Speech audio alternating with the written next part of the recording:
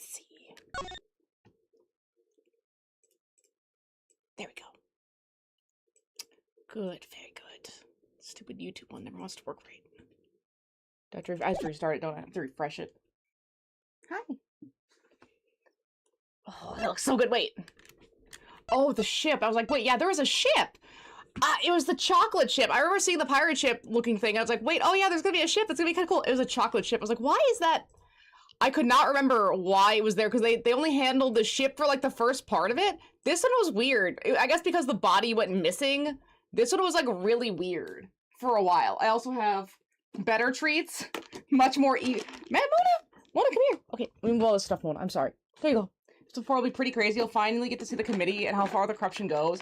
So yeah, I really like that they've kind of laced in the corruption so far, like with the investigator Ian Side something, and then of course Gavil and Winner, and I think there's Winner's dad is also a prosecutor. Yeah, I think that's right. So there's a little bit like that, where we've seen a little bit of it so far, we've heard about it, and of course them trying to get Edgeworth off the case so that he can't investigate further and do his investigations. It's almost like he has to do some sort of gambit to get the answers he's looking for. Ooh, but I'm ready to see. I'm so excited. Especially, okay, with the FK, we know who these last two people are. The only one I think I didn't know was, or the only ones were technically Gavil and the dad, because we never really saw the dad with the hat and the coat. That was a new addition. Oh, let's do it. Let's do it. Are you ready, puppies? Yeah, they like those treats a lot better because they're cat treats. Do you like kitty treats? Because they're so fishy and good. Yes, they are. I still think this has got to be about the missing kids. Because it's such a mystery that they've built up to, like, not do anything with yet. Okay, is going to have some trouble. Ooh. Community is gathered here on the side of the goddess to pass fair and frank justice. Edgeworth! The purpose of this hearing is to assess the professional competency of Mr. Miles Edgeworth. Hey, he is so confident. He's getting the answers. They're just jealous that he's not listening to them. They want absolute obedience, not actual investigation. Are you... The red hood! Wait, are you wearing that raincoat? Why? Yeah, the red hood from the second one. No, the first one. That was from the first one. No. Ah! No, not Kay. The return of the red hood was not what I was expecting for this prologue. Mr. Kitty, did you not get your treats? Mr. Kitty. Mr. Fenris. Hi, Mr. Kitty. Oh, big Mr. Kitty. Okay. Mr. Kitty. See your treats? Yeah, see? Sniff. Okay, here you go.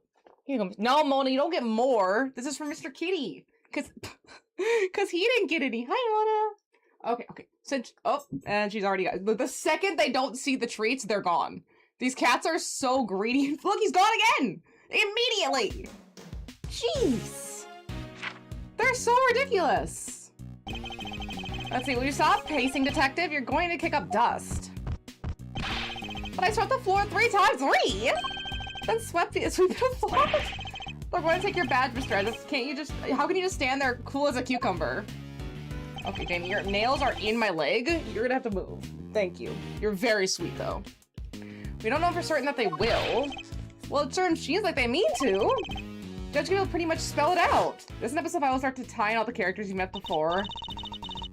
Well, there's a lot of characters we met before, which is so interesting who they're gonna choose to tie in. I think the third case with, obviously Gavil and Winner, but then the 2 kids, since we know the parents are all in prison, and then there's a lot of people in prison, specifically that might make a comeback in a sense. Like, oh gosh, the assassin, like, I don't know.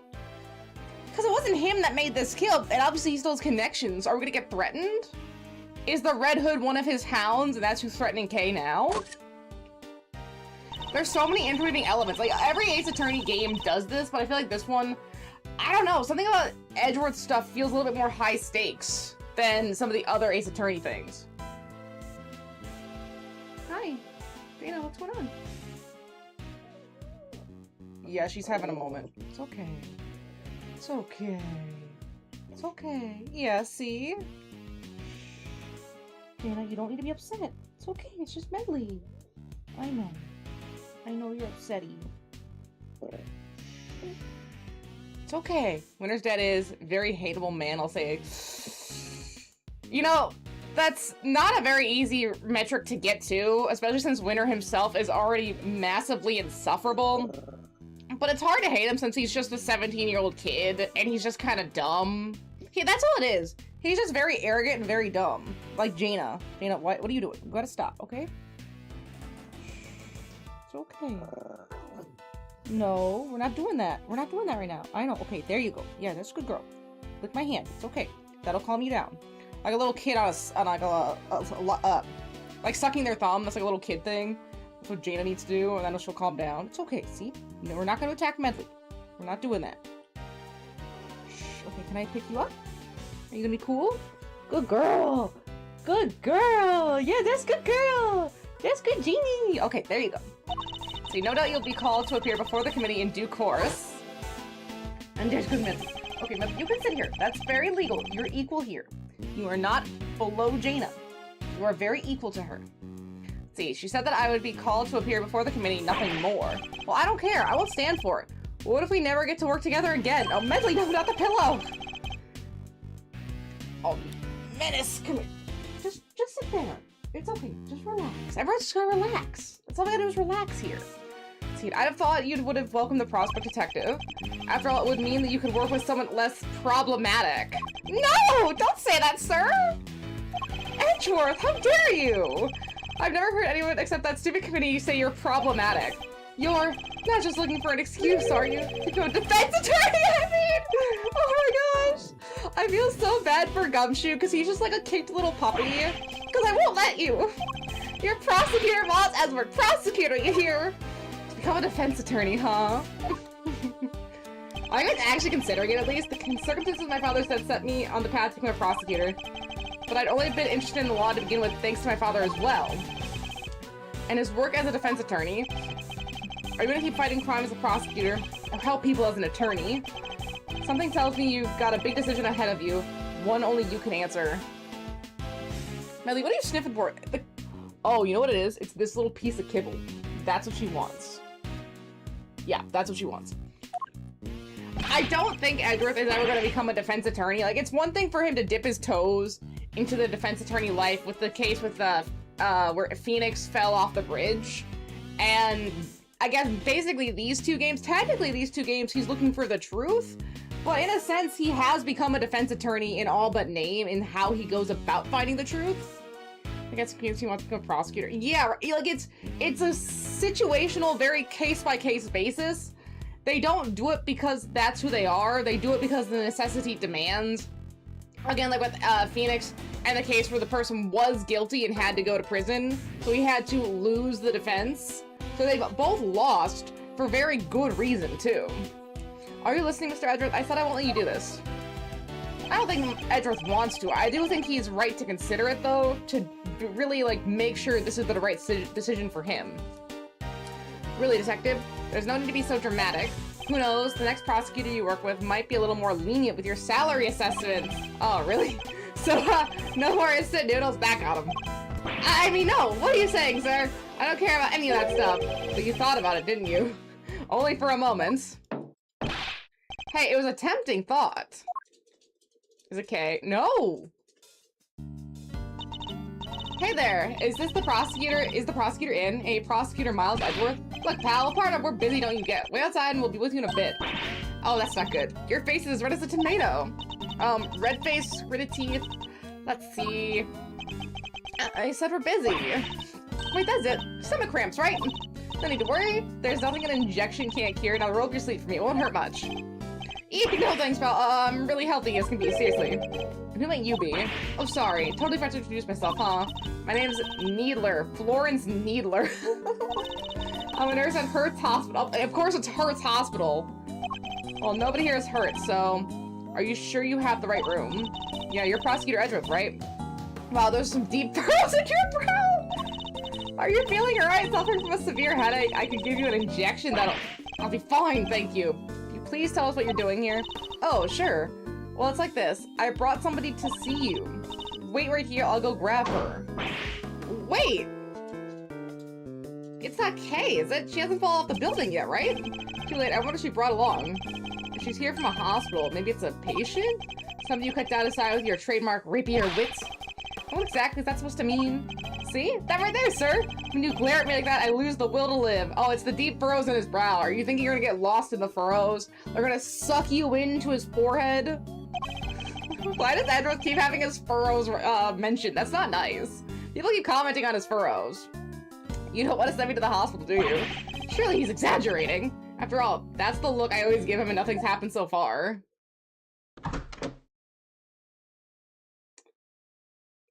Is it Kay? Sorry to keep you waiting, fellas. Well, thoughts? No! She has amnesia, doesn't she? Thoughts on what? You don't recognize me? Wait, no, what? No, she doesn't. Something about her, something familiar? Do I have amnesia? It had your name on it, so I thought just maybe. So you really did put something in the hospital? That'd be ridiculous, detective. Well, look, sir, your name's right there on the card. Public Prosecutor Miles Edgeworth, plain as day. Ugh. Be that as it may, well, he's a public prosecutor. I mean, yeah, I figured, but I don't know, something about it was different than a public defense attorney. Interesting. I'm so sorry, she's trying to say that she has amnesia. So she does have amnesia. Amnesia? Yes, at least that's what they tell me. Oh, her parents must be so worried about her. I bet they've only been getting around 8 hours of sleep each night. Oh, so normal amounts of sleep. Wait, though, because that's quite a lot of sleep if you ask me. Whoa, tough break. But don't you worry, alright? Since you have this card, that means you really must know Mr. Edgeworth somehow. So sit back and we'll take it from here. Right, sir? Oh, I definitely believe Edgeworth does not give out his card as often as Phoenix does. It'd be the respectful thing to do for sure, but something about it just feels like he just does not want that information out where he can help it. It's only if it matters. He's not just giving it out. Really, will you? It's going to come down to what you remember, but yes. Now that's Mr. Edgeworth, I know. Don't worry, miss. You're as good as healed. Let's not get carried away here, detective. Huh. Wouldn't they recognize Kay, even with her hair down? I'm sorry. I don't remember you well enough to accept a gift like that just yet. That's alright. I wasn't offering to you in any way. Where do we even start? So do you remember your name, miss? I'm sorry. She's been like this since she came in yesterday. So she's only been in the hospital for a day. No way, that's amazing! How did you figure it out so fast? Oh, how can one person be so emotionally draining? They found her wandering around late last night and brought her in. I wanted to help out, so I went through her stuff to see what I could find. Wait, in the prologue, we saw Kay on a very tall building. She must not have fallen all the way down if she got amnesia. Like, yes, she's hurt, but that kind of height would absolutely kill her. Can you find anything apart from this business card? Nothing with her name or home address. Oh, wait a second. She was wearing this. It's pretty unique design, right? This pin! What the heck? That Yatagarasu pin! Does that mean... But it can't be! Kay! Is it really you? Are they stupid? Kay? Unless this whole thing isn't Kay, and it's just someone who looks incredibly like Kay. Like a twin sister? It's you, isn't it, Kay? I'm Kay. But then I guess if we could find Kay, then we could prove that this isn't Kay at all. But is this really Kay, or is Kay missing? Come on, Kay, you really don't remember? Look, it's me, Gummy. That's what you always call me. Gummy. But you're an adult. That's so rude. I don't really call you that, do I? I'm sorry, I can't believe I feel so guilty now. What the heck happened to you? I've never seen you so polite. Naka thought she fell off a building and become the mom of her own bar. Honestly, that might have been what happened if they didn't have the card on her. Like, she just disappears, Edgeworth and Gumshoe look for her for years, they can't find her, all of a sudden, like, they just walk into a random bar one day because they were trying to get a drink. Oh, it's been a long day of cases, and they see Kay with the pin behind the bar. It's like, oh, it's the only thing I had left from my amnesia. And they just, bam, there she is.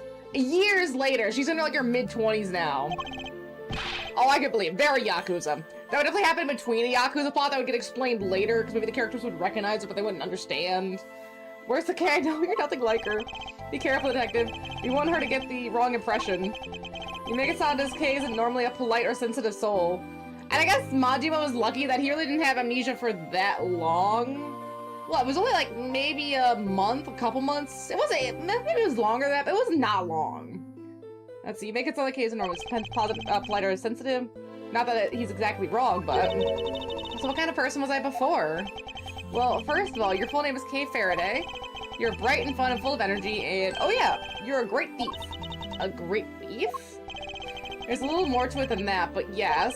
Thieves generally steal other people's valuables from their dressers or vaults and... Steal?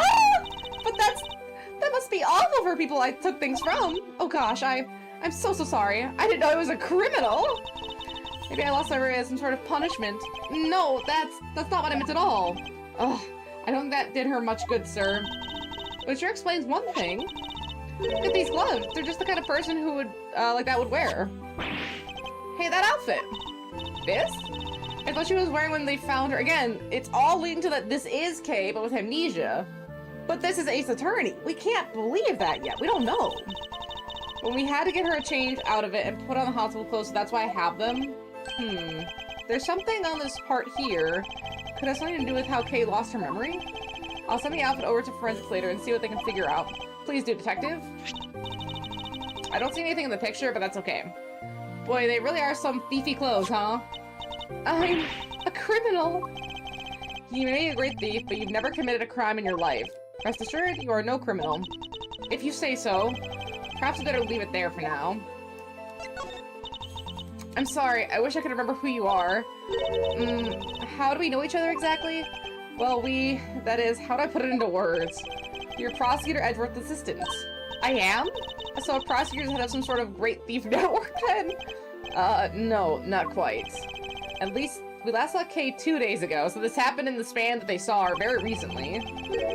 Perhaps we should try to figure out what she's been doing since then.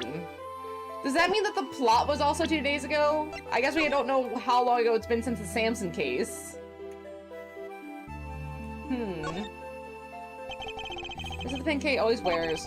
It's shaped like the mark of the Yatagara suit. It is very eye-catching indeed. Can't imagine anything other than Kay would want to wear it.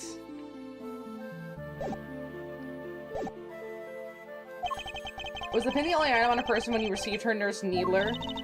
There are a few other things, but I doubt any of it will be much use to you.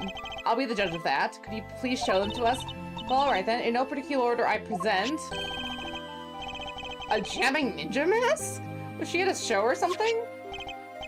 A letter, and it's addressed to Kay. This nurse is stupid, and I hate her. Next, a ticket stub, and finally... a fake flower. The kind people like to spruce up their bathrooms with, too. It's a corsage, detective. It's usually worn by women. And that's that. So, anything else useful in there? Kind of hard to tell. Frankly, I'm not really seeing a connection between any of them. I should take a closer look at each piece later when I have the chance. I want to read the letter really bad. And examine the ticket stub, because the information on there might be very important. Especially since we're going to get a timeline from this. This is bad. How do we get Kay memory back? Because anytime there's a ticket stub, it usually indicates that there's going to be a timeline.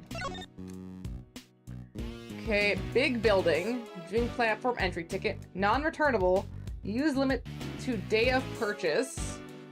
So she had to have bought it the same day and used it the same day. And I think the ending of the last one was about April 2, April 3.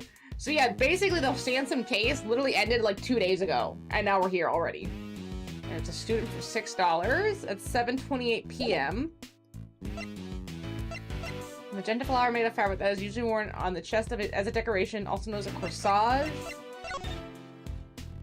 Dear Kay, don't worry, I'll make sure you get your precious thing back, Rosie. I don't think we know anyone whose name would be shortened to Rosie currently. We can't just let her stay like this forever. Calm down, detective. I have an idea. You do? I knew you'd come to the rescue, sir, so what is it? Look closely at the ticket stub. Watch for the viewing platform at the top of the big building. I like how they just gave up. Oh, it's the big building with 2 G's, obviously. That big building, you know, everybody knows it's silly. It's the hottest date spot in town. They say it's if a couple holds hands while they're up there, they'll stay together forever. Tee-hee. This is yesterday's date, and the ticket is only valid on that specific date. Plus, it's a stub. I mean, she used it, right? I think it's a distinct possibility. Well, shall we go see what we can find? Now? Just like that? The only way to figure out how Kay lost her memory is to retrace her steps. But what about your thing with the committee? It's not for a little while yet, but we have time. Great, so can I leave Kay with you? That would be for the best, but you don't mind, do you? She is beat to shit. Shouldn't she be going back to the hospital? I mean, look at her. Obviously cuts, bruises, and lacerations, and there's something going on with her head. She obviously, from her amnesia, has a head injury. She should not be going with two strange men who she just had a business card with. I mean, yeah, they say they know her, but they could just be making this up on the spot. This nurse is way too trusting.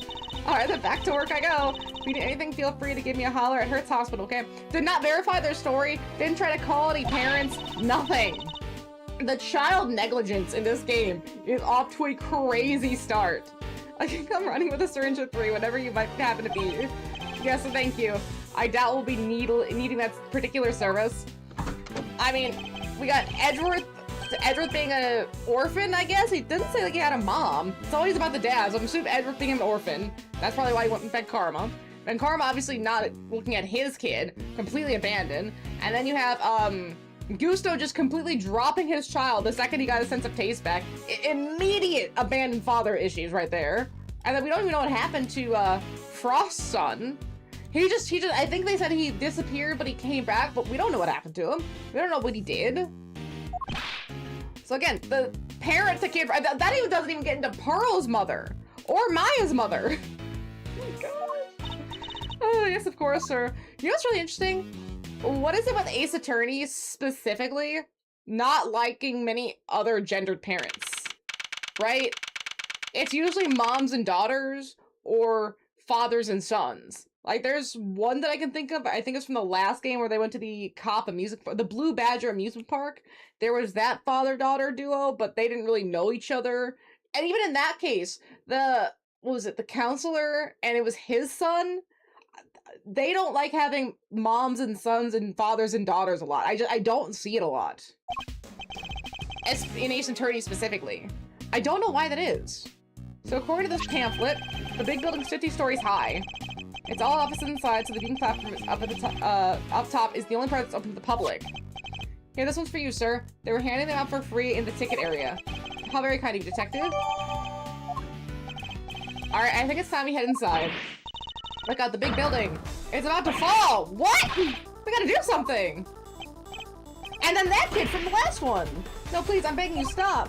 Oh, it's no good. Without fresh milk! My thoughts just aren't getting through it. What happened here? What's going on with the building? Just stay calm and talk to me, kid. Cut! Cut, cut, cut! And isn't she...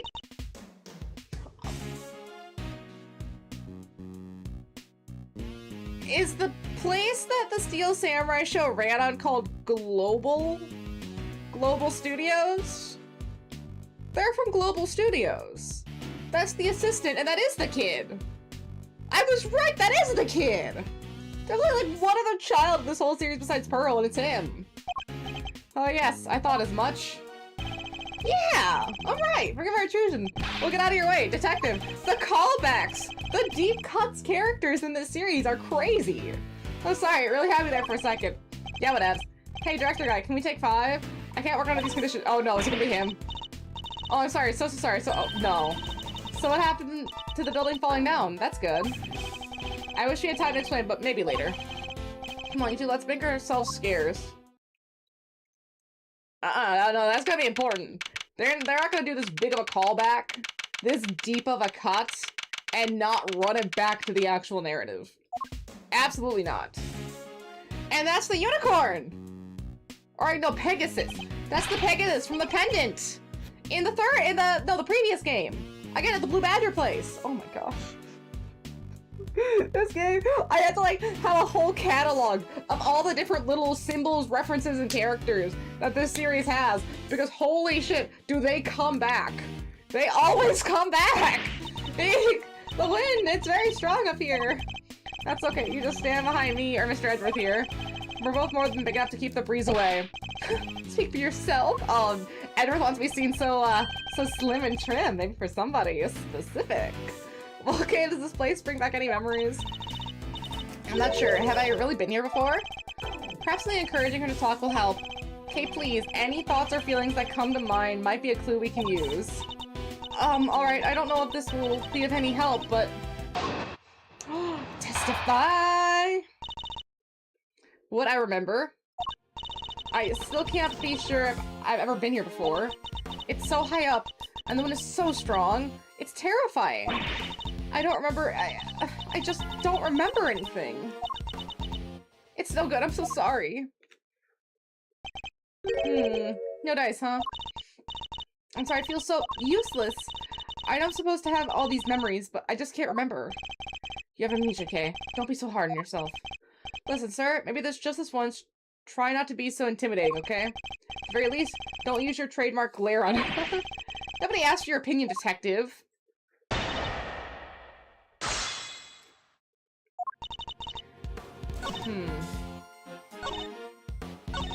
I guess we just start pressing everything? We can't really present anything.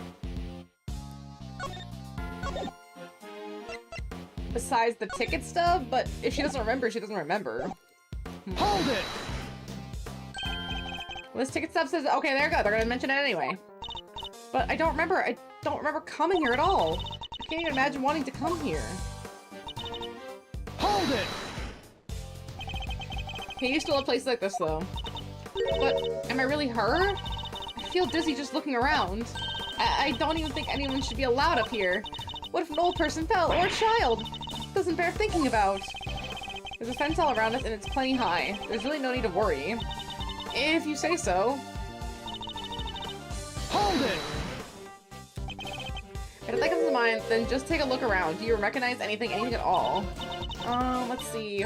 Ah, cherry blossoms. Go on. I was standing under the cherry tree. Yes, I was trying to stay out of the rain. It was raining, I remember now. And there was a red something.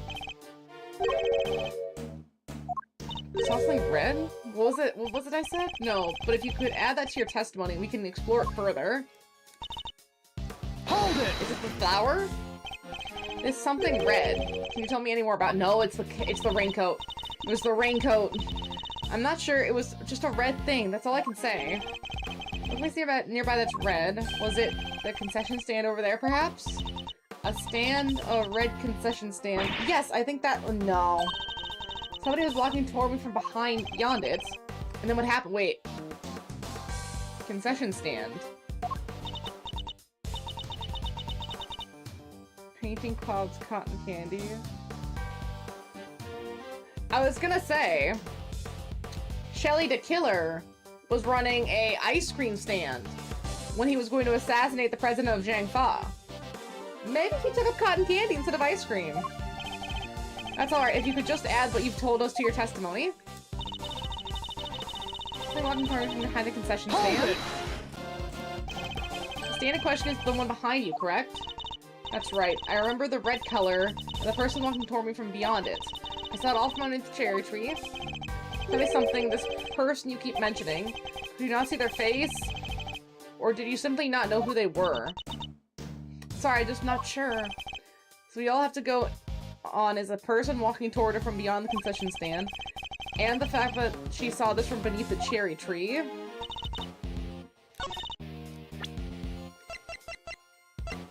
No, magenta wouldn't be red enough.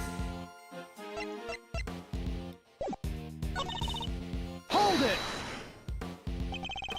Doesn't have to relate to how you lost your memory, but if anything floats up at all, just say it. Really? Well, let's see. Oh, the cotton candy from the stand there. I don't know why, but it just came to me. If you're hungry, you only have to say. You want cotton candy? You got it. My treat. Gumshoe, no, you have like $3! Thank you, it would make my day. I had to get something out of her somehow. If I pressed her a little, I could shake something loose?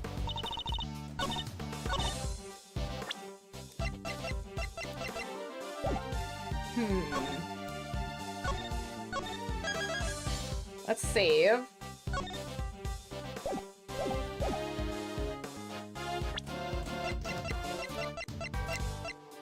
I pressed on everything here.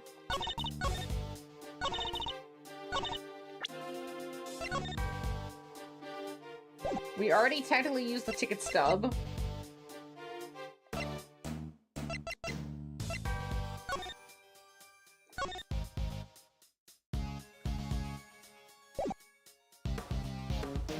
From beyond the concession stand.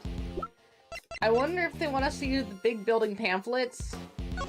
And we go into the pamphlet. If she was under the tree, there's no way they can really come from beyond the stand. I mean, right? I'm gonna try that just because it seems the most likely. Objection! Yes! Oh gosh, thank you. I was not sure about that one. There just wasn't much to go on. You said you saw someone over there beyond the stand, and that they were walking toward you. Yes, I can see them getting closer. Are you sure it wasn't a ghost? No, it was a person, I'm sure of that. From where you were standing, anyone you saw on the other side of the concession stand would have been floating in midair, hundreds of feet above the ground. How on earth could it have been a person? I'm not lying, I promise. Somebody read the stand. Somebody read, and they were on the other side. They were walking toward me, getting closer and closer. And then they, ah! Okay, we are going to explode her brain. We gotta be careful. Okay, what's the matter? You're all right. We're here. Whatever it is, we can't hurt you. I was pushed and I fell by a person in, yes, a red raincoat. A person in a red raincoat could walk on air? And who's really pushed her off the building? Now this makes sense. Not the least of which, nobody can fall from this height and survive. Thank you! Maybe it wasn't here? Just somewhere that looks like here? Considering, please stay right where you are. What's wrong, officer? I'm Detective Gumshoe. Mind filling me in? Yes, sir. Of course it has. A body has been discovered in this building, sir. Of course it has. A body? Whose body exactly? Not sure, we're still working on it. But what we do know is the victim is a young woman. And their name is... Oh, her name is Kay! What the blazing? How could her name be Kay? This is not the direction I thought this was going to go in. The incident comes to light. Okay, that's a separate K. Committee for Prosecutorial Excellence Chamber. This is in the same building? Wait, this room. Officer, this isn't... Yes, sir. This is the trial chamber for the Committee for Prosecutorial Excellence. So it's here now? I knew they'd moved out of the prosecutor's building, but I had no idea they'd come here. Oh, Mr. Edgeworth, and Kay too. How are y'all doing? Is Kay feeling any better? We heard there was some kind of incident. I'm sorry, but who might you be? This is my grandma. Hold on a second. Name's Hilda Hertz, Sonny. And who the heck might you be? Ahem. It's a pleasure to meet you. Prosecutor Miles Edgeworth, at your service. Nurse Needler, your grandmother's name Hertz, is she? Yep, she's the director of Hertz Hospital. This old woman is the head of the hospital. Don't call me old fogey! You danged reprobate! Ahem. How did she do that? He was literally gonna... What a young person thing to say, Edgeworth. He's usually so respectful, he was gonna call her an old fogey in his brain. He had to stop himself! Why is Edgeworth so, like, dramatic? Oh my gosh. Sounds like you're kind of a big deal, ma'am. He's like a little trashy. Okay, that's not true. Ahem. You're not wrong. Not wrong at all. Oh, him? He's looking after the girl. The one with amnesia. Seems Dr. Hertz is a little bit of an introvert. I need to fix those brow furrows of yours, Sonny! They're so mean! Oh, there's no fixing those, ma'am. They're downright incurable. Why is everyone against me?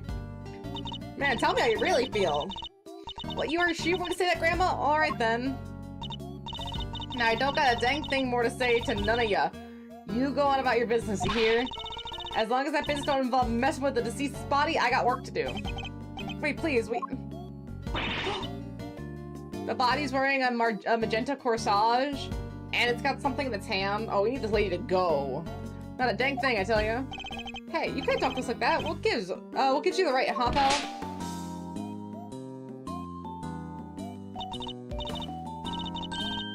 Didn't I mention Grandma's also a coroner? She's in charge of this case, which means... What is this, slapstick? What do you mean exactly that? What do you mean? Exactly what? How am I supposed to know? She said it, not me. What is happening here? Huh? It's like I'm trapped in a comedy tree I can't escape. Well, we've got a body to be looking at. Catch you later, gang, and take care. Wait a second. I need her profile. The heck is their deal? What does it matter as long as we have permission to investigate? What does it matter? It matters a bunch, sir. Oh, you didn't have Mr. Edgeworth. Examine the scene of the crime, of course. What kind of prosecutor would I be if I didn't? Alright, let's get to work. That person over there is called K, right? Surely that means I can't be the K you know. That's what we're looking to figure out. But don't you worry. You're the K we know. I'm certain of that. Well, two people can be named K. Thanks. K who lost her memory and a victim who shares her name. Both meeting their respective fates here at the big building. No matter if this case will be the key to restoring our K's memories, I'd stake my life on it. Let's see.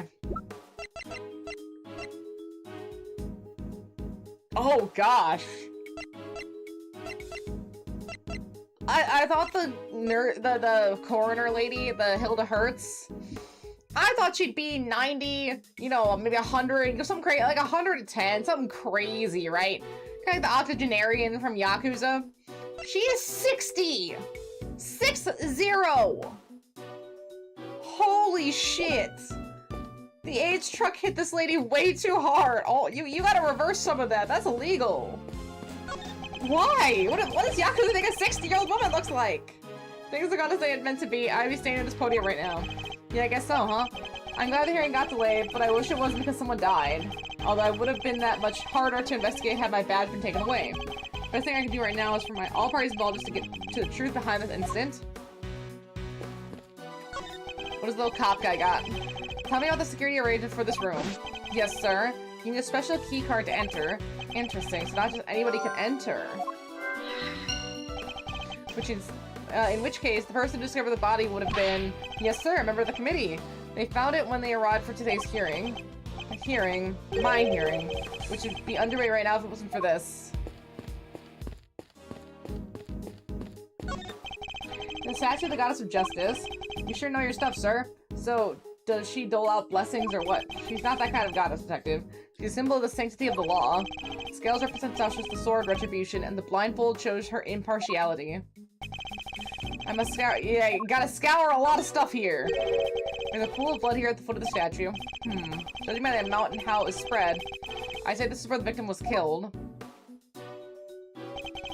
But the body's on that table behind us, sir. How come? It was moved. But that begets the question of why. Police forensic killer must have moved it for some reason after committing the murder.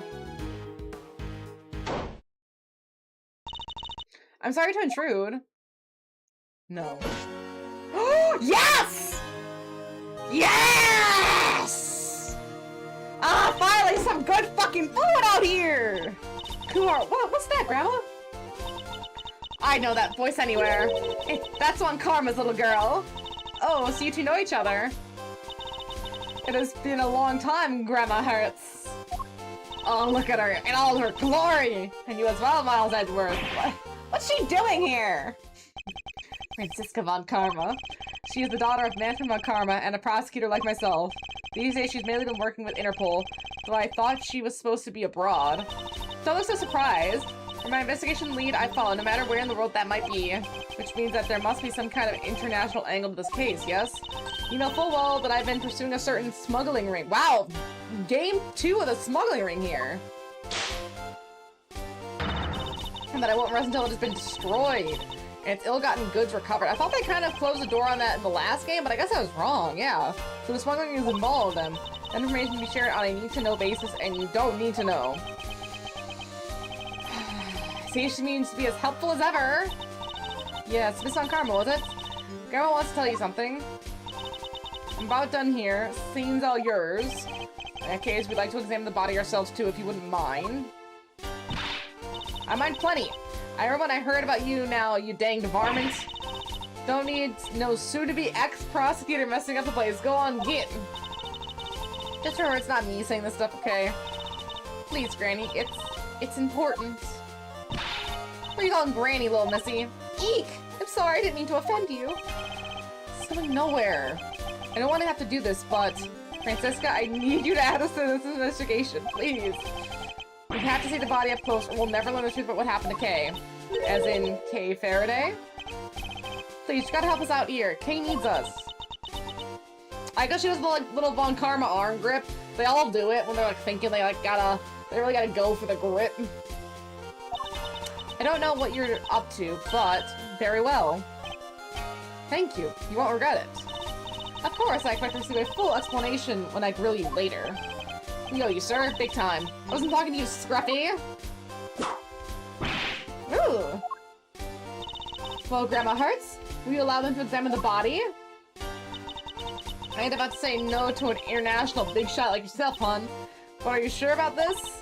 Yeah, I agree with Grandma. Are you sure you're sure? Of course I'm sure. It's my prerogative to judge the whole world in my name. That's just common sense. Of course, an extremely arrogant sort, perhaps. Man, I would die if we actually got like a really well done Ace Attorney movie. Especially, bring in Francisca Von Karma. Bring in Edgeworth, like with the accents, like the German accent on Francisco. It sounds so good. I can't do it, but man, do I want to hear it. Well, you heard her trying to get fired, okay? Could you imagine? Don't worry. It'll take a lot more than this to ruin my reputation should things turn sour. Unlike me, who's on the verge of losing my badge.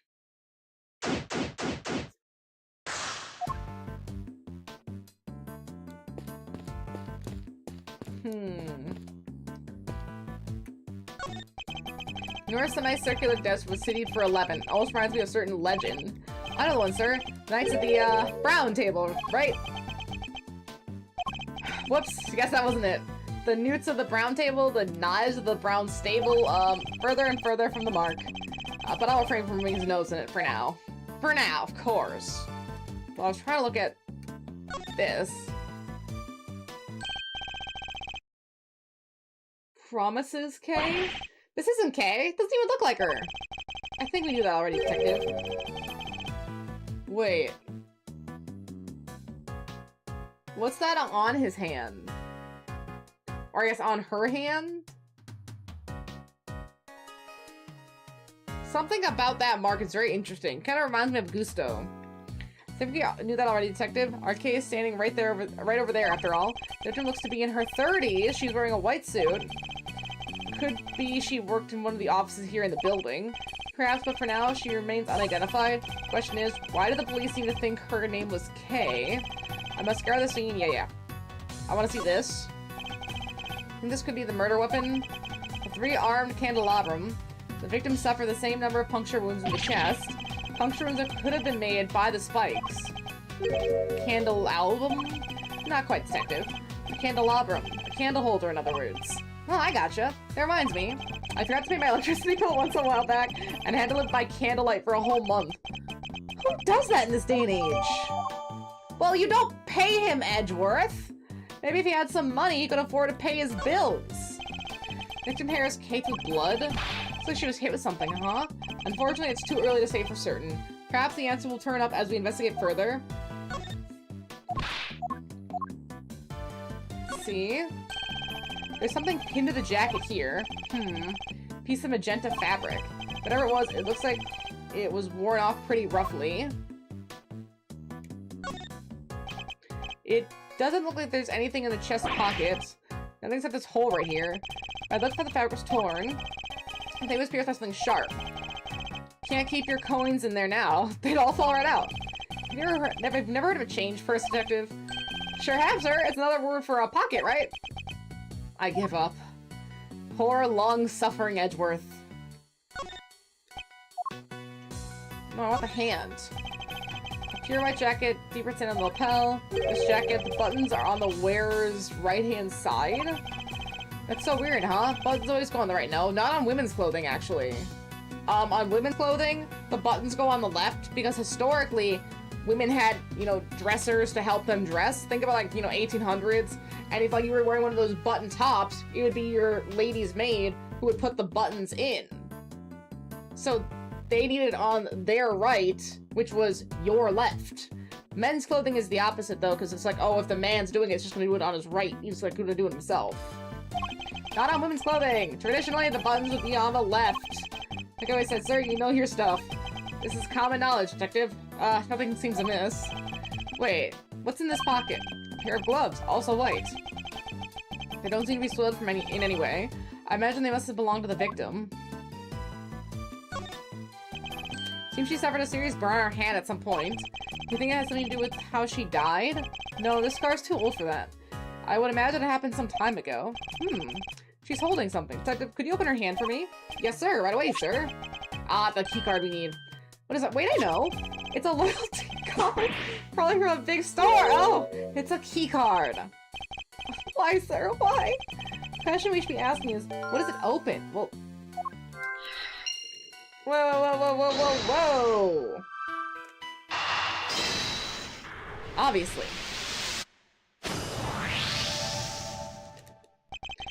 I would imagine that the victim's keycard probably grants access to this room, wouldn't you? Let's go find out, sir. I'm back. They found some details on the keycard in the security system. It's for this room, just like you said. The victim was able to enter and exit this chamber freely. Assuming the keycard actually belonged to her, yes. Indeed. Indeed. We're not done. We still have to deduce. But there's this. This book. What the? That's Kay's promise notebook. Oh, they got the little Kay! That's for sure. I've done all the promises she made to her dad. Haven't seen that in a while. Indeed. Promise will never take things from a stranger. Never go anywhere with a stranger. Book the vows she made by a child to her father. Always greet people with a smile, even people you don't know. Never cry in front of strangers. Always try your hardest to learn about things you don't understand. What exactly is it doing here? Oh, I just remembered something Detective Bad told me a few years back. Something precious to Kay had disappeared from the station. What? Evidence went missing from police custody? Detective Bad said he looked for it everywhere, but no dice. What could this mean? And why did it turn up here of all places? You there. What do you know about this notebook, officer? They were holding it when they found her, sir. It's the only thing that with any kind of name on it at the time. So that's how she became Kay. Talk about a red herring.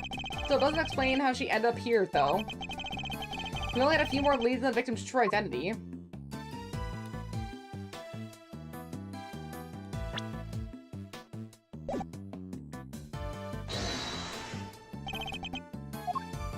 Eureka! The flower? Judging by its appearance, I'd say that the flower Kay was carrying originally belonged to the victim. Yeah, now that you mention it, it does look like it's made out of the same fabric. Indeed, let's take a closer comparison. The torn edges matches up exactly. You've got it one heck of an eye, sir. If the flower belonged to the victim, this implies a connection between the victim and Kay Faraday. Furthermore, it appears that the flower was torn off with considerable force. Kay Faraday was involved in the incident somehow, and based on what we're seeing here, we may have no choice but to treat her as our main suspect. What? Well, there's no way she could have done this. I can't even begin to imagine it. This isn't a murderous bone in her body. Nevertheless, we lack the evidence to disprove such an assertion. For the moment, we're simply considering all of the possibilities. Isn't that right, Miles Edgeworth? For better or for worse, yes.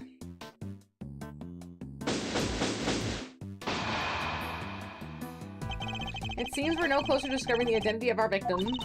Then, am I really Kay? Can you really be sure? Of course we're sure. What are you talking about? Thank you. And that person lying there is someone you may have murdered, but that's all we can say for now. No, there's no way she did it. Isn't that right, sir? Indeed. I don't believe that Kay would know we could have done something, or knowingly could have done something like this. You're becoming a real softie, Miles Edgeworth. Well, look who it is again! I keep waiting for Winter to show up. Oh, I know that voice. Yeah. Yeah. With a winning smile and the number of one name in the business, it is I, Prosecutor Eustace Winter. Oh, and Yville. Please forgive the intrusion. Step away from the body, Edgeworth. I didn't call for you, and I don't need you. This case is mine. It's what the victim would have wanted. You knew the victim? They got a name. So it really is her. But be not afraid, everyone, for the goddess of justice will guide us to the truth. She sure will.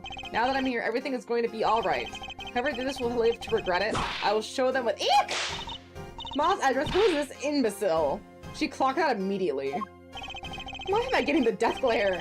Got nothing to do with him. Francisca von Karma, I presume.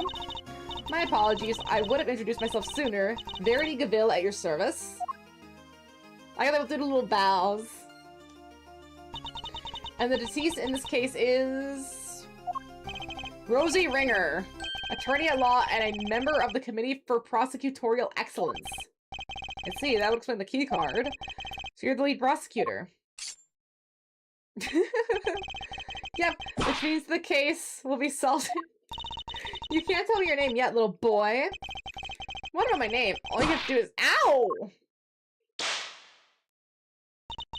Stop babbling and tell me. Now! It's Eustace. Eustace Winter. I think we've established where the balance of power lies in this particular room. Mr. Guy in charge?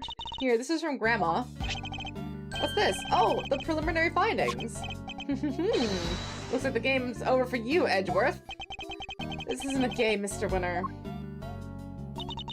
Alright, that's me done. See you next stiff. Yeah, home time. I could murder a bowl of noodles right about now. Don't you mean a hamburger? We're out here, everybody stay healthy. Apparently your grandmother did it. She is 60 and looks like that. I know it happens, but my gosh, you would think a doctor and a coroner would be able to keep in better health at 60. Let's see, so the wound on her neck is from when she fell over after she died? Eustace? It was the candle that killed her, huh? And she died. Sometime late last night. My dad's gonna be like... He's gonna be 58 this year. So he's very close to 60. And oh my gosh, he does not look like that. He doesn't look like he's on death's fucking door. My god. It's very kind of you to share the coroner's findings with everybody. Why did they make her look so ancient? Perhaps you could leave it there. We wouldn't want you to restrain your voice after all. Again, 80, 90, 100, 110. Sure, I could see it. No, that would be a tragedy. 60? Anyway, that settles it. We need to arrest Kay Faraday. What? What the heck are you talking about? I think Eustace's meaning was very clear.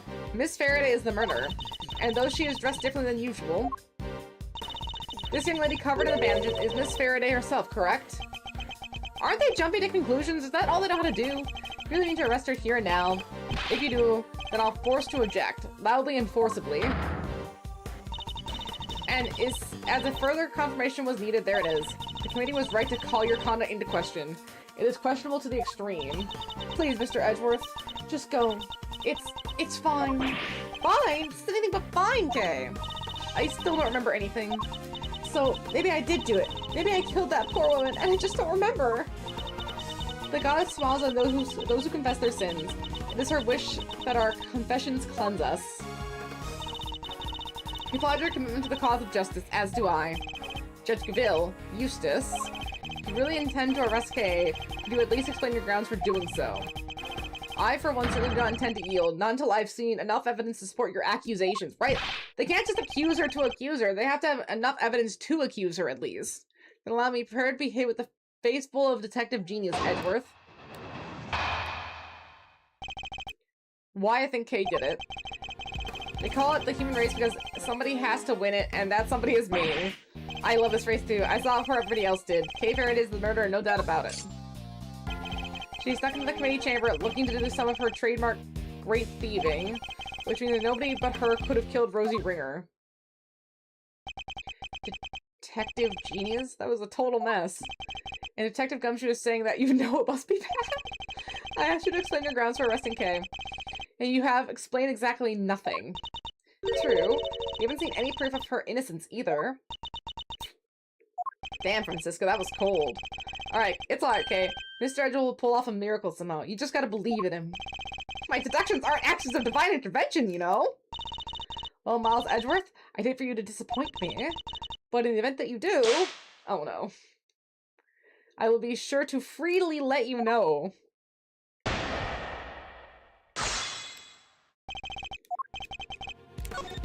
It's okay, Janie. Save.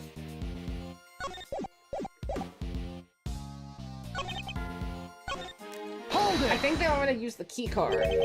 Oh, really? And what was it she was trying to steal? Well, a file. A very particular file. Which one? One pertaining to your professional conduct, in fact, Mr. Edgeworth. And can you prove she needed this file badly enough to steal it? Overruled. Oh, there'll be no need to go into that. I got her working with Francisca, that's sick.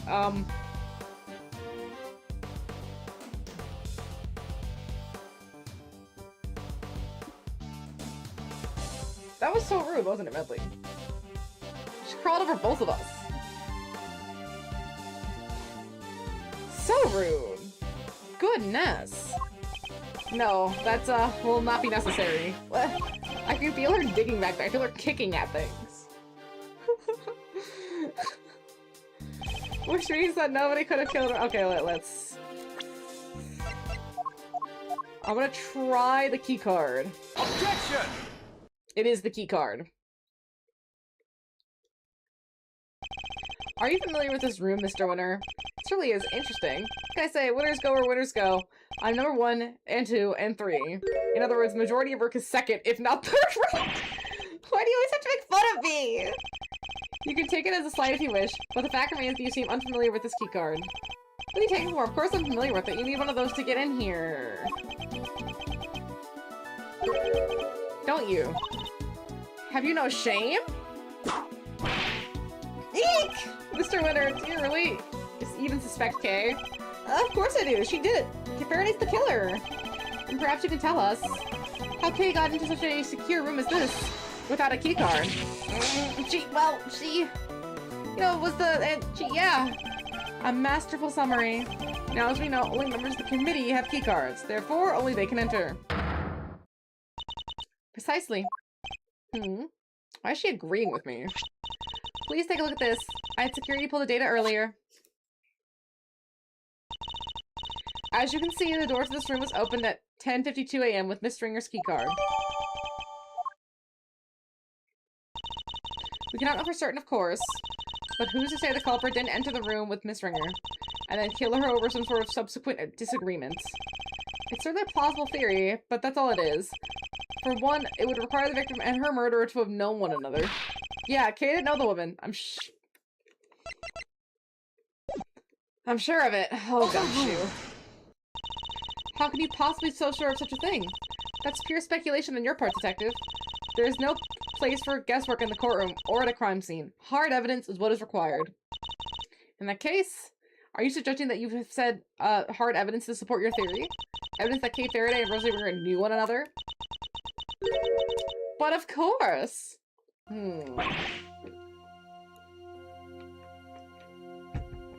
What? I have here a letter. Oh, there's 2 letters. Out her, it's found in the victim's chest pocket. Another of the victim's possessions? And you kept this to yourself until now? Well, we are keeping another letter to ourselves. You planned for this, didn't you? Is that why? It was the candle holder that killed her, huh? And she died sometime late last night? What now, Gabil? It's very kind to share the coroner's findings with everybody, Eustace. But perhaps you should leave it here. We wouldn't want you to strain your voice after all. Shall I read it for you? Rosie, thanks so much for agreeing to help with my plan. Now we can both get what we want. Good luck getting your revenge for what happened 12 years ago. Kay. This would seem to indicate pretty strongly that the 2 of them were accomplices, wouldn't you say? Accomplices in the plot to steal from the very room in which they were standing. No! Wait! So your principal suspect is Miss Kay Faraday for this second crime, as well as Miss Ringer's murder. I'm the principal suspect? Don't listen to her. It's all lies. All of it!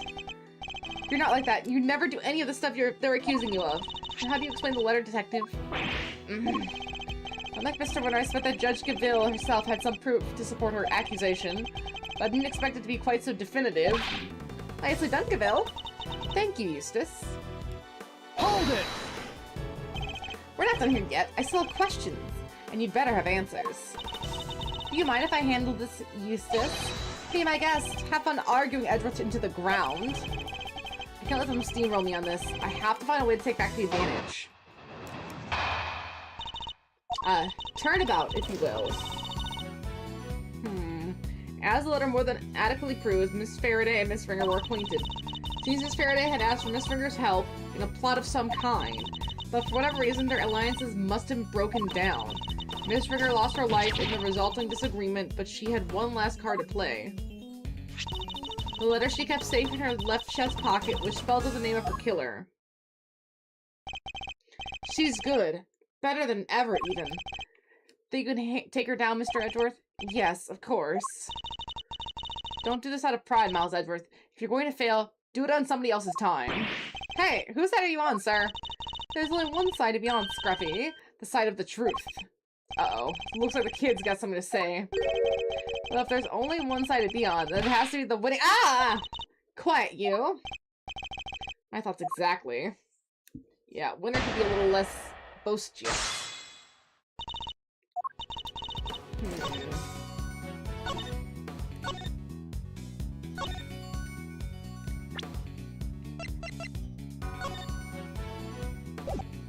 We have this letter. And this letter. I mean, it just says K and this just says Rosie. It doesn't have a last name, so it's not like super definitive.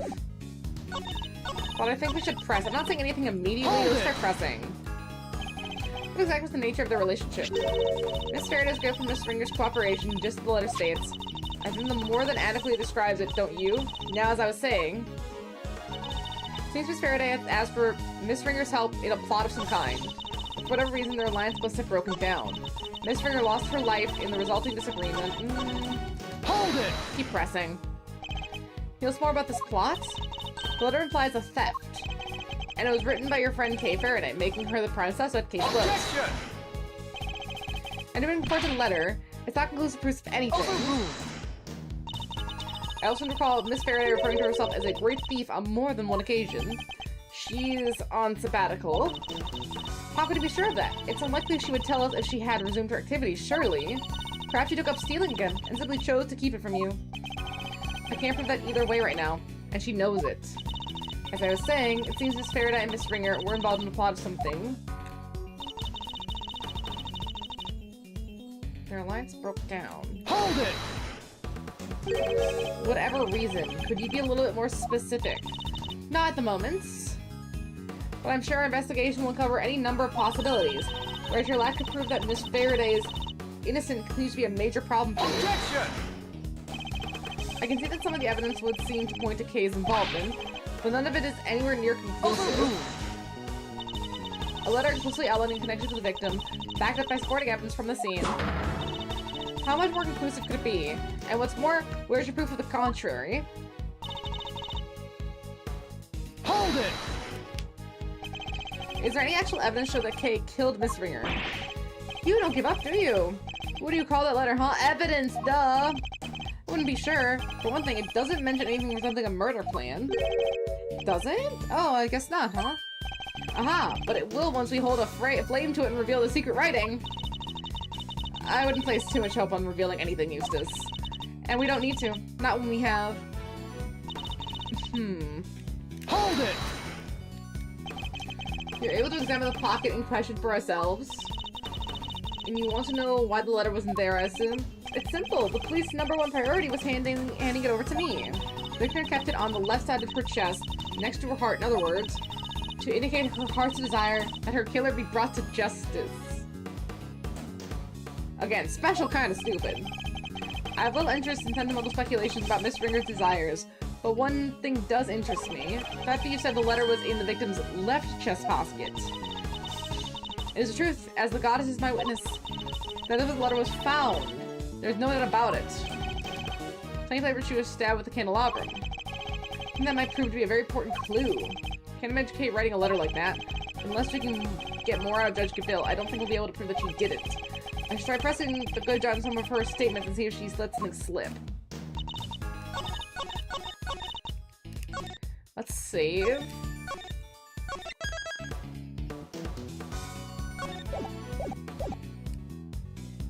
And we can present. I think the coroner's findings. Oh, preliminary findings placed time of death at sometime late last night. Cause of death is a set of 3 puncture wounds on the left side of the chest, inflicted by a candle holder. Victim also suffered a head injury post-mortem. Other remarks: prominent burn marks on the victim's right hand. Objection! Because there would be puncture wounds on the letter. Obviously, it was planted. They're planted letters. The victim got the most vital clue of all, closest to her heart. How very touching. The voices of the dead fight to be heard, and even then, they don't always reach us. But her voice rang loud and true, and it told us that Miss Faraday is her killer. I think you may have misheard, Your Honor. Or perhaps an evil spirit was trying to mislead you. Hey, you take that back. Perhaps we should try listening to the words of the coroner's report instead. By all means. If I recall correctly, the victim was stabbed in the left side. No. Yes, I'm afraid so. You claim that the letter was found in the victim's left chest pocket. Right where she was stabbed by the candle holder. Indeed.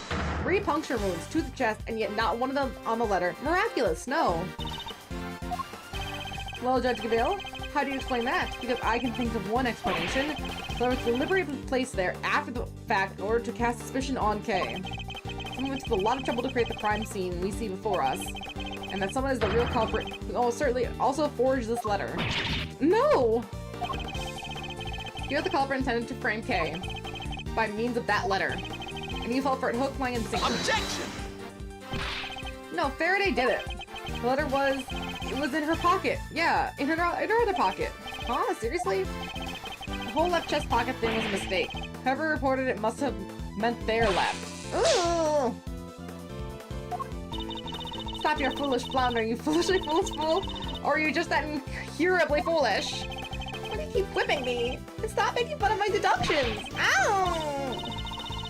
There, I saved the trouble of disciplining him. Yeah, even though I had no intention of doing so.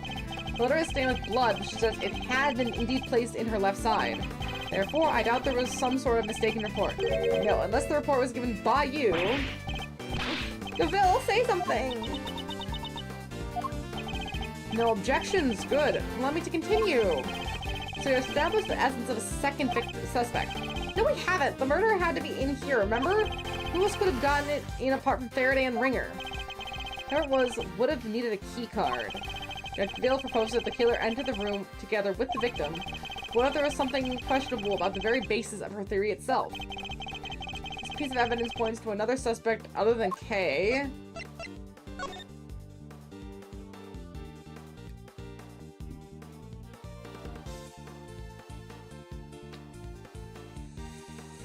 I'm gonna guess whoever that is. It's the only answer, right?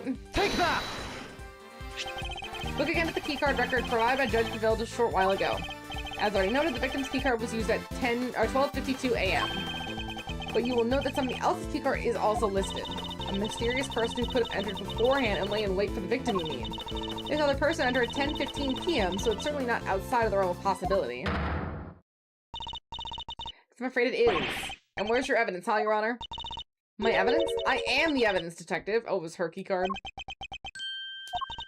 It was my keycard. There is nothing suspicious about a committee member entering the chamber as I please. Is there? But why? And at 10:15 at night? Perhaps not, but it's also not the exonerating evidence you think it is. Unless you can also prove that you yourself didn't murder our colleague. That utter nonsense. And what would I have had to gain from killing her? Objection! I'm sure you know how I'm going to answer that, Your Honor. I believe further investigation will shed light on any motives you might have had. I am a faithful servant of the goddess. Why would I ever resort to an act of crime? I used my keycard, that much is true, but my reason for entering this room is far from questionable. Then perhaps you care to tell us why. I had business here in the committee chamber. There were certain preparations to make.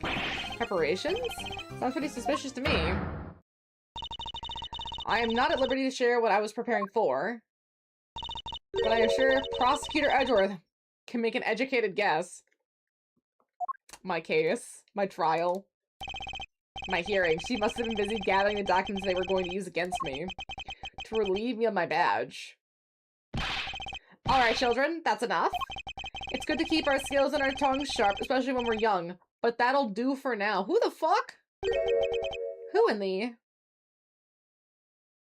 Is that Winter's dad? They have the same hair color. It is. It so is. Why does he have so many prosecutor badge? Oh, really back to the days of my youth. Back when I would wrangle up with a certain detective. He disappeared, you know.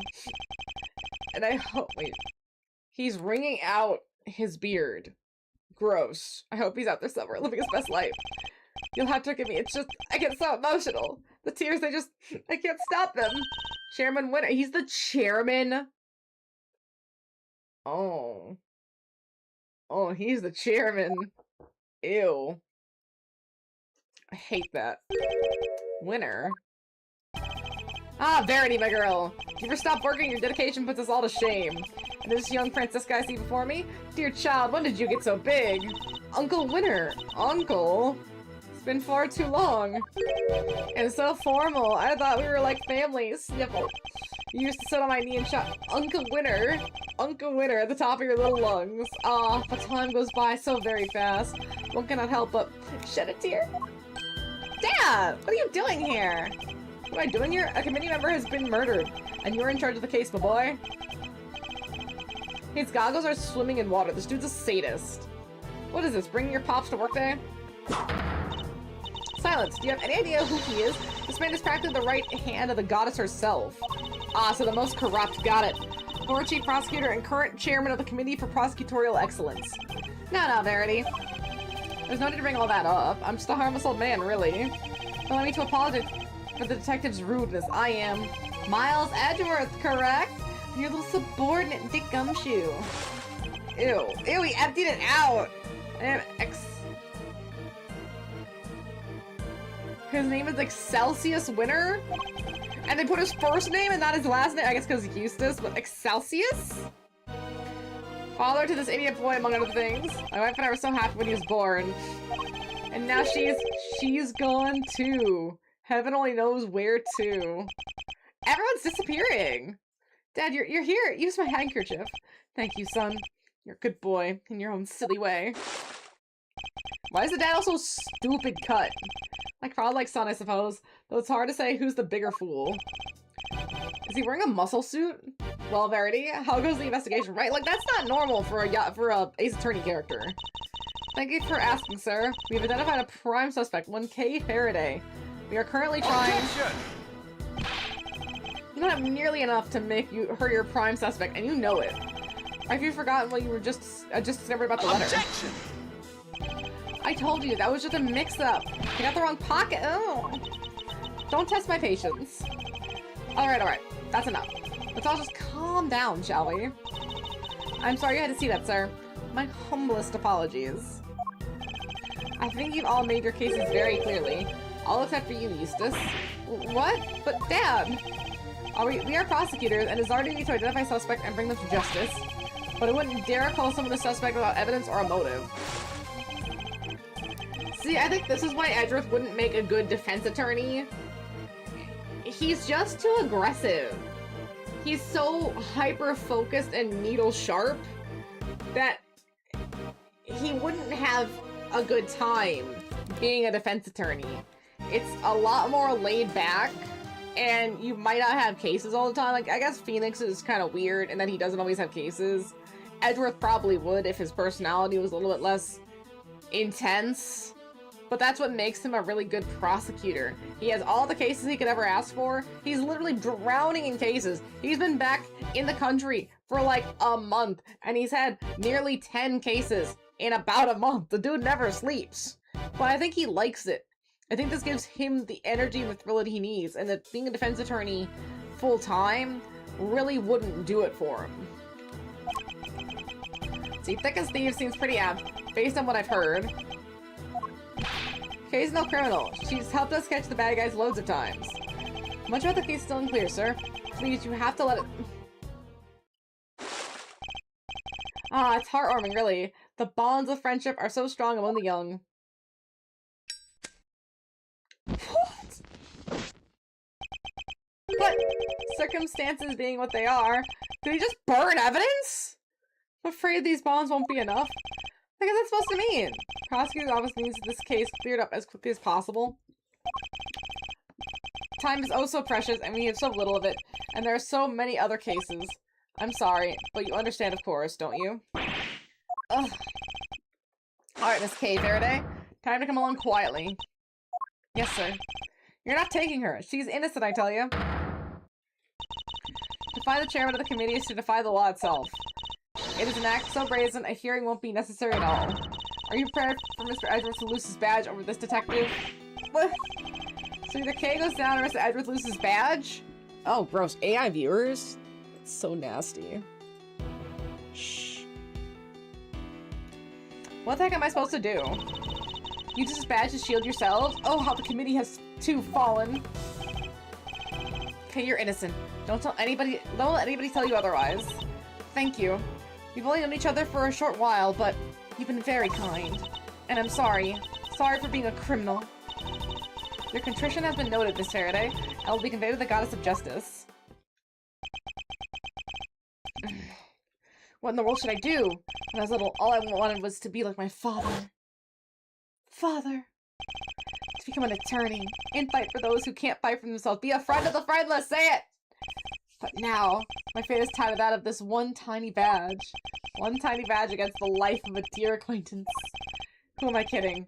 There's nothing to weigh up here. Wait, the life of a dear acquaintance? You can't even call it- they're friends. Kay is definitely ingratiated and enshrined herself as a friend, but you can't even call her an acquaintance? Come on, Edgeworth. Pull out the big words here. I guess this is it. Goodbye, Mr. Edgeworth. Hold it!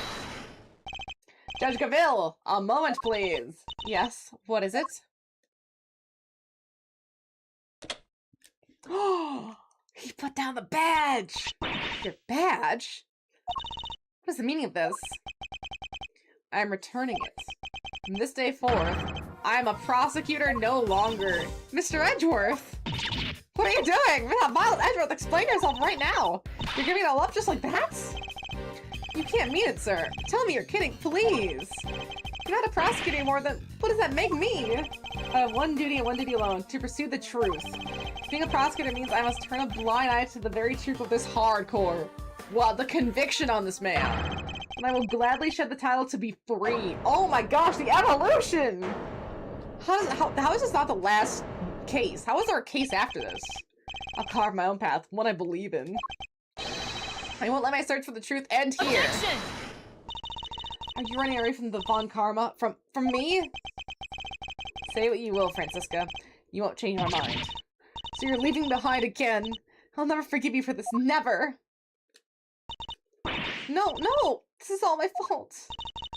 And this would have happened if it wasn't for me. Wait! Don't go!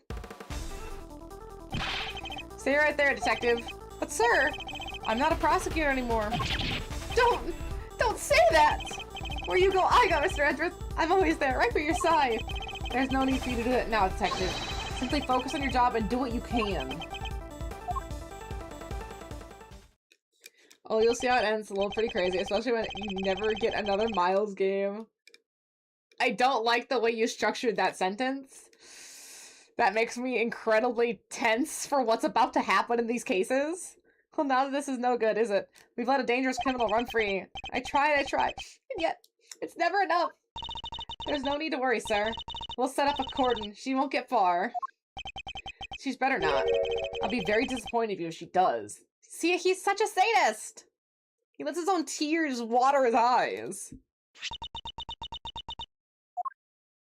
I feel like Judge Cavill's on the fence. She's doing what she thinks is right, but she doesn't realize how twisted the council has become.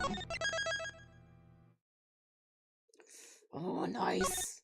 In the middle. I think this has 2 beginners, 2 middles, and 2 ladders.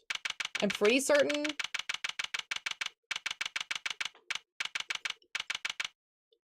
Yeah, okay. So after this one, it's halfway. Sick.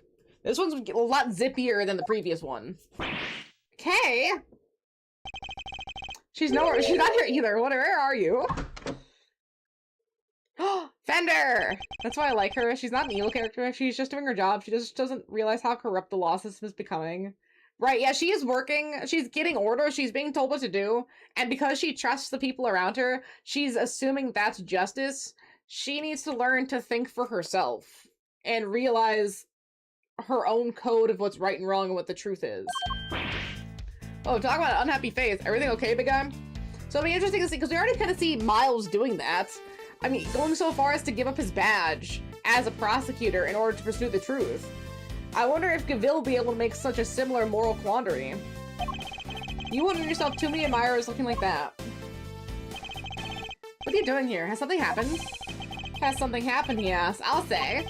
It's been all over the news. A murder in the committee chamber. I'll call that a happening, alright? And what with your hearing being today, I thought... Well, I couldn't help wondering if you were involved. They're reporting it on the news already? Heck yeah, a dead lawyer? A young woman on the run? They're lapping it up. It's crazy stuff, but compelling too, I gotta admit. So, are you going to give me the lowdown or what? Well, actually... It's good that we're bringing Fender into this. Whoa! Maybe warn a guy before blowing his mind next time. Things are getting crazier than I thought. This isn't a joke, Fender. Kay's out there somewhere, all alone, and without her memory. Not to mention being the suspect in a murder. That definitely doesn't make things any easier. But where the heck could she have gotten to? You're sure she doesn't remember Zip? I thought she might have come here, but no luck, huh? Can't say I'm surprised. Sounds like she thinks she's done you wrong. You wouldn't want to cause. She wouldn't want to cause you any more trouble by rocking up on your doorstep. You think I don't know that? A lot of places to look. Hey, take a chill pill, compadre. This isn't like you. You're wound up tighter than a clockwork monkey, which isn't a bad thing necessarily. After all, it's got even you running from pillar to post looking to save an innocent girl from jail. Acting like an attorney I knew you'd be born to be! Look, Fender, I may have given up my badge earlier. It doesn't mean I've decided to become an attorney.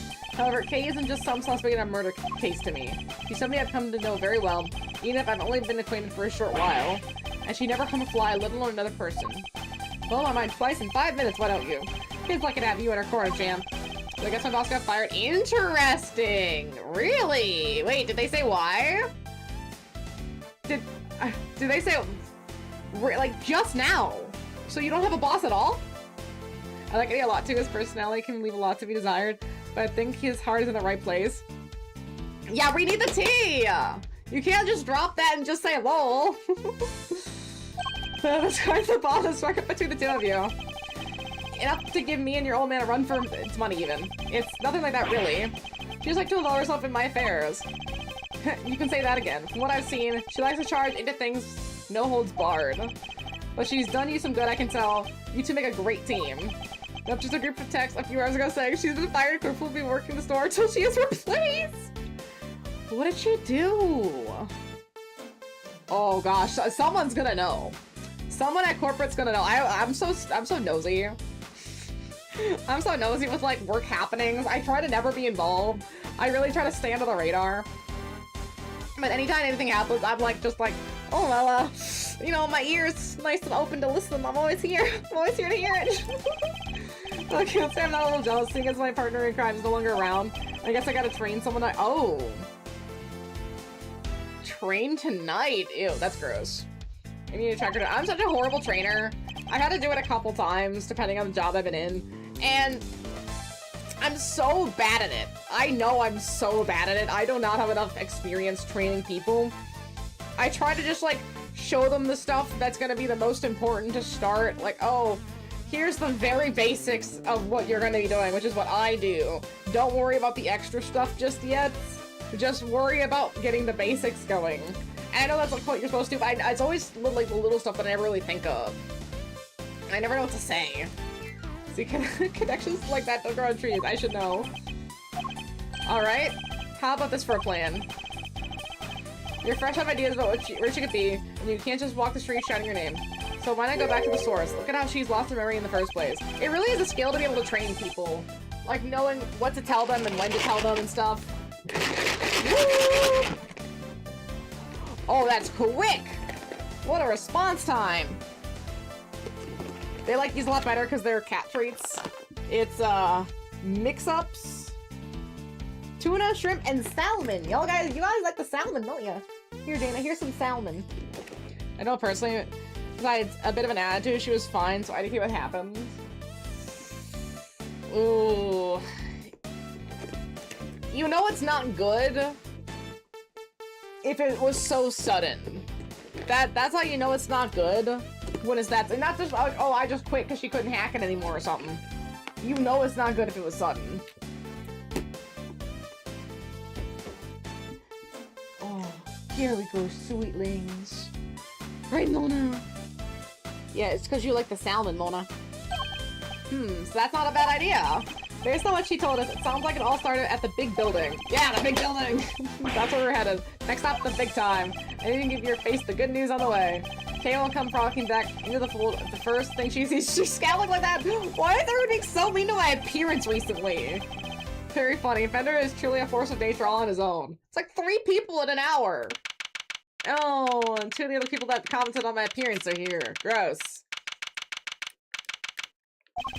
The sun sure set quickly. Not even murder the premises would make this place close its doors. Gotta chase that last dollar, huh?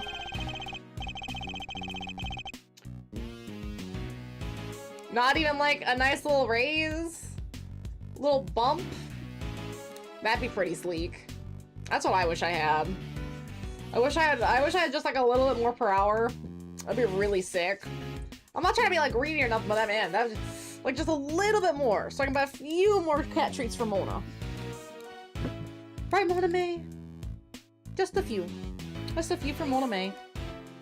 Saw the anime going around though. Guess we've got the whole place to ourselves. Well, and especially that I do so much at my job now. Like I started with all the cleaning, so I do a lot of cleaning. And the like, you know, the general like also cleaning stuff like stocking and all that. But then I've taken over basically all of the tech stuff, like updating all the computers and updating the server and updating the software for the dental office. So I do a lot of that and I maintain a lot of that.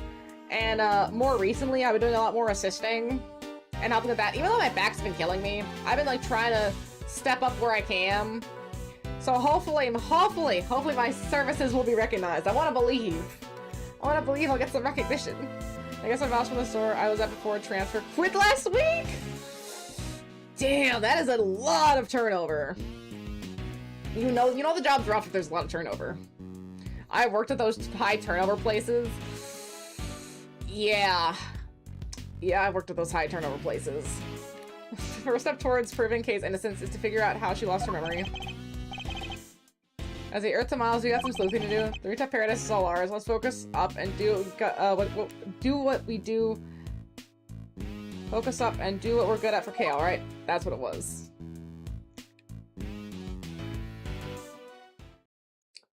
I'm not dyslexic, but sometimes I feel it. Do what we're good at, huh? I suppose I should be grateful there's at least something I can do.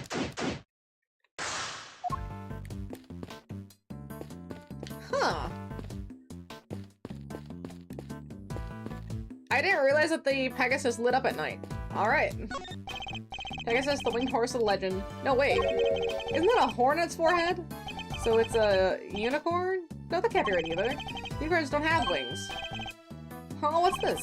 A little plaque here at the bottom showing the name of the piece. Contradictions. Hey, 120, let's go! Again, look at all these streaks. That's so cool. That's so awesome. I really appreciate it so much. I'm so appreciative. I wish I could show my appreciation more sometimes. All I have is medley. It's really not much. That'll teach you about engaging with such things. But no, it was the same Pegasus as before. I'm certain of it. When we came up here. Medley. Oh yeah. Medley's on a streak. She's on a streak of shitting on the floor. They're so bad about it. They don't know how to, like, you know what's crazy? I'll let them out. Or sometimes we go out with them and I was like, okay, are you done? You did everything you need to do, right? I'll even try to prompt them to go more. And we'll go inside. I'll give them the treat. I'll turn my back.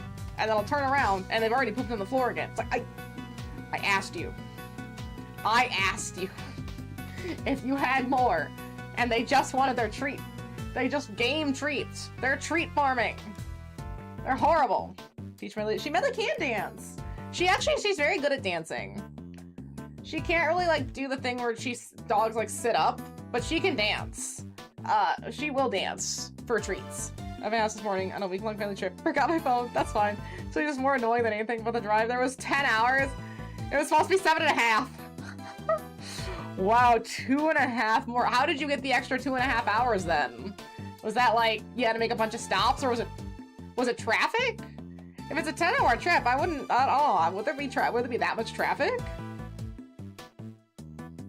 Well, I guess if it's 7.5 hours, there might be some. Traffic and horribly lost in the Smoky Mountains. Ew, why would you go there? Why would you go into the mountains? How many games have we played? We're going into the mountains is ever a good idea. Ever a good idea. You don't go into the mountains. You don't look at the mountains. You don't look at the bears on the mountains. You don't look at the wendigos on the mountains. You don't look at the mountains. We ignore the mountains. GPS doesn't work on the mountains. The map becomes blurry and horrible. Exactly, you don't, that's like some Donner Party shit. That's why you don't go into the mountains. You just leave the mountains alone. The person the Reiko the case saw was supposedly approached her from the direction of the concession stand, which would suggest that she was pushed over this railing here. The railing is chest high. You'd have to try really hard to go stumbling over the edge of it.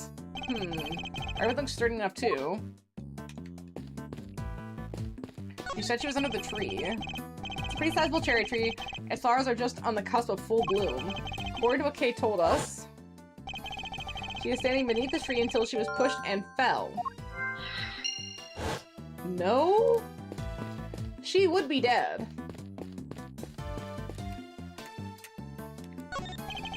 You can insert a coin and take a good look at the distant landscape for a few minutes. Kay absolutely would have been all over this. The Kay I know anyway. For now, I better focus on powers of observation up on this roof. Oh, I was hoping I could look through it. Mr. Edgeworth, we meet again! What are you two doing up here? Well, seeing as we came all this way, we thought we might as well enjoy some cotton candy. What the heck are you doing here? Looking to get yourself in even more hot water? You needn't worry about me, Dr. Hertz. I'll be just fine. Whatever you say, Mr. Soon-to-be ex-prosecutor turned ex-prosecutor. Saw that coming a mile off. Wait, what? You got fired? As I said, you need to concern yourself. Well, if you say so. So, oh, how's Kay doing?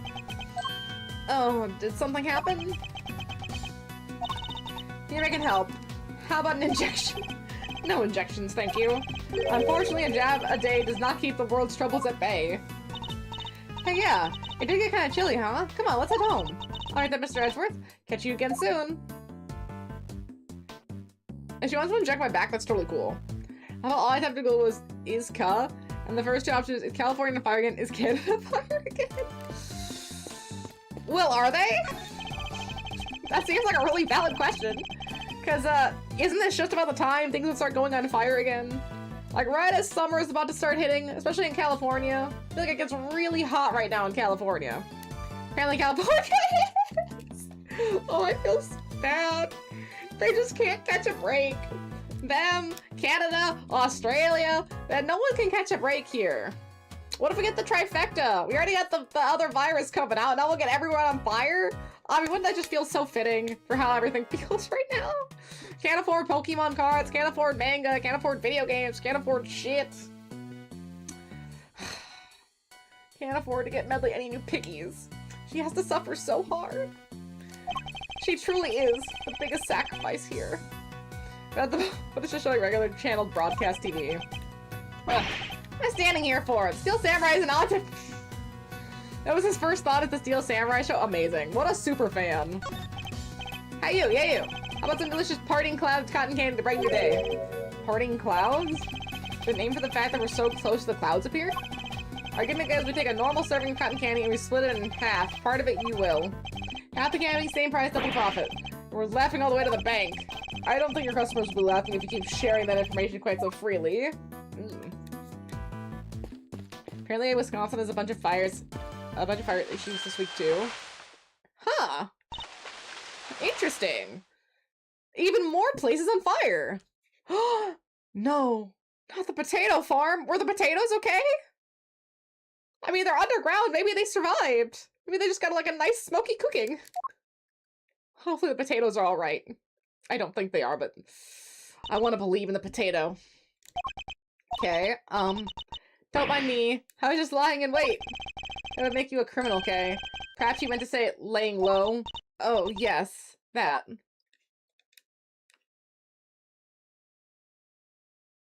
Okay, you can't keep running off. Nevertheless, I doubt people will be looking kindly on a suspect haunting the site of her supposed crime. Surely you understand that even in your current state.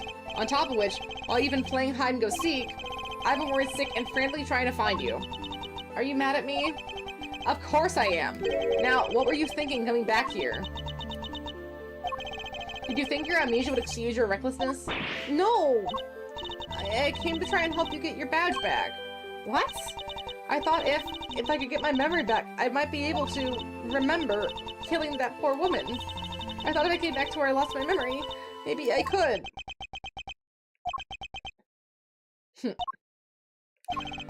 There's one thing you haven't lost, you know?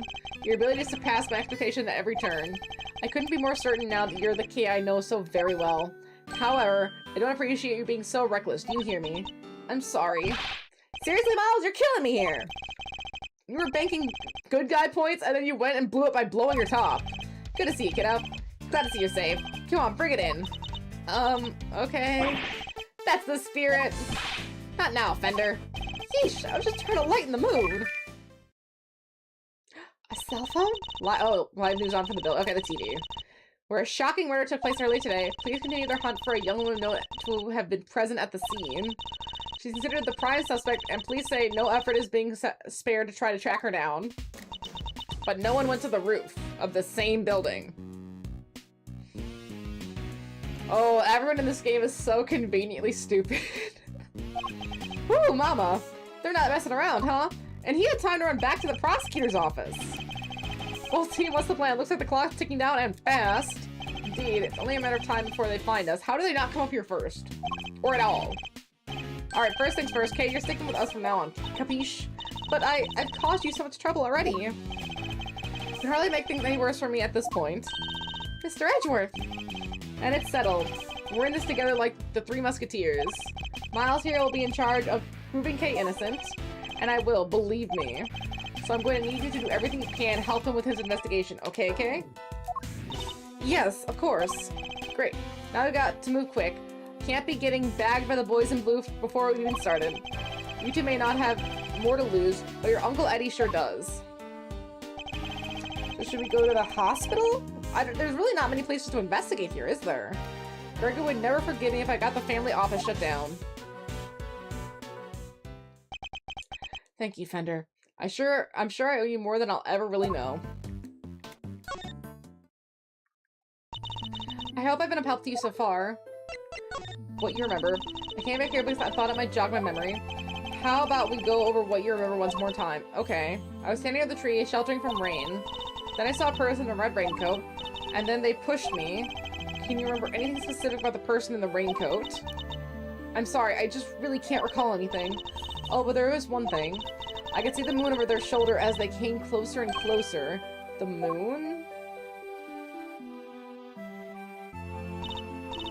Yes, it's all very fuzzy, but it was in the exact same place as it is right now. Floating up there above the cherry blossoms. The moon was visible over the mysterious figure's shoulder? What? What angle is she looking at? That's new information. I should keep it in mind. Other recollections? I keep feeling like there's something just on the edge of my memory. There is? It could be the clue we need. Alright, just let it float to the top of your mind and say whatever comes to your thoughts. Alright, I'm seeing... It's very faint, but I'm seeing a small restaurant. Just a counter and some seats, and there's this incredible smell. A beautiful golden soup, not too thick, and tastes just right. It's filled with delicious noodles. They're firm, but not too firm. And that's when a thought crossed my mind. I'm going to order another bowl. A captivating memory, but sadly, one that has nothing to do with the case. You used to say you were the second great thief Yadagarasu, a noble outlaw dedicated to stealing the truth. Do you really not remember any of that? Oh! I think you're right. I was a noble. Not a noble, okay, a noble outlaw. Still, I suppose you've got halfway there. I mean, logic.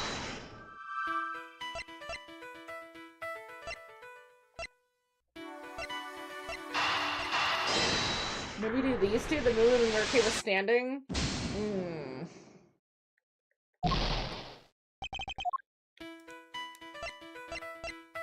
The railing and where Kay was standing?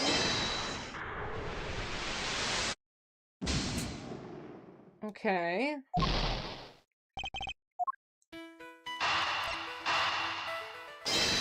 I don't think this is- none of this connects. Oh, that connects! Thinking back over what Kay said. Person in the raincoat approached her from the direction of the concession stand, which implied that she was pushed over the railing on the opposite side of the stand. She also said that she could see the moon over this person's shoulder, but when we checked just now, the moon was in a different location than expected. Kay claims it's currently in the same spot in the sky as the night of the incident. This throws the position of the moon and the person in the raincoat out of alignment with her story. I think your memories may have been more confused somehow. What's more, if she really had been pushed over the railing, she would have never survived the fall. Therefore, I must conclude that she may not have fallen where she thought she did.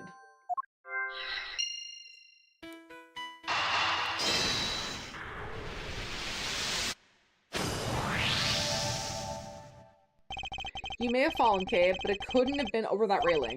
Because if you had, you wouldn't be alive now to tell the tale. But I definitely remember standing under that tree. If I was pushed, the only way I could have fallen is over that railing, isn't it?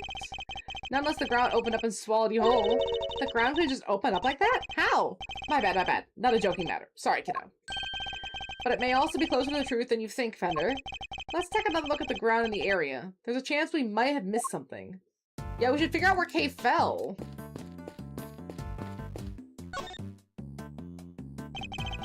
Kay couldn't have fallen over the railing, so where did she fall? Could it possibly be? In the craziest chance of all chances? Is it a hatch? What's this? Looks like a service hatch! Kay, do you think you might have fallen down there instead? I can't believe they brought back hatches. You'd never be as clumsy as that. I'm sorry, I just can't say one way or another. Hey back, kiddo. It's another one of those silly musings. You don't have to take me so seriously, you know? I don't? Never? Well, maybe not never. But if I told you to leap lyrically into my arms. Fender! Chill, Mauser, you know? Where's your sense of whimsy? So, never then. Ouch. Talk about a deep cut. The ground here is covered with cherry blossoms, even though the tree is not in full bloom yet. Strong wind up here is blowing the petals right off. It would have been nice if they'd have thought to tidy this up just a little.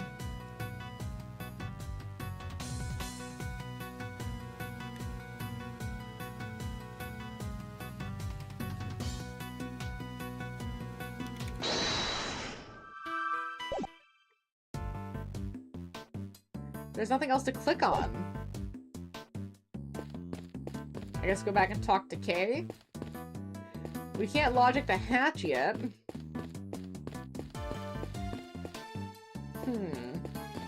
We talk to Fender?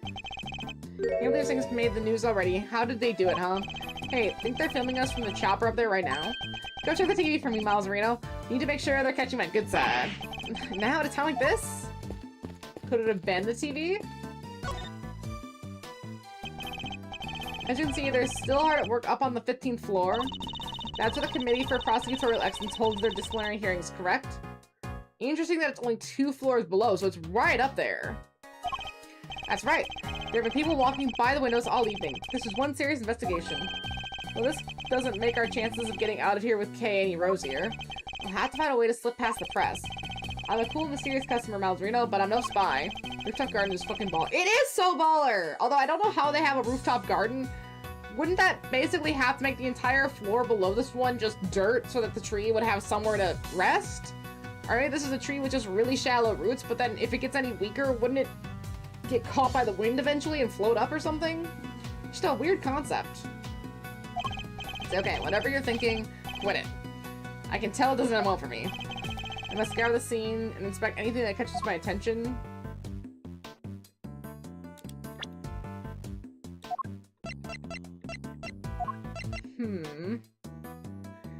Yeah, wait, huh? They would need some deep dirt.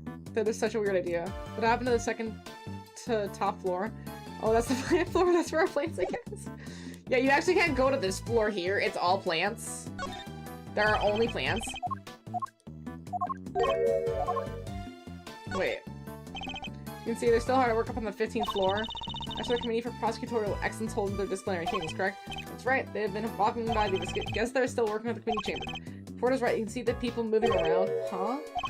Wait, something's very wrong with this picture. Is it the clock? Looks like this being broadcast live, which means we're looking at the big building in real time. Does that mean we're on TV too? I don't think so. The camera's far away enough. It's just dark enough that I think we'll be safe for now.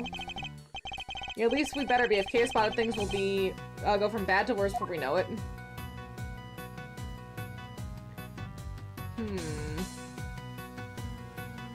Clock says that it's nearly 8 o'clock.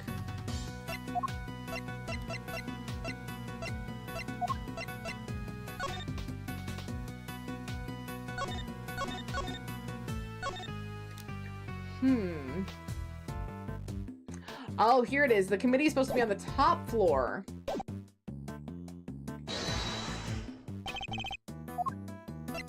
Eureka! Question. How many floors does this building have? Easy. 50, right? Kind of ironically, just a few feet above where the committee works its ugly little schemes is a place where starry-eyed young romantics come to wish for everlasting smoochy times. But then, what's that dark space above the 50th floor? Huh. The gloomy underbelly of love. Wait a minute. Exactly. The committee chamber is supposed to be on the top floor, directly beneath the viewing platform. But it actually appears to be located one floor below that. Clearly contradicting the supposed facts. If whoever wrote the pamphlet made a mistake? Somehow I don't think so. Call me crazy, but yeah. There appears to be a hidden 51st floor! How do you hide a whole floor? Wow. That's where they keep the gloomy underbelly of love? Oh, my heart! You didn't need to take it quite so literally, Kay. Good, then perhaps we can take this more seriously instead. Come on, have you met me, Miles? What might be easier said than done? It'll still be easier than trying to enjoy your so-called jokes.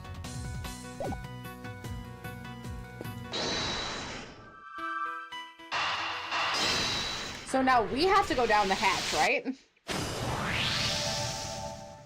I think we do. How has the whole floor between the 50th and the viewing platform remained undetected all this time? You got me there. Kinda hard to hide a set of stairs going up to it if you ask me. That's precisely it. Things like stairs that are normally out in the open, going unnoticed by people seems to be a bit implausible, which can only mean the 51st floor is no ordinary floor and can't be reached by ordinary means. We'll just have to reach through extraordinary means, right? I don't know how extraordinary means. Maybe we'll go for unconventional. Indeed, consider, if you will, the hatch we found by the cherry tree. What would you expect to find on the other side of that hatch? A room of some kind, perhaps? Oh, a secret room! Now we're talking my language. Let's go take a look. Gee, look, Kay, you did help! Alright, here we go. What is this place? Look at all this stuff down there. Is it a storeroom? Whatever it is, I think we can safely say that this is where you fell. Go team, strike one mystery off the list. Yes, but the greater mystery of Kay's memory loss remains unsolved. You're a red raincoated figure who can walk on air to account for, among other things.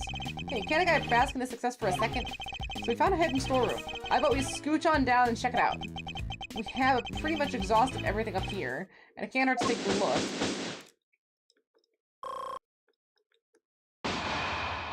How did she get out of this room? Is that you, Mr. Edgeworth? Detective, no. Oh!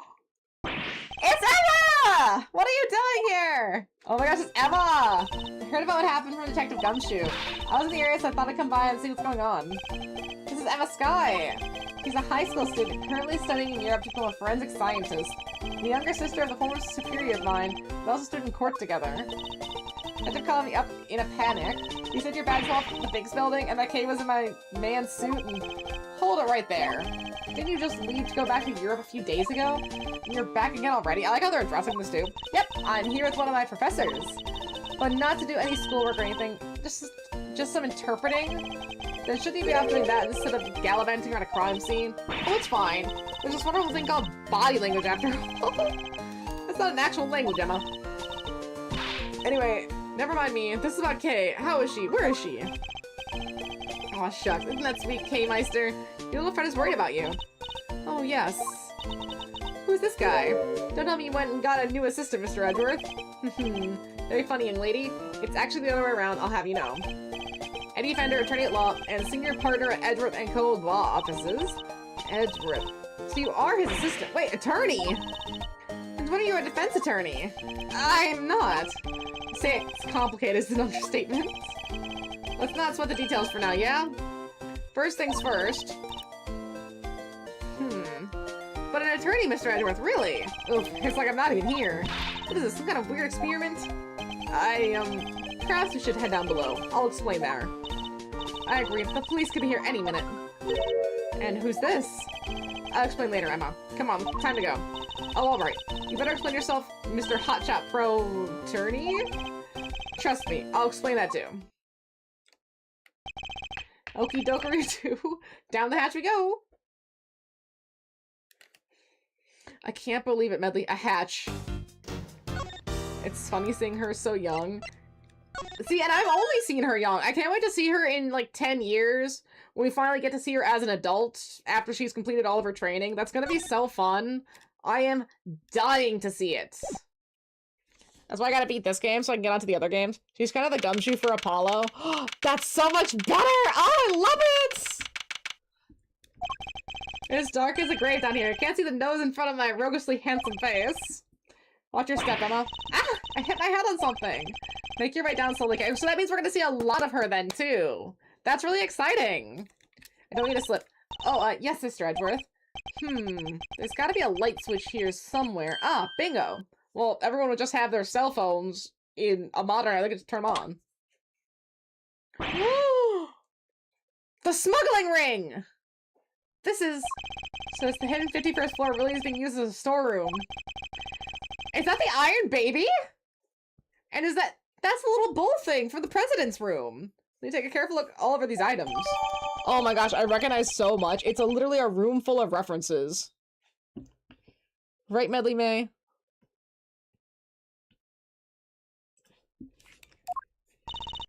Alright, Mr. Edgeworth, you promised me an explanation or 3. I did indeed. Ugh, where to even start? Wow, a lot's been happening, huh? What a case! It's not supposed to fill you with excitement, Emma. You've gotten yourself into a real pickle, Mr. Prosecutor Attorney. I'm not an attorney or a prosecutor anymore. Well, whatever you are, I think it's time for science to lend a helping hand. Don't worry, I brought my entire kit with me. Yes, the kit! Wait, fingerprinting? Luminol spray? Oh, maybe bugs? Maybe that, like, bug searcher? Oh, yes, well, if you're sure. Are you kidding? I live for moments like this. Here, let's make us, like, look at this all official. Good working with you again, Mr. Edgeworth. And you, Miss Sky. And then there were 4! Alright, everyone, let's get to work. I want to know where that elevator goes. Not yet, we gotta look at the room first. Looks like it goes down? It's something we'll certainly want to investigate further, but we should look around up here first. If it goes down, and it goes down exactly 1 floor, that does mean that someone could have gotten into the prosecutor's committee chamber without needing a key card. Since I knew about the hatch, there was no entry for the hatch. It's open to the public, and we're just down here now. You know what sucks about the overnight working? What sucks in particular? Let's hear it. You got a dish on what sucks about overnight working. I'll keep trying to see what I can remember. I'll let you know if anything comes to mind. My family doesn't want to let me sleep. Ooh. Yeah, if you can't get the rest you need after overnight work, then it's kind of brutal and torturous. I really hate that when it's like, oh, well, just because you are up late and then you go to sleep during the day doesn't mean you're not doing stuff. Oh, you should wake up at 8 a.m. and start the day. Look, I went to bed at 4. I can't be up at 8. You can't do that to me. What do you want to investigate, Mr. Edgeworth? I mean, you gotta at least give me to noon. Maybe 11 if I really need to be up, but that's pushing it.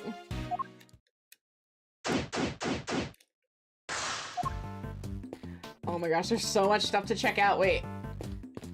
And some of it I remember. Like, that's the Badgermobile. This looks familiar, scientifically speaking. I'd say it looks like some sort of wooden icebox. Yeah, the changer probably to stop the cold air from escaping. Let me contradict you, Emma, but this is just a box for storing clothes in. Clothes. This one is viewed with a natural repellent that keeps moths away. Oh yeah, sure. Guess you could look at it that way too. And keeping your clothes chilled would be nice for the summer, right? Still haven't heard to let go of that particular part of your hypothesis, I see.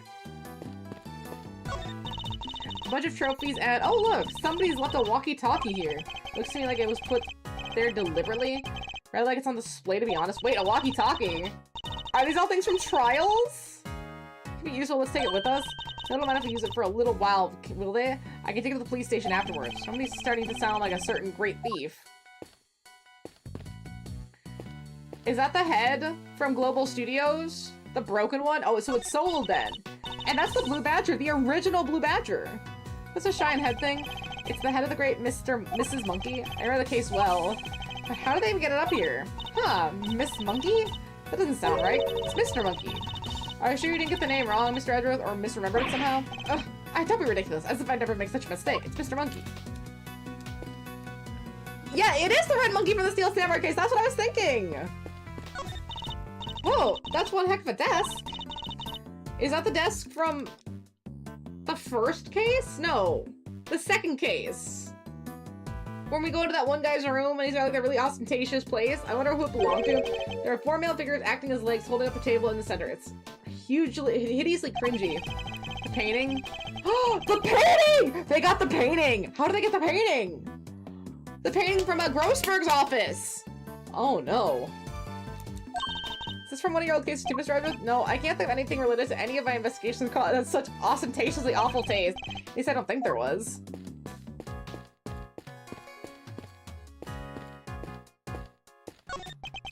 These are... It's the Iron Baby! The statue of sleeping fighting attendants case. Yes, that is the statue from the sleeping flight attendants case, and you can see the suitcase next to it as well. If I'm not mistaken, several of these items are on display here. And that's the lamp from that one case where we had to do the thing with the fire. Our piece of evidence from old case with the burning counterfeit money. What are they doing here? Maybe this is some sort of committee store stuff it's looking into? It can't be. Evidence is stored in the police department. They don't keep stuff at the prosecutor's office too.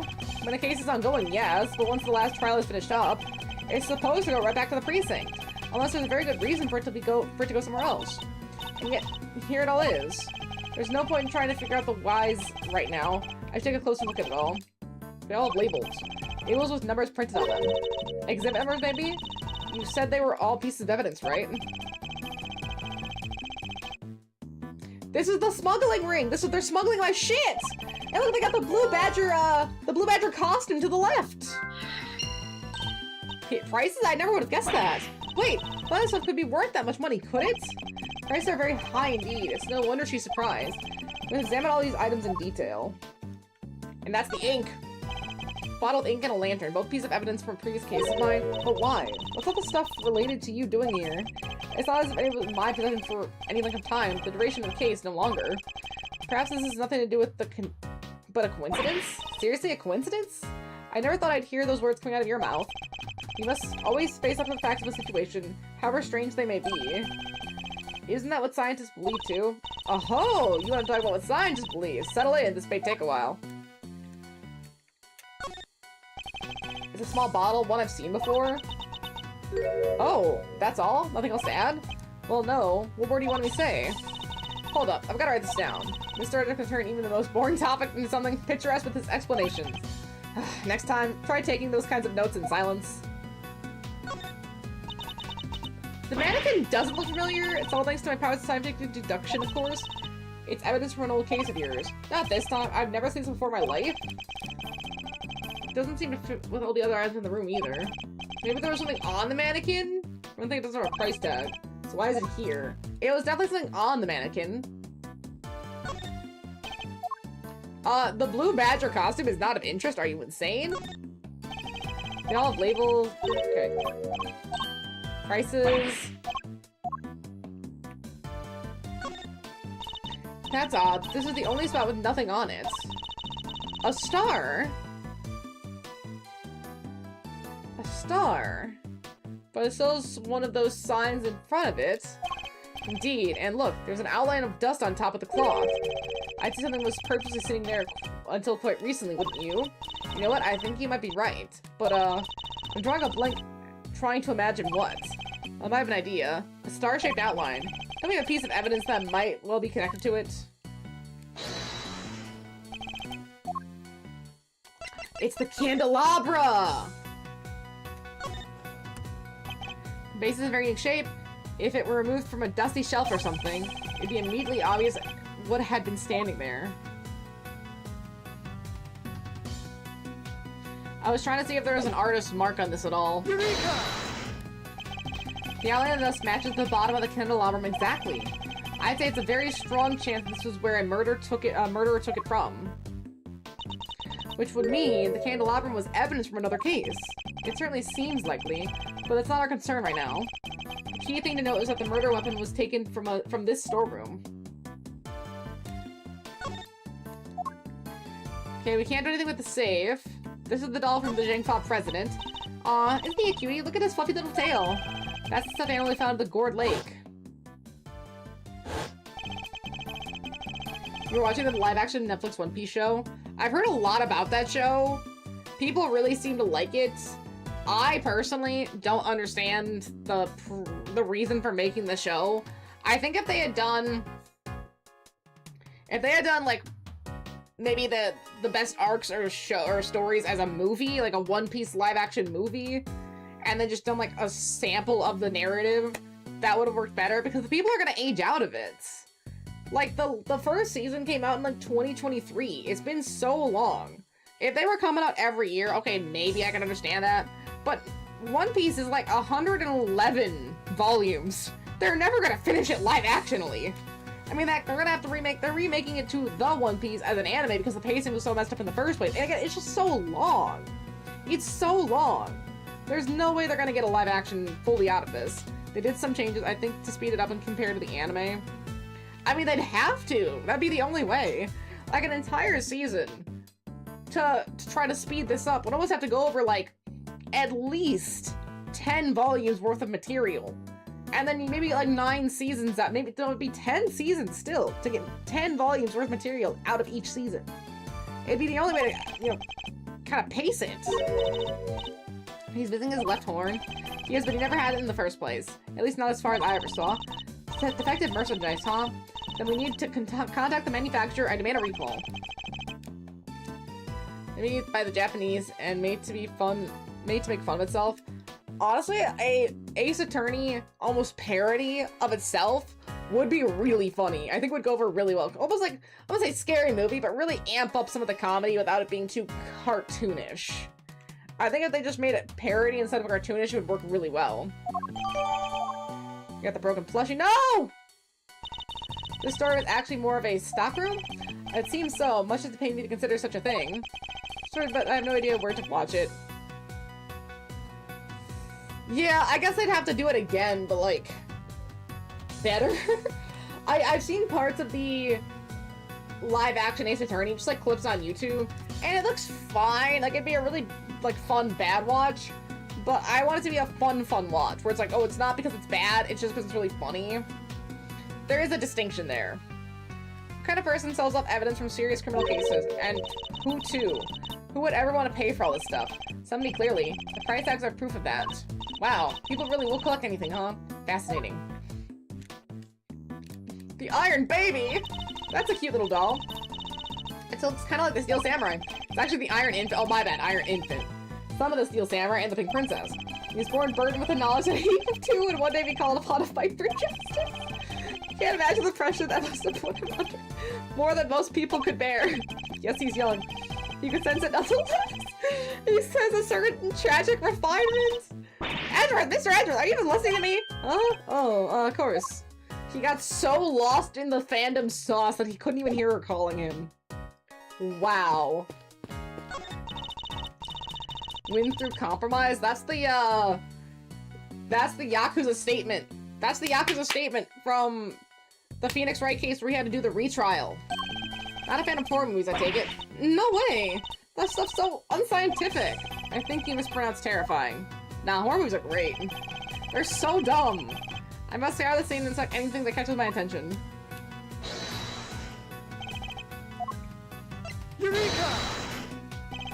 Kay was carrying a Jammin' Ninja mask when she was found, but it looks like it might have originally come from this hook. Scientifically speaking, that does seem like a crazy hypothesis, which would mean that Kay was really here. And she put it, not a crazy hypothesis, but why? Did she come to steal something, maybe? There's all kinds of stuff down here. She's a great thief who steals the truth, I suppose. No, I think it's far too early to jump to any conclusions. What TV show is these from? I don't know a whole lot about it, but I believe it's from the students of Starry School. It's about elementary school students. Elementary school where the students are all superheroes. So their masks are modeled on sports safety helmets or something. And maybe the number of eye slits tells you their student ID number. So the one to the left would be number 1, and the one to the right is number 2. I suppose that could be it, yes. And that would mean that a ton of slits for the kids with the highest ID numbers. I have to admit to being a little intrigued by this show now. Section...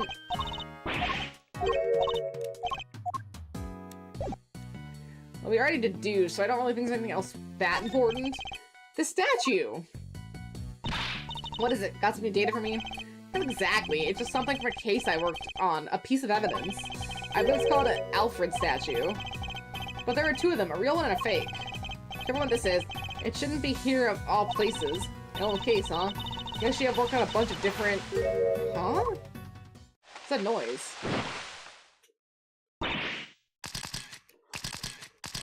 Oh, dude, I'm already so tired.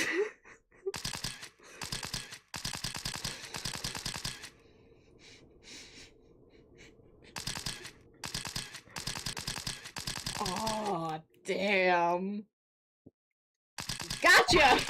Caught me out. Red dang-handed. Guiltier than a tomcat covered in cream. Ah! My eyes! Stopped it at once! Ain't no stopping my snap. That's looking like every dang detail and then some. She's such a menace. How do they keep letting her out of the insane asylum she obviously has to go back to? Y'all think I'm about to let a bunch of dirty criminals go before I get the shot? Think again. We're not criminals. She just shows up everywhere to bust people to work. I don't know how she keeps showing up. I really thought that they had replaced her with Tabby Lloyd. I was like, okay, no more Lotta Hart. We're gonna be safe from Lotta Hart for a while. Bam! You're never safe. Except the Monument Everywhere system, you're never safe. Oh my gosh. Pull the other one. It's got bells on. This here camera's a weapon of justice. It ain't about to go on hornswoggled by your cheap-eyed denials. Oh, it's you. Huh? You're that low-down dirty jerk of a prosecutor, ain't you? Who are you calling a low-down dirty jerk? This is Lotta Hart. Photojournalist by trade, and we've crossed paths on a few occasions, especially on that one particular case. He's hard to forget, even hard to get a word in edgewise with. Quit making that face, will ya? That's the face of a no-good schemer if I ever saw one. Seems I didn't leave the best of impressions on her either. Well, that's a paycheck time, Mr. Schemer. You ought to be thankful all I got from you is a couple pictures. We were just here to investigate. Sure you are. If by investigate you mean pull wool over Lotta's mile-wide eyes. Sorry, Mr. Edward. I thought she might listen to me. It didn't hurt to try, I guess, but we're probably better off leaving her alone for now. I'm just gonna be plugging voices on voice action. I don't know if that's the one accent I can actually do. I don't know, it just comes out.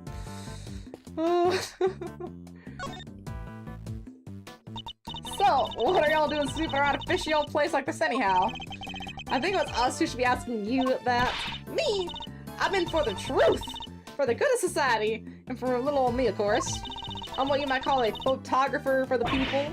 Snapping here, snapping there, snap, snap, every dang where. I'll just leave you to it then. We can talk once you've gotten out of your system later.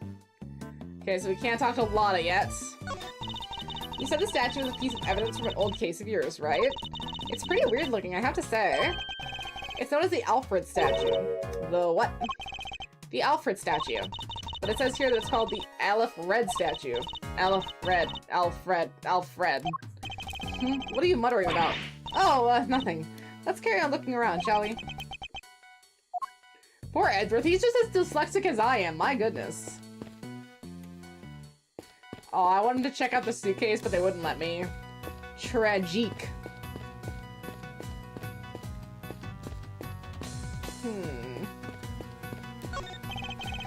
Piles of banknotes just left out to sea. A little tasteless, wouldn't you say? No way, these are all $100 bills. That's a fortune right there. How many years would it take for you to make that much money, Mr. Edward? Please, Emma, I don't even want to think about it. Can we logic together? Price tags and lots of money. Yes. We've seen items of old evidence marked with price tags along with huge piles of cash. I think it's pretty clear that somebody has been running an illicit trade in judicial goods. Shady deals on a hidden 51st floor? This is big. It has to be, right? I think it might be, but we'll need to investigate a little further yet.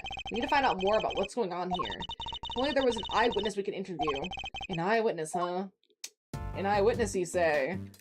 Of course it has to be her. Why exactly are you here, Miss Hart? Me? I told you. I'm in it for the truth. For the good of society. And for the lonely, of course. I'm a photographer for the people. For the people?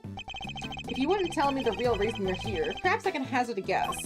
Somebody was carrying out an illicit police evidence trafficking scheme right here in the storeroom. Oh, so she's after a juicy story. That makes sense. I like how she pulls out, I know it's like a little computer combat thing, but it looks like a DS. Girl just whips out her DS and gets back to her farming sims.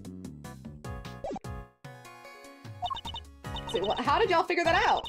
Guess it means I don't have the tippy toe around anymore anyhow. One of my sources told me on the down low about an underground auction. What? Saw the items here. They're sold to the highest bidder. Folks was slinging money around like it was going out of fashion. Had to come see for myself, of course. Get eyes on my subject, you know? Should have heard the tales my contact was telling. Taller than 2 trees or so I thought at first. Anyhow, wasn't about to write it up based on hearsay alone. So yesterday I snuck in, slunk behind the here statue, and settled into wait. Bidding started late at night and carried right on through the break of dawn. So the auction and the murder happened on the same night. Coincidence? Underground auction? Dirty details in a secret storeroom. Talk about a story. Was there anything else on the sale apart from the items or of the evidence in this room? Sure, there was regular old stuff too. Shady artworks from who knows where, that kind of thing. In what way are shady artworks regular exactly? But the evidence was the big draw for sure. Reckon they were selling them faster than the crooks could smuggle them out of the cop and prosecutor shops. And I bet you got pictures of the whole thing, right, Miss Hart? Well, you see, maybe it was down below. Had to try and see what I could from up here. Haven't been up here since yesterday. I assumed we witnessed the entire auction from start to finish then. I was an underground affair, like I said, so folks wasn't exactly giving much away. All them customers came down one at a time from up the roof there. Threw on matches as soon as they got down the ladder, and that ain't all. They had voice changer doodads in them, see? Teeny tiny ones. Dinkier than bugs behind. And so you couldn't see their real faces, and you couldn't hear their real voices. Surreptitious as all heck. You mean surreptitious, right? I sure do. Sweet, sweet servitude. Also not a word. Anywho, once they had their gear on, they went right downstairs. And then in came the next one. When it came time to leave, they all done the same about in reverse. Up they came again, one by one. Oh, saucy. Mask back on the hook, up the ladder and away. Whoa, that's a serious operation. And how many participants were there? 11 altogether. I counted them when they came down the ladder. Oh, that's a tight little sausage. I didn't just hop on a stupid statue the whole time, you know. You didn't? Then where were you? Well, when I first got here, you know what? That ain't important right now. Mind chess. So you were hiding behind the statue from the very beginning. Anywho, I watched them all folks come in from my spot there in the shadows. I see. So you were watching them from behind the statue. They used that there elevator to get up and down below. And once they were all down there, I snuck up and took me a peek at what was going on. And the elevator remained in the room beneath? Nah, they set it back up. But there's a little peeky hole if you know where to look. The elevator don't quite go flush with the floor, see?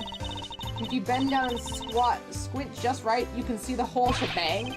Did you catch sight of who was in charge? Alright, sure. I guess I did. Ain't half so good a story if you don't get a glimpse of the evil ringleader after all. I wonder who this ringleader is. I'll have to ask her some more. You mentioned a ringleader. Can you tell me any more about them? Y'all should know I came here to get me an exclusive. An exclusive ain't much damn good if you done spilled the beans already. I see. So you actually don't know anything about them. Think that's why she wouldn't give us an answer? It makes sense, I guess. Oh, you got me. I got the dude just cuts off and cuts back in. They're really aggressive about that. I couldn't see if it was a man or a woman, a kid or an old timer, nothing. What were they wearing? Could you see that at least? Sure, white jacket, white gloves, and a magenta flower in the lapel. Then 3 things were what I remember. Well, what good's the description of the outfit if I don't got a clue who was wearing it? This ringleader disguised their identity too, just like everybody else. Yes, sir. Mask changer, voice, the whole 9 yards. And they were wearing one of the masks? Which one? Let me see. Oh yeah, this guy here. Zurvan. Zurvan? What kind of name is that? See Super Stradworth? Never heard of Zurvan? He's global hero Onyan Kopan's arch nemesis? Who hasn't heard of Zurvan the Time Lord? I think you might be better off asking who has. So you didn't get a glimpse of their face at all. No, I dang well didn't, which kind of scorches my scoop. This whole mess has been built about the snipe hunt. I should have never come. We know of somebody who was dressed like that. Maybe I should try showing that evidence to Miss Hart. You said the ringleader was wearing a white jacket, white gloves, and a magenta flower, correct? Sure did. Don't ask me why they were dressed up like a peacock on parade day, but they was. Is this the outfit you saw? Well, holy smokes! It sure as heck was! I have a weird fascination with lever action rifles. Do you mean the ones where it's like you shoot and then the thing goes back and you have to like like the whole thing is that? Or is it like that like pump action shotgun where you can take the lever and like go down with it? Like what kind of lever action are we talking here? But wait, so the big cheese is dead? No, there's a very specific kind of lever action. The underneath lever. Ooh. Isn't that what they use in Army of Darkness? That is very nice. I think it is. I think that is one of the types of shotguns he uses. Maybe that's the Sawzall, where he can like do that with it. I remember he has to like hold it over his one chopped off arm. I think that's Army of Darkness. All I know is that she was the victim in the case we're investigating. Her name was Rosie Ringer. Do you know her? Nope. So the ringleader was a lady. Well, ain't that just a slipper and a dang deal? Throwing me off with a man's jacket like that. I hardly think she did to fool you specifically. They're a standard of single-shot rifles.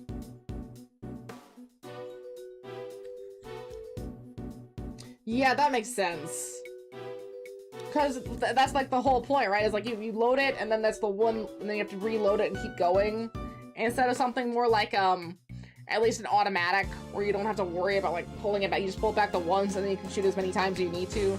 And then again, versus like a hammer drop one, like the revolvers, where you have to click it back and then shoot, and then click it back and then shoot.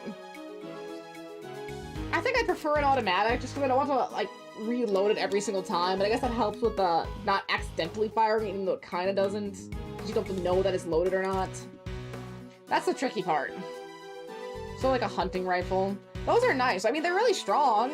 I see them in I see them a lot of video games. Like if you really need something precisionally damage doing, that's what you want to have. Like shotguns are great and they have a nice spread, and if you're really close they're awesome, but sometimes you need distance and damage at the same time. I really like that lever action shotgun. I love the hunting rifle or the action rifle they had in Mafia. It just dropped. Headshots all day, every day. Oh my gosh, it was good. They don't really use it very much though. I think it was the police rifle. So you nailed it. The underground auction was chaired by none other than our victim. Somebody done bumped off the boss, huh? Then that's what was happening. When what was happening? Oh, nothing at all. Y'all just go on about your business now. No offense, Miss Hart, but that made you sound 5 times more suspicious. Suspicious of my foot. I told y'all it's nothing. And you won't get nothing more out of me than that. Wait, so there is more. You dang old times I gotta tell you, it ain't nothing, okay? And I ain't saying nothing either anyway. Aw, you can tell us just a little more. Pretty please. I'll tell you this, okay? I'm a journalist, a news hound, a scoop hunter, you hear? Snoop some articles, go out, money comes in, that's how the game's played. Tell you more? Heck, I done tell you too much already. Wait, what if I examined some fingerprints for you? Pro bono. What kind of a cockamamie thing was that? I'd sooner get a tooth pulled. You want intel? You go dig it up yourselves, just like I had to. Okay. Guess she isn't going to talk to either of us. Oh, she will. I'll handle things from here, Emma. There's a certain technique I found useful when dealing with difficult customers such as her. She's not giving up the information voluntarily, but that doesn't mean she can't be persuaded to. Mind, Jess. Let's start by observing our opponents. Okay, 3. I ain't telling y'all nothing, you hear? Now quit wasting my time before I really blow a fuse. This means she's a quick-tempered. She'll try to cut the conversation dead wherever possible. One of time thinks so will need to be swift and decisive. This heart is definitely hiding something from me. My first move is to discover what that something is.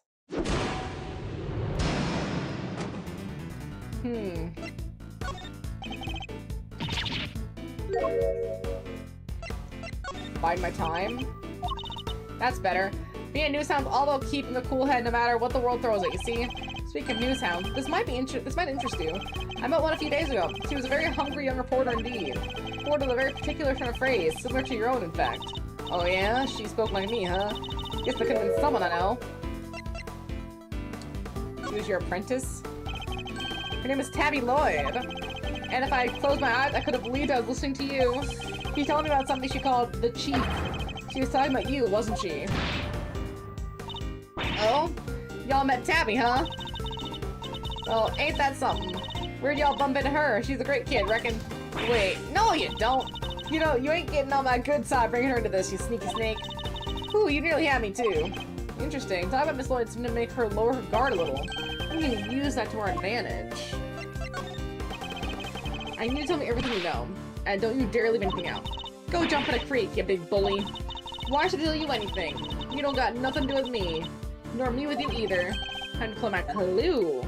I know your apprentice pretty well. I don't have anything to do with you? That's a little unkind, don't you think? After all, I know your apprentice, and I know her pretty well, in fact. I didn't break it? Yeah, well, guess it does seem kind of cold of me to say that if you know her pretty well. Wouldn't want that poor kid thinking I don't give a rat's behind. Good, then you'll tell us what you know. Fine, see, it's like this. Got me a way. What am I thinking? Dang it, Lotta, you can't let them bamboozle you that easy. Was that about a school? Oh, forget it. It was nothing. You have a scoop of some kind, don't you? How embarrassing, a professional journalist making a careless slip of the tongue. You have a scoop, don't you? Now tell me what it is. Alright, I got me a scoop. A big one. But I can't just go blabbing about it to y'all. I got bills to pay. She may be hiding something very important. I have to get it out of her somehow. You need to know the details of this scoop. She's quick to anger, but she's also quick to let key information slip. Now that we know that, the rest shouldn't be too hard. Let's see what else we can get out of her. Is it really just some kind of incident? Your big scoop involves something criminal in nature, doesn't it? Might be it did, might be it didn't. Which is it? This is important. Alright, alright. You don't gotta holler at me like that. I ain't done nothing shameful or nothing. Just nugget and do some undercover reporting.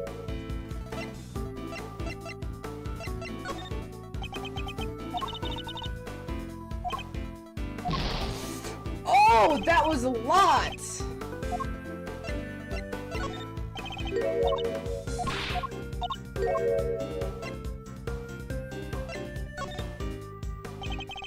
I'll be the your actions were shameful or not. An unlawful entry to private property is very shameful indeed. In fact, it's a crime.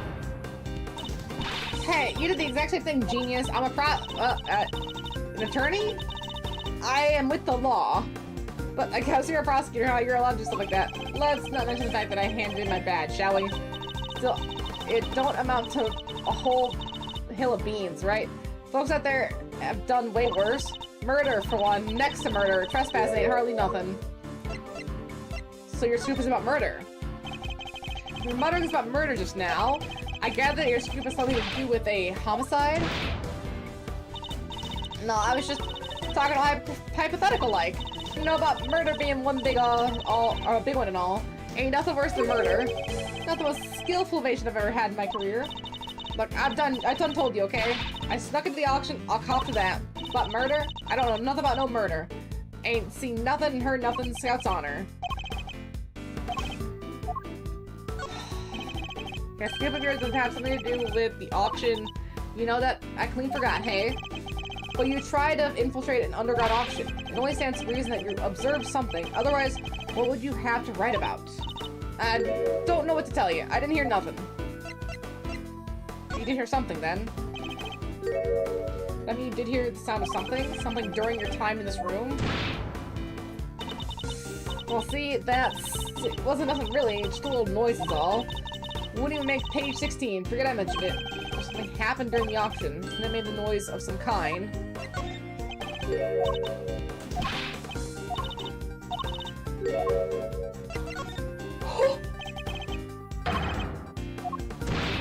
Oh, I'm so cooked.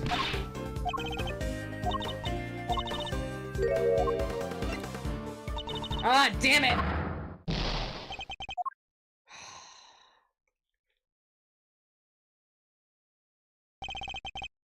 I have to keep pushing. Okay, so I took a penalty. Alright, just one penalty. Do I have to restart the whole thing then, too? Into the op. I think, okay, at least I have to just restart this one. That's brutal, man! I messed up once and it took the whole thing. Okay, it's related to the incident of some kind. You sneaking in is the problem.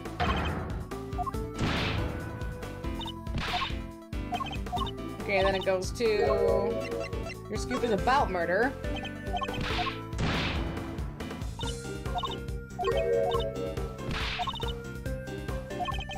Time to deploy my clue. But you did hear something, didn't you? You told me you heard something during the auction. You claimed it wasn't important, but it must have been. Otherwise, why remember it? I think it was something very memorable indeed. In fact, I believe it was the cry of a murder victim. Ugh, how do you keep doing that? Alright, it's true. I wound up smack dab in the middle of a murder scene, but only by accident. And that's all you're getting out of me. Won't be no scoop left after otherwise. The murder Miss Hart witnessed. It must be the same murder we ourselves have been investigating. That should prove to be a very valuable piece of information indeed. Perhaps she finish up by confirming the credibility of her claim. I have her on the back foot now. Time to finish this. Were you really in the middle scene? Tell me more about the incident. Times have you been involved in suspicious activity? There's a lot of people that keep getting involved in suspicious activity. Maggie Bird, for one. I need to describe the murder in detail. It's vitally important. I wish I could help y'all, but I don't really recall a whole bunch. Ain't much I can tell you. Sorry. I mean, look at me. Can't even get my facts straight half the time. You know what? Before I get dinged more, I'm gonna say it really quick. That feels a little bit safer.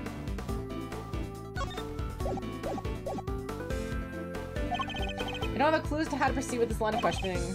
Okay. Yeah, start. I know there's something you're not telling me. Ain't nothing left to tell, dang it. I've done spilled my guts already. Okay. You said you wound up in the middle of a murder scene. Is that really true? You're calling me a liar now? Hooey, now a man, a real man. I'm a journalist. How about I tell stories if folks can't trust that I'm telling the truth? I got me a motto, you know? Faster than anybody, honester than anybody. A motto, huh? That could be an important clue. I should keep it in mind. Yeah, it's hard to show something. Okay, so it's gotta be something about the incident. Time to apply my clue. I thought you were honester than anybody. Can't imagine that being so vague on the facts is a trait valued among journalists. Surely accuracy and honesty are what's necessary when reporting on a story. Well, see, it seems your so-called information is not credible after all.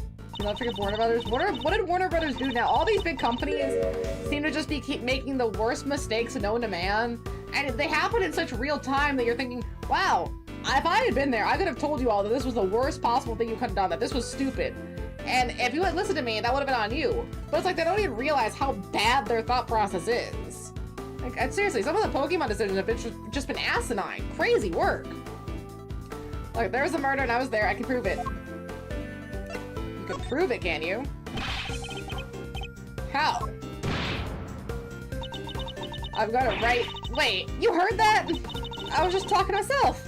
Don't think nothing of it. She's still hiding something. Very vital clue. Is this something you're not telling me? Be honest, Miss Hart. I know there's something you're not telling me. Gotta deploy my clue. Because they still haven't put Shredder from TMNT into Mortal Kombat, even though they own the rights. Instead, we get Omni-Man, Homelander, Rambo, and the Terminator. Well, and hey, it's their game, but Mortal Kombat with the Terminator, Rambo, Homelander, and Omni-Man, that just feels wrong. That just feels disgusting. Especially if you're not, at least Shredder kind of looks the part. Omni-Man, are you fucking kidding me?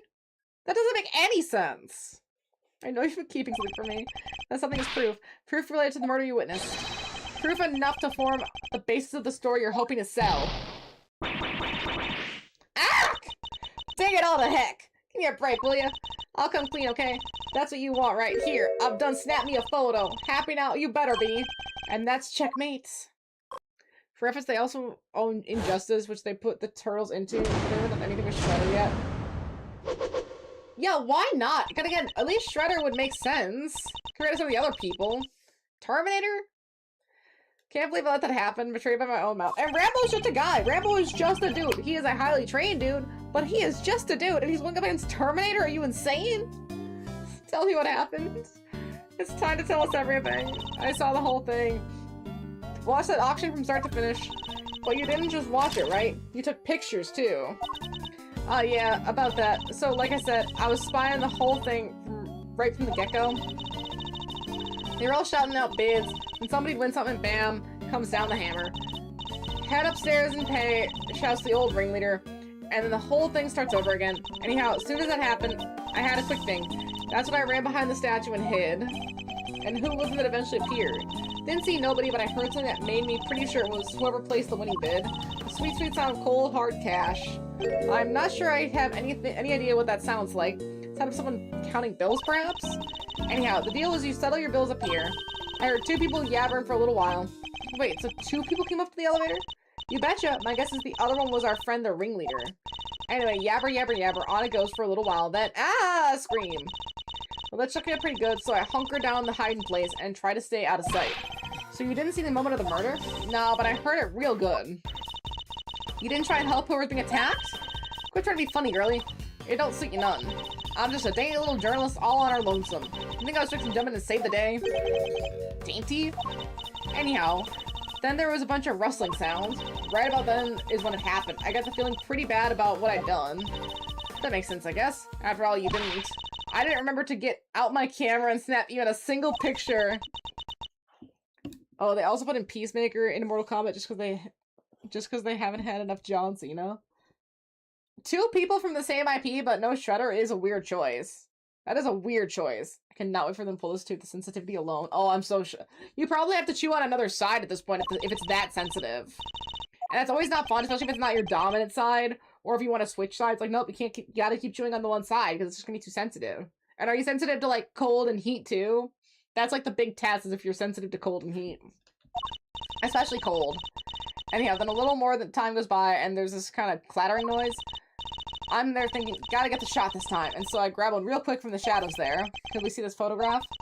Aw, do I have to? Oh, here. Hold on, Lotta Heart of all people forgot her camera? I doubt that. Apparently it was enough. Because then we got something. The person in the red raincoat, the one who attacked Kay. Kay's raincoat is found also attacked the victim here in the storeroom. Then proceeded up the roof where the assaulted Kay. Only one person in this picture. Where's the victim? Weird, huh? I wonder the same thing. The raincoat was on the mannequin! That's what it was. That's why the mannequin's empty. Her T people, but there's only one in the shoot I got. I didn't see nobody nowhere else in the room either. But that's the killer, right? Leastways, I'm pretty sure it is. And then the victim disappeared? How did you know it was the killer just by looking? Because they're literally red-handed with blood? How else would that get there, huh? And the officer just carried on after that? Sure did. They just went right along like nothing had happened. Rich folks is crazier than a box of frogs. I'll never understand how they think. Drinking cold room temp water because it's hot and cold are a no-go. Yeah, that is very sensitive. Is your appointment soon? Hopefully it is. Then you can just get this taken care of and you can get on the mend to get to healing. At least it's an erupted tooth, and you're probably not gonna have to go under for it.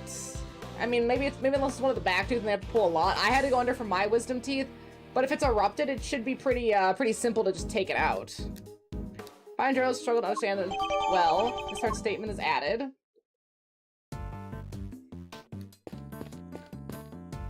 Dang, so that's not even the investigation. We still have to go down. Or no, maybe we have to make some logical conclusions the 19th. Okay, so later this week. So you still have some time. Oh, I'm sorry to hear that you still. That's still 4 days. I mean, what is that? 16, 17. Tuesday? You still got some time there.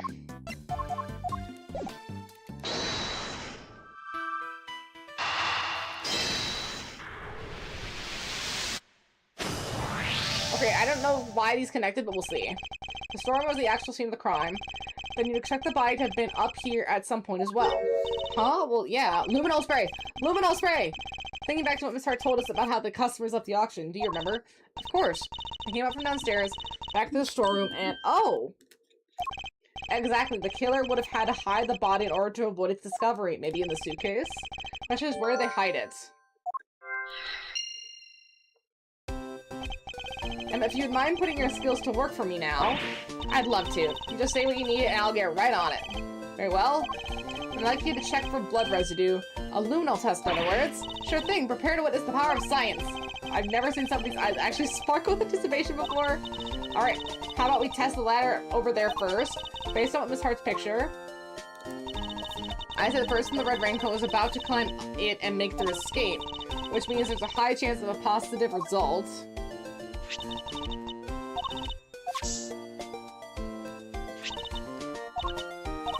Let's see, it's positive but still faint. Spraying with a couple more times should be enough to really make it stand out. Yeah, that brought it up nicely and made it feel that much more real. Anyway, I think you've got the gist of how to look for blood traces right now, yeah? I'm sure there's still some more to be found, so why don't you give it a try?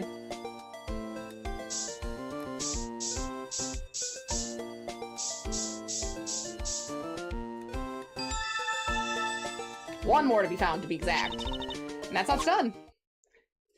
Been keeping myself busy with games for playing God of War. Ooh, nice. Yeah, that'll definitely keep you very busy. Sometimes all you can do for pain is just kind of try to ignore it. Especially if you're actively dealing with it, there's really not much you can do. I do the same thing with my back and my shoulders sometimes. Like, gaming helps with that too, where it's like, oh, I just totally ignore and try to sit up as much as I can, just try to not think about it. And, you know, unfortunately, yeah, that's all that you can do sometimes. You want to test here? You're like, I'll take a seed of Minifin, or I'll take some anti-inflammatories and some other stuff, but it only helps like 10-ish%. I never feel out of pain. Mr. Ezra with blood, but how could I have gotten in there? You said you put something with blood on it in there?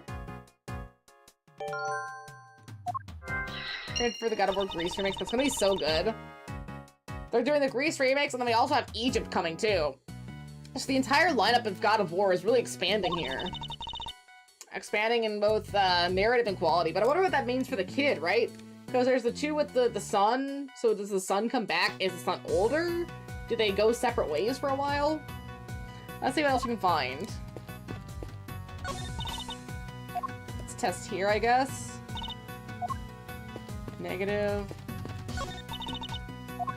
Test here on the elevator.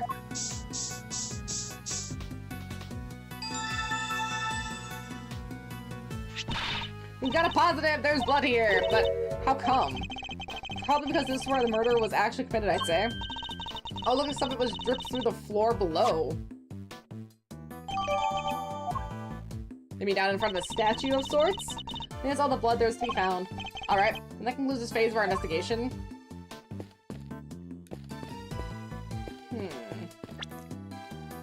We found so much evidence!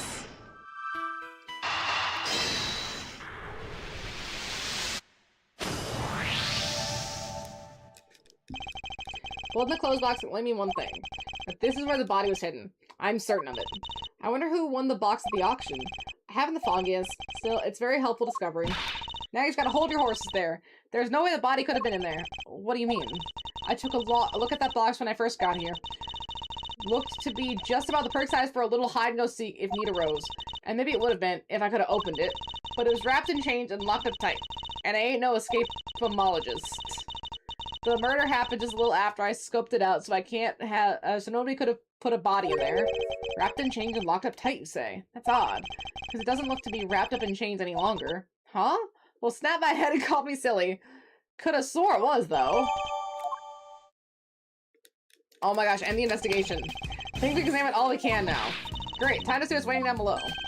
Shaking a leg already, are we, Miles? Okie dokie. Hey, K-Master. Yes, Mr. Fender? We're about ready to move out, so I want you to stick with me, okay? Can't have you getting lost. Of course. I'll be sure to stay close. When did those two start getting along so well? The amnesia.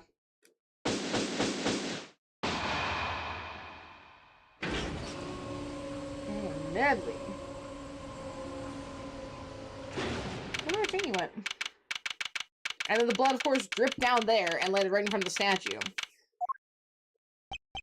What? Mr. Edgeworth?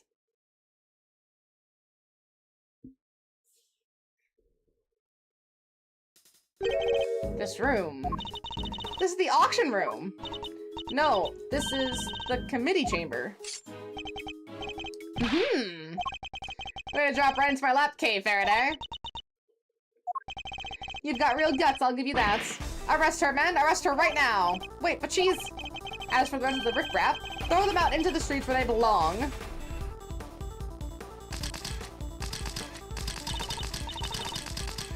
You can't do this! This is going way overboard! Yeah, what she said. Miles, this isn't looking good, I gotta say. Why did they think bringing Kay down here would be the right answer? Again, they had to logically assume that this has to be where it would be. And what is this place? Crawling with cops? Miles, this look good? Yeah, I know, because we brought Kay down here. We could have just left her up there. See? You! Ew! What did I do? You'll have to forgive me. I meant to hit a certain cowardly ex-prosecutor. You weren't aiming for him, you were aiming straight at me. Something keeps getting in my way. Something... Ew! He's had it up! Right there. Francisca. So, what are you doing here, Mr. Ex-Prosecutor? I still believe Kay to be innocent. And we're supposed to care what you believe? You no longer have the right to any opinion. I am Francisca von Karma, and I have no intention of stopping here or now. But you chose to stop by giving up your badge, and so our game has already come to an end. My badge was an obstacle to proceeding along the road I've chosen. I haven't stopped. I've simply cleared the way ahead, and now I'm free to follow that road, all the way to the truth. So don't even think for a second that my conviction has changed. I'm every bit as dedicated as I ever was. You seem to think you know what lies in the end of this road to the truth. In that case, I demand you to show me. I'll explain my current theory first, and if your road fails to lead anywhere, my whip will happily guide it. The victim used her keycard and entered this chamber with her killer. She was then stabbed with a candelabrum by the culprit and subsequently died as a result. We know that the identity of the murderer thanks to the letter she exchanged with the victim, and we know the location of the murderer is here in the committee's trial chamber. I think that's the contradiction. Because it's not here, it's upstairs. The blood on the floor of this room proves my theory. Game, set, and match. Miles Edgeworth, QED. She seems pretty confident, huh? She doesn't lack the courage of her convictions, that's for certain. And I gotta say, I can dig this vibe. I even gave her no hard feelings. Pathetic. Well, Miles Edgeworth, do you think you can bring my case crashing down around my ears? If you really have found the road to the truth, perhaps you'd be so kind as to point me toward it. I'll be happy to. Settle in, Francisca. I'm about to pave the road with incontrovertible evidence. Okay, so we have to press the thing for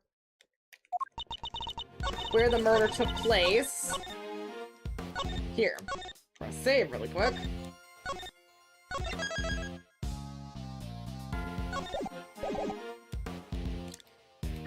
Oh, no. You gotta press first. Hold it! You can prove that the murder happened here in the committee chamber, I suppose.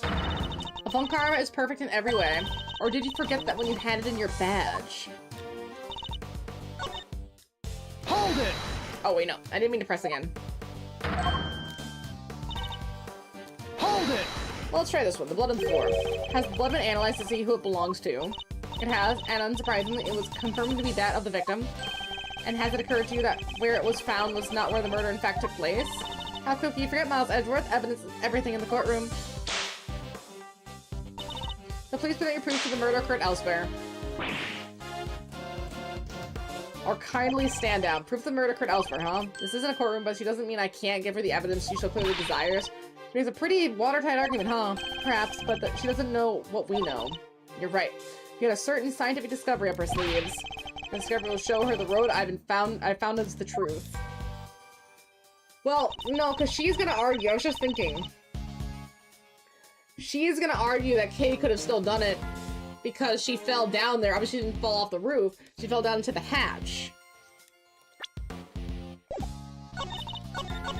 But I guess that's why we have to get our timeline set up here.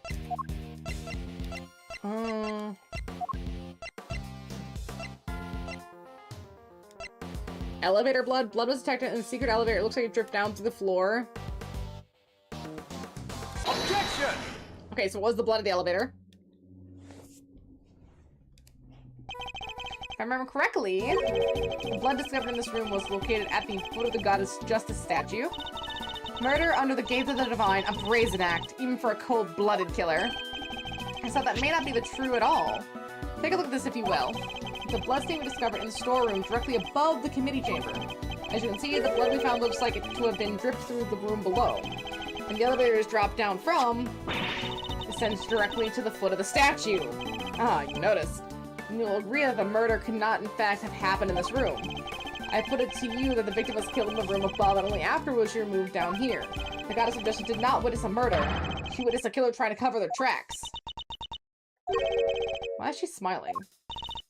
Sorry, I was just thinking back to this very similar situation. Well done, Miles Edgeworth. You've proven yourself to be even more foolish than I thought. Mr. Edgeworth is anything but a fool, sir, and you know it. Youch! You've forgotten the picture you just showed me? Or are you really that airheaded? Even a cursory glance showed that there was far more blood there in the committee chamber than upstairs. Youch! Wait, ow! You're trying to tell me that all the blood dripped down from above, Miles Edgeworth? If you had, your storeroom stay would need to be 10 times as big. I said the murder happened down here. There's no way it could have happened elsewhere. As insightful as ever, Francisca. You've played right into my hands. How so? You are correct. There's far less blood upstairs than one would expect. The question is, why? A trifling detail in the face of my previous explanation. Alas, your explanation doesn't account for why there is blood in the storm in the first place. You surely don't think some splatter managed to shoot itself all the way up there, do you? Or like some crazy fountain of blood? No way, indeed. It's completely impossible. So how about this? What if this explains the difference in the amounts of blood observed? There's far more blood in the committee chamber than the storm of blood because...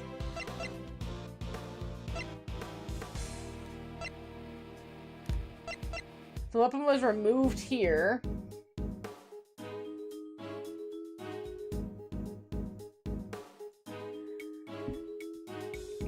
The weapon was removed here.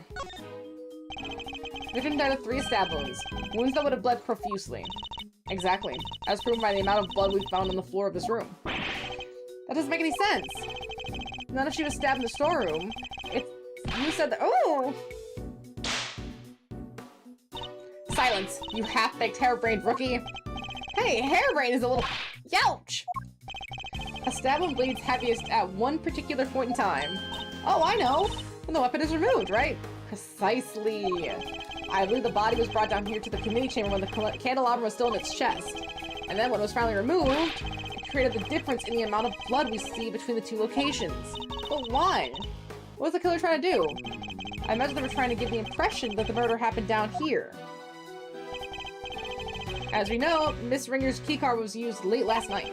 Judging by the time listed on the record, I'd hazard a guess that it was used by the killer when they entered the room to create their elaborate setup. But why would they have needed to do all this in the first place? Perhaps because the person with a face to hide would fear the storeroom being found in the investigation. If they were involved with the underground auction, they couldn't afford to have their dirty secret exposed. Underground auction? You should take a look at the storeroom for yourself. The items up there tell quite a story. One that should more than explain what was going on there last night. almost endearing, Miles Edgeworth. How desperately you want to protect your friends.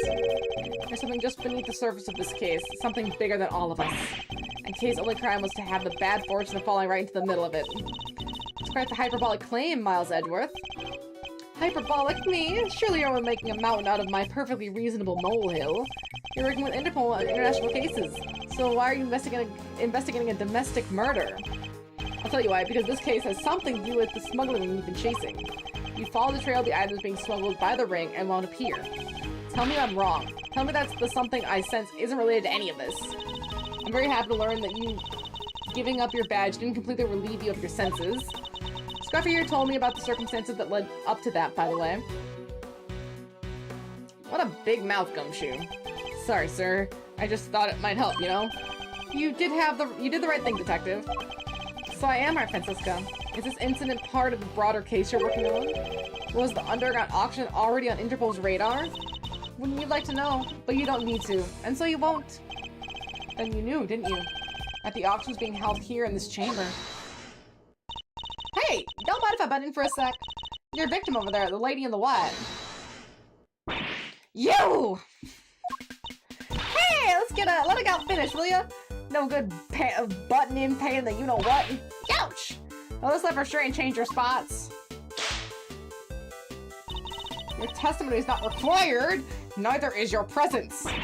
What do you mean? I'm a journalist. Oh! You're a liar is what you are. You lied under oath that one time. Seems like Miss Von Karma's none too fond of Miss Hart, huh? I don't think she's her biggest fan, no. What's she called? Ringer, right? She was a member of this whole here committee. Well, she's just exactly like the ringleader of that secret auction. Oh, yo! Stop it! Stop flipping me, dang it! What is the meaning of this interruption? Miles Edgeworth, explain! Miss Hart here helped us out by describing how the auctioneer was dressed. And it seems they were wearing the exact same outfit as the victim, Miss Rosie Ringer. But that would mean that the victim was also the ringleader. Now, how about we just calm down, sir? It seems I have some new information to consider. It's true that I came here to investigate the underground auction, to arrest this head of operations, the auctioneer. But if Miss Hart is to be believed, the ringleader is dead. I believe that means your journey here today was wasted. I suppose it does. Nonetheless, I, Francisca Von Karma, I refuse to leave empty-handed. Time for a rematch, Miles Edgeworth. Fine by me. You may find that your whip will sorely underuse this round. Her latest theory.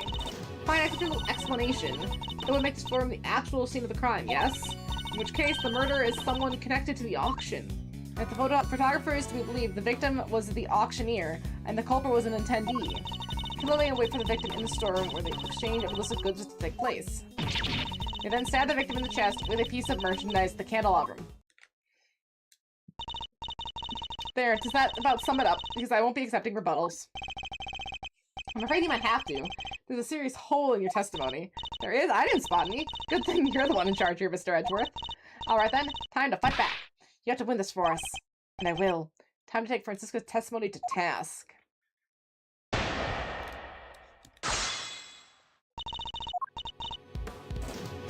Let's see, that would make the storeroom the actual scene of the crime, yes. In which case the murderer is someone connected to the auction. Hold it! And how exactly do you come to that conclusion? Members of the Biggs building staff were questioned extensively, but none mentioned a secret storeroom. It seems its existence was known only to a handful of people. Of course, the storeroom was where the items were being sold and the auction being kept. Very good. Which is the link between knowledge of the storeroom and involvement in the auction. And if the photographer is to be believed, the victim was the auctioneer and the culprit was an attendee. Hold it! So you believe that the victim and the ringleader were one and the same? I do. And the murderer was... Why are you asking her this? You just said the exact same thing yourself, dummy. So I did. I was merely confirming Francisco's reasoning in order to... Oh, don't give me that horse feed. You got caught saying something stupid, you give a little laugh, and move on with your day. The murderer was one of the auction attendees. What? You don't got no nose for your friend here after that little performance of his? Of course, assuming that our friend, the photographer's word can be trusted. Can't quite tell if they love or hate one another. Anyway, the more relevant point here is how the culprit actually carried out their plan. Here, lay in wait for the victim in the storeroom. where the exchange of illicit goods was to take place. And they stabbed the victim in the chest with a piece of merchandise, the candelabrum.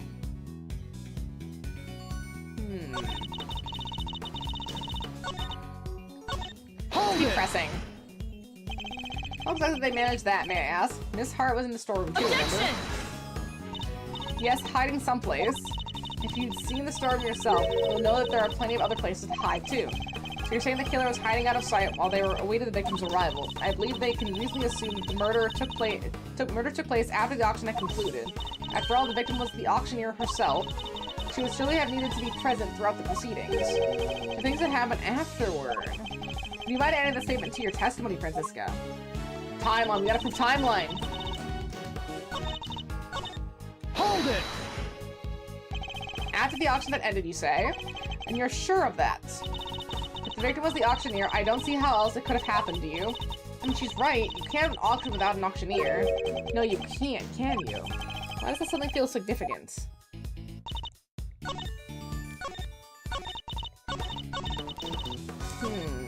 Let's see. I think it has to do with this one.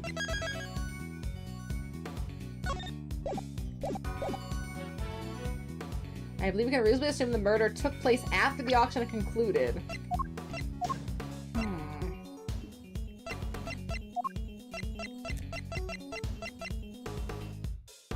I don't think we have a time of death, do we? Because these are only the preliminary findings. We can also suffer a heavy injury post-mortem.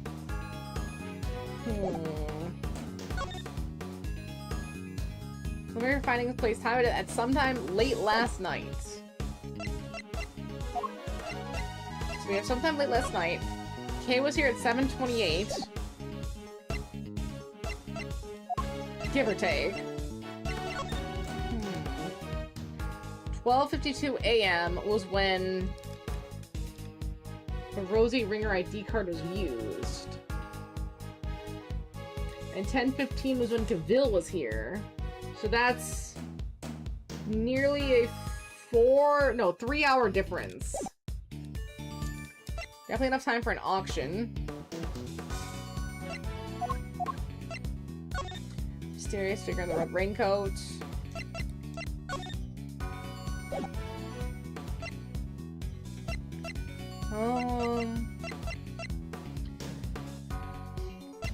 I guess we don't really have a time from the auction took place.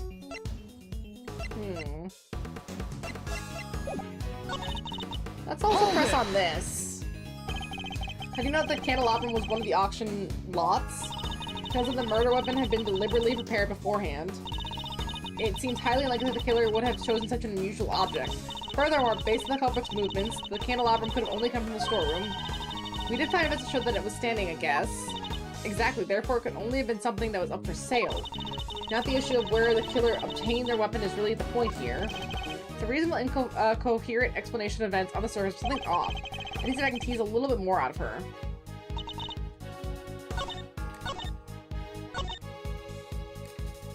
The killer lay in wait for the victim in the storeroom where the exchange of illicit goods was to take place.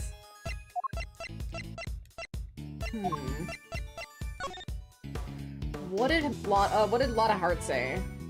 11 attendees together, all wearing masks. Auction continued even after the murder. Ooh! Ooh, okay, we got it. It was Lotta Hart's confession. Objection! Right, no?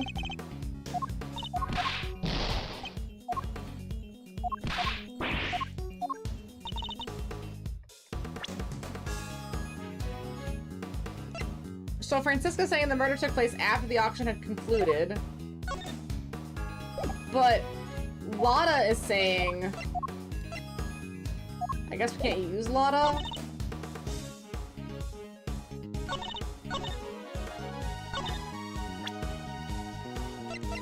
I thought that would work. Once I did the... Objection! I did the wrong thing, my bad. A lot of white papers in my inventory.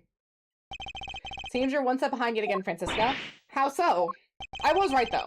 The auctioneer was not, in fact, the victim, and I can prove it. This is the statement Miss Hart gave us. Well, if she made it, it's not worth the air it's used to say it. I told you, I'm a journalist, dagnabbit. My word is own. Did I ask you to open your mouth? Stop whipping her! Objection! Calm down and listen for a second, Francisca. Miss Hart witnessed at least some of the events surrounding the murder. She confirmed that the auction continued even after the murder had occurred. You bet it did. Went right on like nothing had happened at all. How would that have been possible without an auctioneer, It wouldn't. So you see, the victim couldn't have been the auctioneer. She was one of the attendees. No!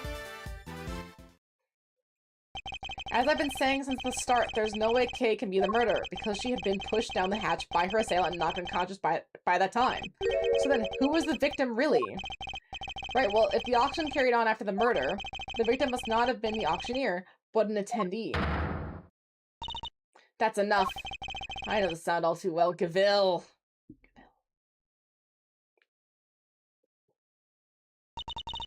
Order in the courtroom. All rise for the chair. No, not this guy again.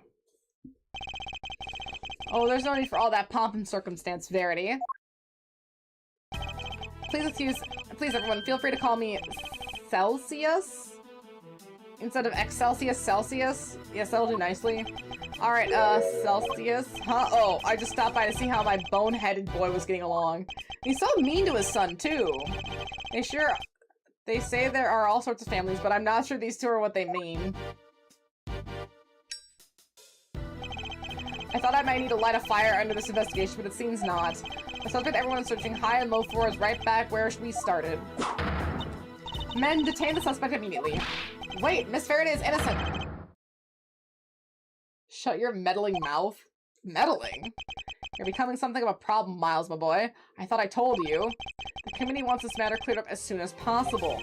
As a matter of trust, we can't have our organization be seen to drag its feet. It's bad for us, and it's bad for me, too. Personally, sorry, it must be my age. Stop. Your unlawful investigation ends here, and it will not be permitted to resume. Wait, they used some of the fan translation names? They did? I heard they changed all the fan translation names. What do you mean? They used some of them? Oh, which they used. My bad, sorry. I'm so illiterate, I can't read. Wish they used. I've heard that some of the fan translation names are really good. I don't mind Gavil's name. I don't know a lot of the names, but some of them definitely are better than these ones. I mean, Eustace Winter is not a good name. It really isn't. They could have tried a little bit harder on that one. In case you've forgotten, there are no longer prosecutors. You have no authority here. We love Raymond Shields for Eddie Fenders. Raymond Shields is so much better than a defender. Eddie Fender, a defender. Like, Shields at least, like, it's protective. Not a joke. And what's more, there's a matter of aiding and abetting a suspect. She's right, of course. As always, you really are a godsend, Verity. Everything I do knowingly. If you wish to prosecute me for it, be my guest, but know this. We have uncovered a new suspect, and this person here. Miss Faraday was attacked by this overruled. You can stop right there, Mr. Edgeworth. The raincoat in your picture was discovered nearby a short while ago. Victim clothes found on the hood along with some cherry blossom petals. Cherry blossom petals? Like the ones on the roof? Yes, they were stuck to the edges of the bloodstains, probably due to the blood being fresh at the time. Results came back already, my boy, so there's no mistaking it. The person in your picture is the victim. Miss Rosie Ringer. What?! No! This completely undermines the entire case! All our assumptions were based on the person in the raincoat being the killer. But if they were the victim instead, the killer remains atop the suspect list. Miss Faraday, you testified to having encountered the person in the red raincoat on the roof, correct? Yes, I did. We know that the person was the murder victim, and you were the only person we know of who came into contact with her. Since one of you wound up dead, I think we all know how that encounter went. Objection! That doesn't mean anything. DeVesta was such a good last name choice for them. DeVesta. Okay, that is a pretty solid name. Hey, it's not as good as Mask to Mask, but DeVesta is pretty solid. She was the victim here, not the aggressor. As far as I can recall, we have yet to see any evidence that proves she was attacked as you claim. And even such persistent Miss Ringer could simply have been acting in self-defense. But you can't just jump to conclusions like that. Kay is innocent. Kay? I'm not innocent. I don't want to believe it, but I remembered something. Hearing about the raincoat brought it back. It's just a flash, but I remember what I saw now. Right when it happened. The murderer, it was me. I remember looking down and the person in the red raincoat was on the ground. It was me, Mr. Edgeworth. It was me all along. I'm the murderer. I'm the murderer. But it just sounds. It does. It's really forced. Such a. Why Eustace of all things? Then what am I? Why do I have a memory like that? They were on the floor in front of me. There was a pool of blood. Why was I just standing there? Why didn't I do something? I don't know why. Because I was the killer. It was surreal to see this game in HD after all those years of playing it on emulator. This court concludes the legitimacy of the accused memories. What? But you said you didn't believe her like 5 minutes ago. I am glad they put these on Switch, so it's like there's another way to play them besides trying to get an emulator up and running, or maybe they take down the emulator and then there's just no way unless you have the originals. That's really nice. I just wish they had more of these older games available, even for purchase. Like, Nintendo's eShop only goes up to GameCube. That's so stupid.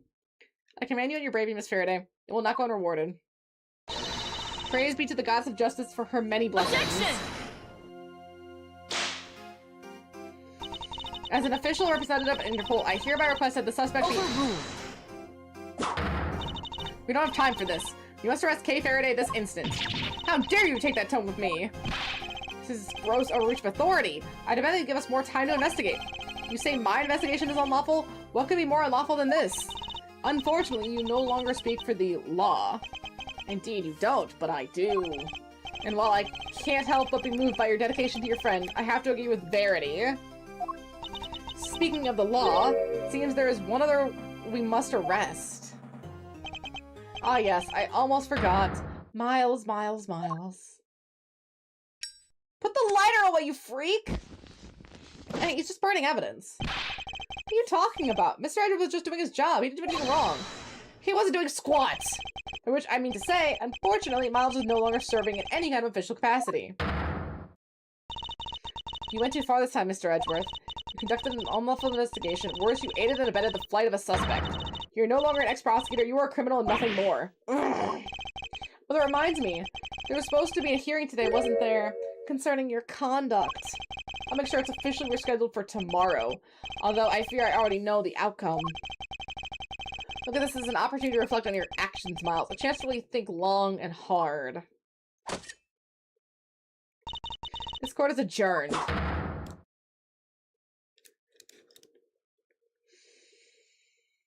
We are in a very bad spot here. Horrifically bad. Oh, we're on the last 2 parts, so there's the 2 ladders, and then that's it for this, this case. We're basically getting to the end now. It's the same cell! Oh, I don't want to be at this detention center. Get me out of here! Never thought I'd spend another night in here again. They stripped me of all the evidence we'd so painstakingly gathered. You know, they didn't keep Casey out of Garosu Pin. Can't help but worry about her. They'd better be treating her well. The murderer, it was me. I remember looking down and the person in the red raincoat was on the ground. It was me, Mr. Edgeworth. It was me all along. I'm the murderer. I'm the murderer. Don't say that, Kay. She was trying to settle that. Come on, let's go. You've got a visitor. A visitor? Who? Somebody by the name of Dick Gumshoe. Want me to send him away?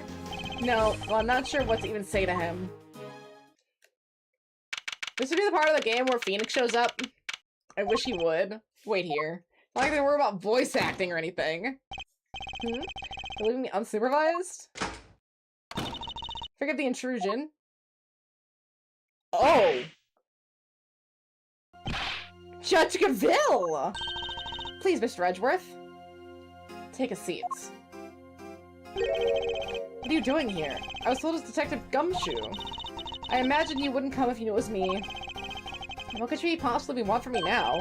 I feel I better find out. Here, let's say, wow, Gaville of all people. Okay, I'm gonna run the restroom really quick, and then we'll go talk to Gaville and see what she's here for. Excuse me. Oh, gosh, so crunchy. Oh.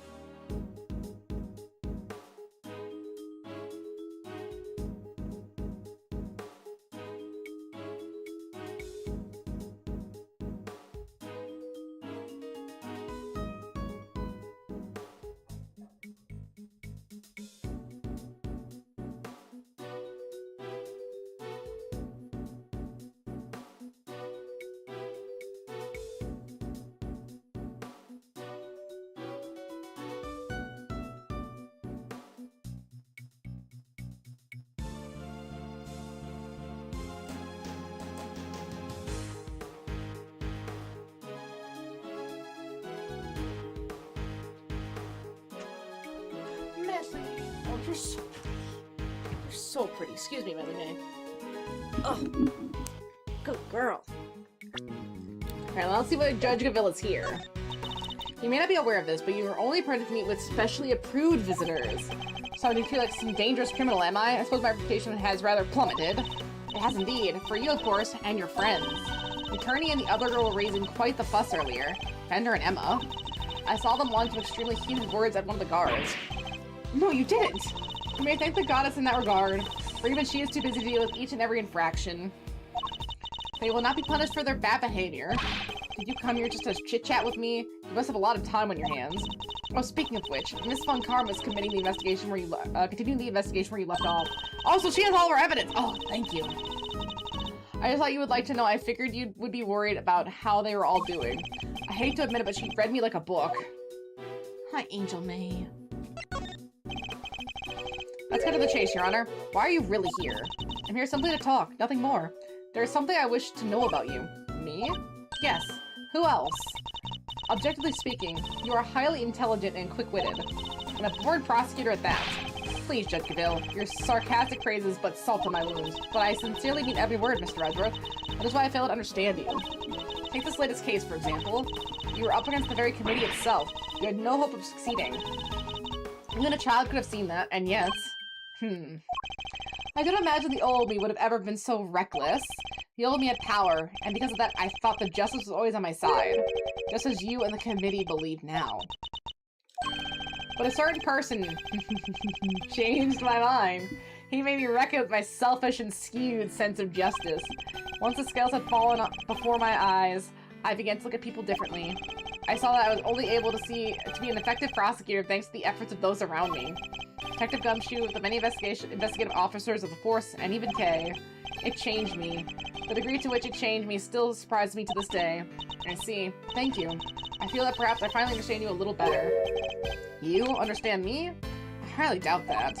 Someone who is so focused on forcing their idea of justice on others can't possibly see what I see. Oh, is that so? Is that what you truly believe? Ah, there. I will say one thing. This has been a very interesting conversation. That is all. Before I go, there is one remaining matter. I was asked to inform you that the date of your hearing has been confirmed. It will be held today in the trial chamber. The committee sends its warmest regards. That's all you had to tell me. You could have just sent a message. I entrust the goddess's words to another? That wouldn't do, now would it? Until then, Mr. Edgeworth, I'll see you again very shortly. Right, because I feel like there's not that many other places we can investigate. This is a very investigation-low area. Or low case. This is gonna be all arguments and mind chess. Lots of arguments and mind chess. Can we escape? Very basic bed. I can't say it was very comfortable to sleep on, however. Imagine Detective Gumshoe would sleep soundly on it, nevertheless, loudly snoring all the while. Yeah, because he sleeps in oh god, a sleeping bag. He sleeps in a sleeping bag. Give him an actual bed. I suppose we'll probably never get to work together again, but I don't have any regrets about the bet I've made. I will follow my own path to the end. I've barely spent any time in here, and already I can feel my personal appearance slipping. I may have given up my badge, but I mustn't give up myself. A collar. It's slightly creased. There. A tidy outside begets a tidy inside, which is why I'm more important now than ever to take care of myself.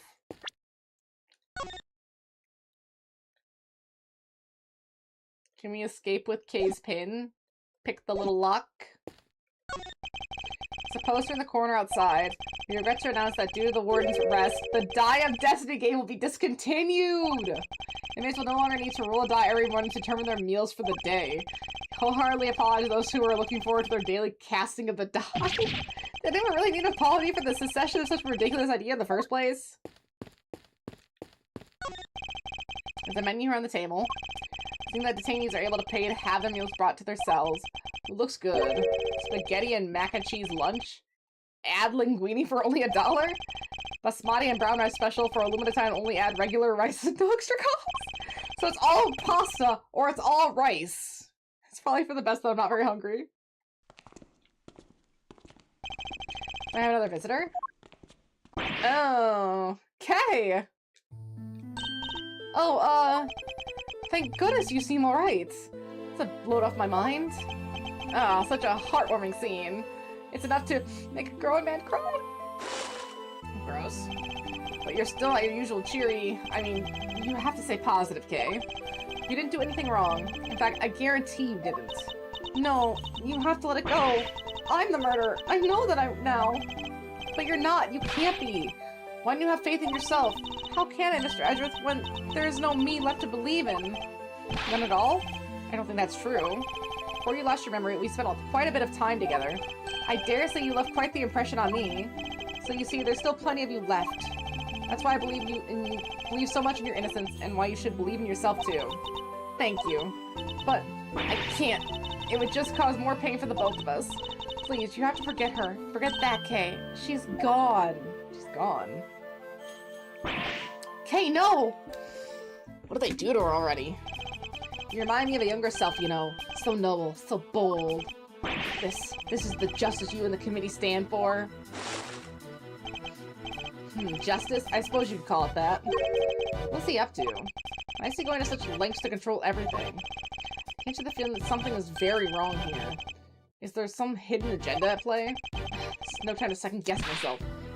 If I'm going to find out what it is, it's now or never. Well then, my boy, I suppose I should be... Wait.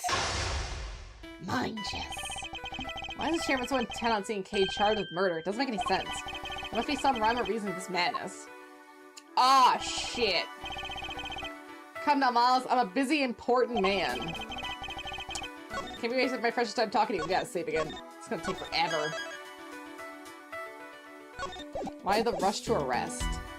The only way out of our current predicament is through Chairman Winter. There's so much to ask and so little time. So Chairman Winter or Chairman DeBest? Chairman DeBest does sound better. Let's start by trying to find out why he rushed to have Kay arrested so quickly. I can't just let this happen. I'm getting answers if it's the last thing I do.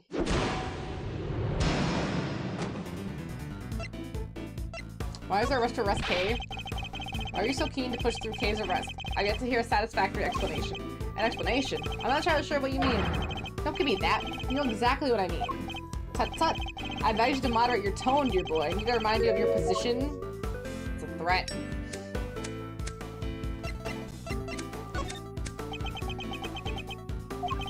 And so we did let your friend go free. What then, Do you mean, what then? Think how that would look, my boy. And who would have to take the blame? Me, that too. You're right to keep your mouth shut. That way you won't say anything foolish. Sorry, we're just gonna take time. Forever. No, okay, it's innocent. Ah, you're breaking my heart. Sob. Just look at this flood of tears spilling out. Please, just leave it alone, will you?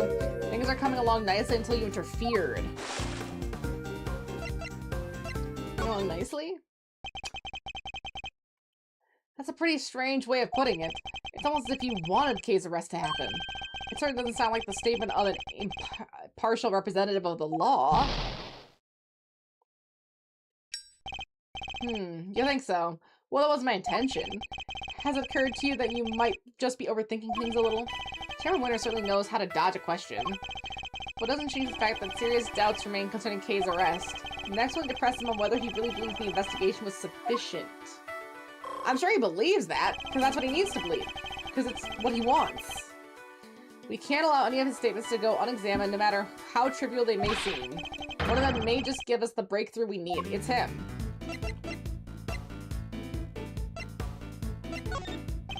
How much time was spent on your investigation altogether?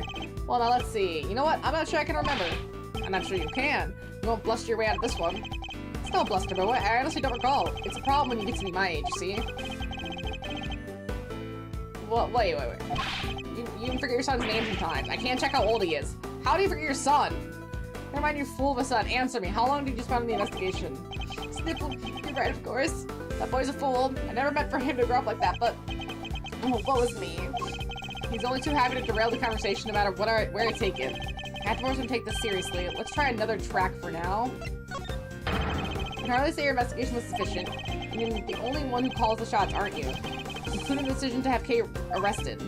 Oh, I'm afraid I'm nowhere near as influential as you think, dear boy. You're the chairman of the committee. It doesn't get much more influential than that. Not that I care about such things. You wound me. It's enough to drive an old man to tears. You'll have to forgive me. I'm not the deferential type. Well, if you're going to insist on being so blunt... I'm afraid you won't be seeing your prosecutor's bat anytime soon. Sniffle.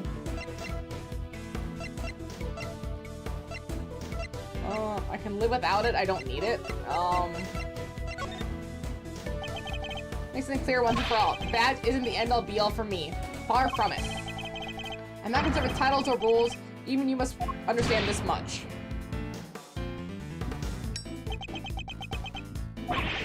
So young. So very young. A word of advice, Miles, from somebody who's been around the block. You're hopelessly naive, my boy. Idiotically so. That certainly got under his skin. Might be less guarded in his answers while he's in this state. Now's my chance. How much time was spent on your investigation altogether? My, you really don't give up, do you? But even my patience has limits, you know. What a coincidence, so does mine. Now answer the question. Do you believe that your investigation was sufficient or not? Now the youth these days want to be reckless. Makes me want to put you in your place. You're going to regret that, my boy. As he burns more evidence.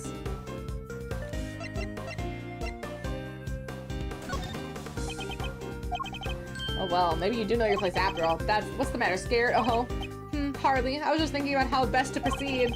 Getting answers from the elderly requires sensitivity. They can get quite emotional after all. You have no common sense whatsoever, do you? Can you understand? Your fate rests in my hands. I think I don't know, interesting. I picked you.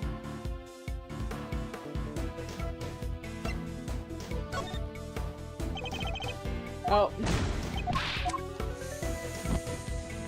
I was probably supposed to bide my time.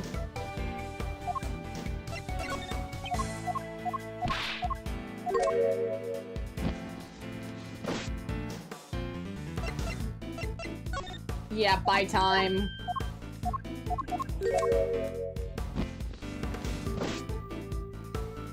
Buy time. Let's say you managed to get some answers from me. There's nothing you can do with them, so why not give it up, dear boy? No, and why not? It's simple, because I'm not about to let the truth escape me. Interesting. I think I'm getting to see what makes you tick. What are you doing is pointless, tragically, and miserably pointless. Please just give up. Sob.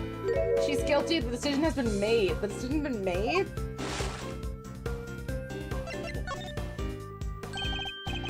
Once again, your choice of words intrigues me. It's almost as if Kay's guilt had already been determined from before her arrest. What do you try to imply? That you plan to have her arrested? I'm implying that things haven't gone as they normally should. In fact, everything has proceeded as if Kay's arrest was the end goal right from the very start. Well, Chairman Winter, was it? That's certainly an intriguing theory. But it's also a complete work of fiction, and I'm afraid I don't have time for such flights of fancy. I think it's time we brought this shabby little farce to an end, don't you? No, he's trying to make his escape. We must confirm the legitimacy of Kay's arrest before he slips away.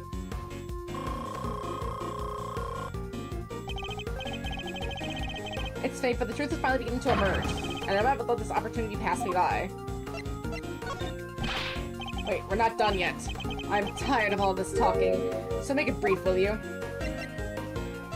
What grounds did you have?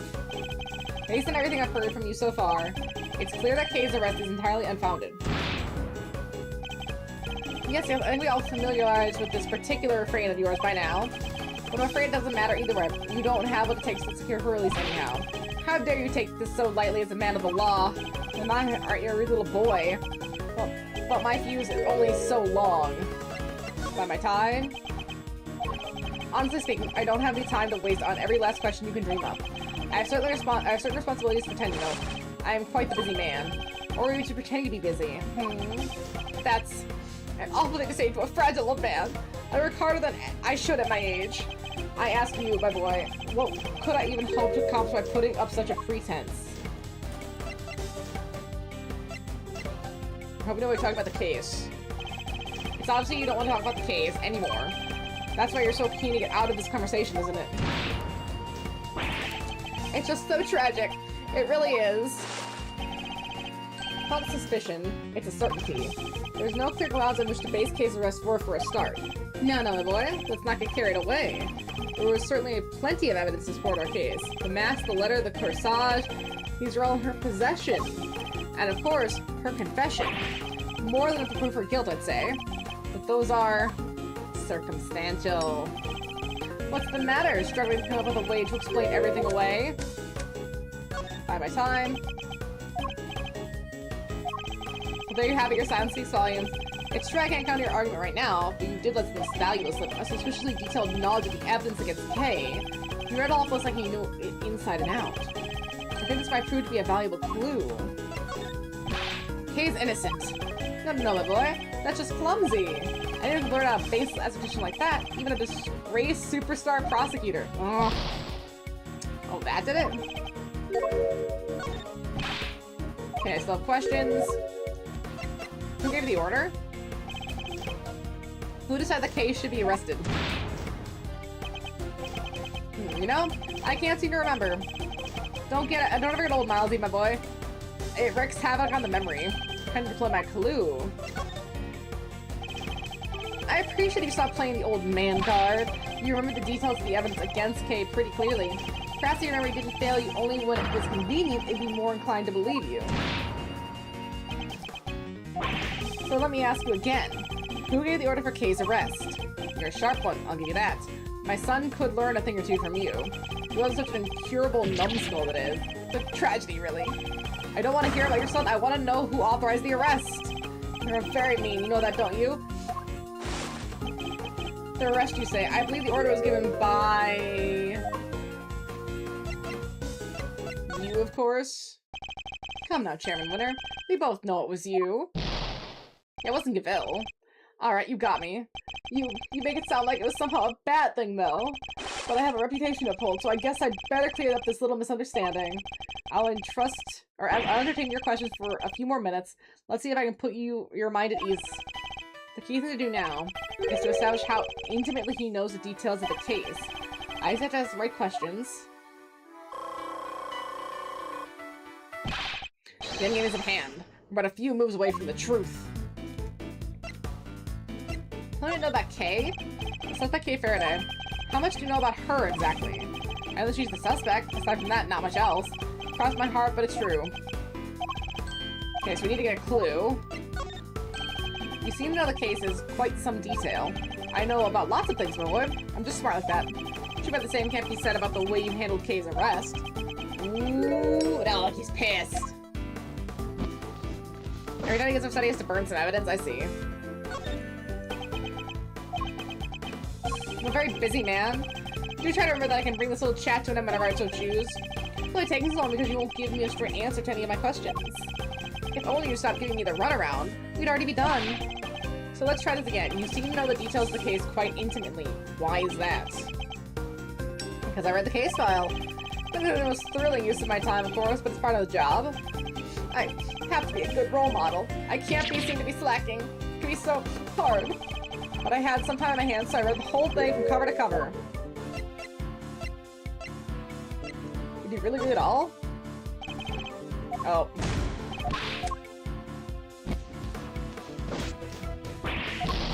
Oh, okay, whatever. It's fine. It's fine.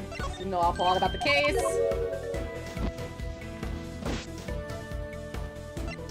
Bide my time. Okay, but you keep saying how busy you are. That's strange. I could have sworn you just told me you were a very busy man. I'd say the cracks are finally starting to show, wouldn't you? If you're so keen on being an upstanding leader, you can start by releasing Kay, you know? You really don't give up, do you? It's a moving sight indeed, my boy. But a tragic one, too. After all, your efforts are for naught. I fear your little friend was brought unconscious near the scene of the crime, or found unconscious near the scene of the crime. You see exactly where she was found? I've yet to hear much about the circumstances under which Kay was found. She was lying unconscious in the storeroom, correct? So someone knew about the storeroom? Who knew about the storeroom? That's right, although I'm not at liberty to tell you what I know about, or how I know about that. He knows things even we didn't. In fact, he seems to be aware of every detail about this case. This could be a valuable clue.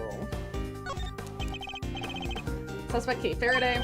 How much do you know about her exactly? I know she's a suspect. Aside from that, not much else. Okay, now we gotta deploy the clue. Sorry, but the more you tell me, the less your sense of story makes. For one thing, you know details that even those investigating the scene were not aware of. Why is that? Just how much do you really know, Chairman Winner?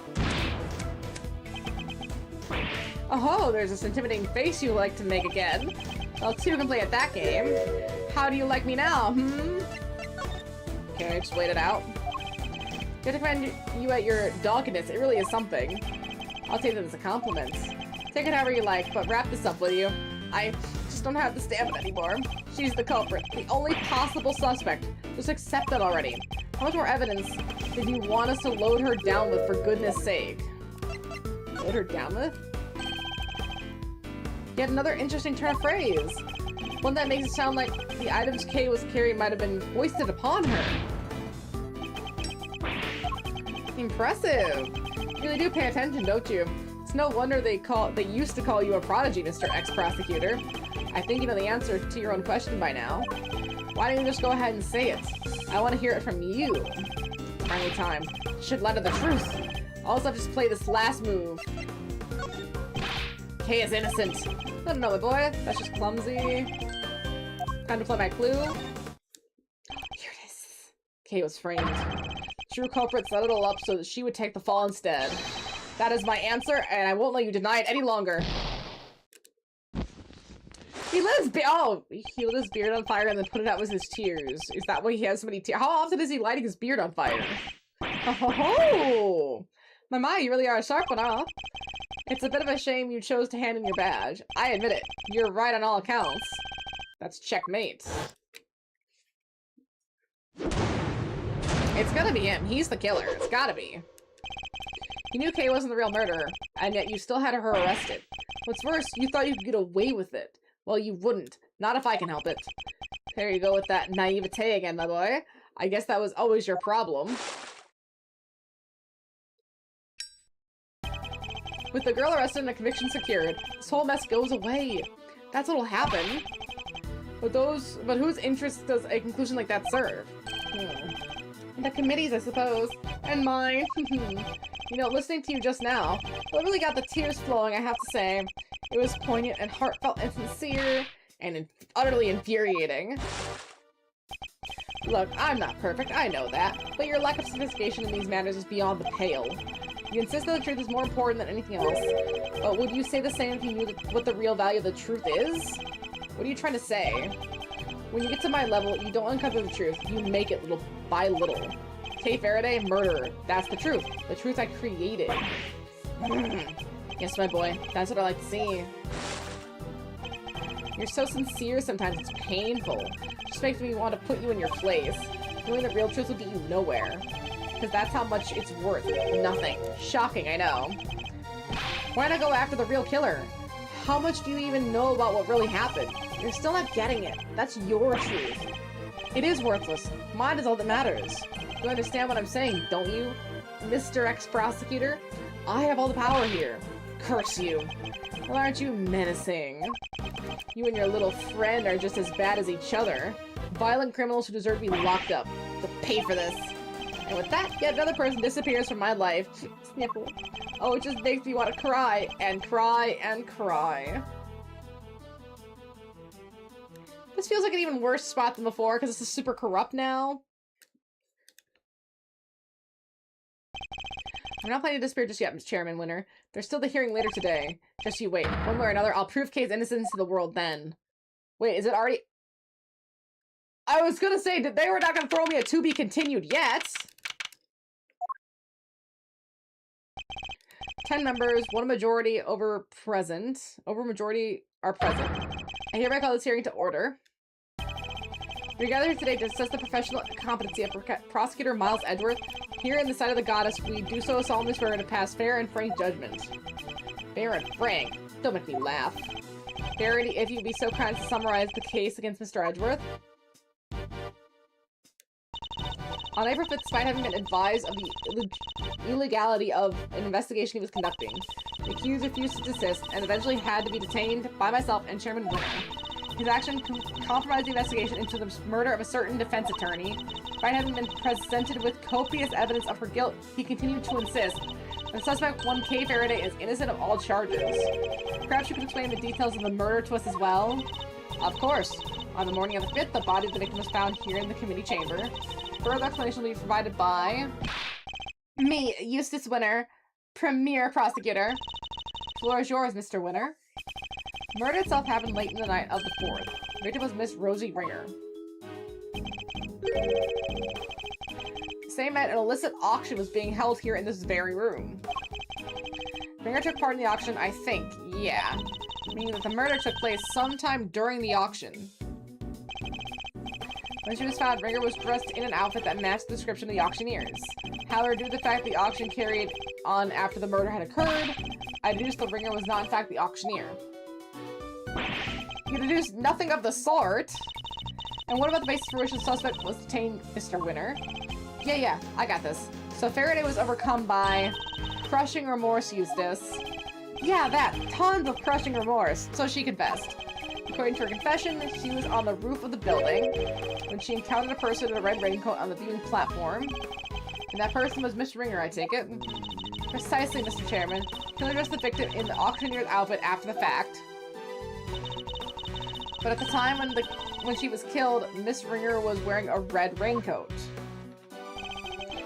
Who won the race to find the raincoat nearby? Me, that too. Did you? I thought it was somebody from forensics. Strictly speaking, it was found by one of the forensics investigators under Mr. Winter's command. I knew it! The blood analysis on the coat showed that it was indeed Miss Ringer who had worn it. And the suspect confession was the final nail in the coffin. She confirmed having committed the murder. As you can see, Miss Kay Faraday was the killer. There's no way anyone else could have done it. Alright, Miles. I mean... Does his outfit have a hood? I mean, just saying. It's a little bit red for my taste. I expect you have some objections. Let's get them out of the way, shall we? I have no objections, Chairman Winner. Well, now is that so? Objection! No objections in the matter of my unauthorized investigation, that is. Behind the matter of Miss Faraday's supposed guilt, I have plenty. I can personally attest to the fact that Mr. Winner's investigation was fair and impartial. Of course it was. When it comes to carefully conducted ops, I am the winner every time. You know, Miles, it's within my power to offer you a plea deal of sorts. If, and it's purely hypothetical, of course, you were to withdraw your objections. You might wake up tomorrow to find yourself the proud owner of a seat on this committee. Bribery. In plain court. So I ask you again, do you have any objections, Mr. Edgeworth? If you think you can buy my silence, think again. You'll watch your mouth. Only the chairman watches his. I didn't come here to talk about committee seats. I came here to talk about the murder case. I demand a statement under oath, and I won't rest until I have one. I want to know who exactly was the committee's view on the incident. I want to know exactly what the committee's view on the incident is. Okay. You want to put us on trial, my boy? Very well, if that'll make you happy. Already, please provide Mr. Edward with the materials pertaining to the case. Really? But sir... This will be his last hurrah. Let's give him with the send-off he desires. If you say so, Mr. Chairman. Evidence they received from Judge Cavill. You have no objections to Verity representing the committee, I assume? None whatsoever. Mr. Edgeworth?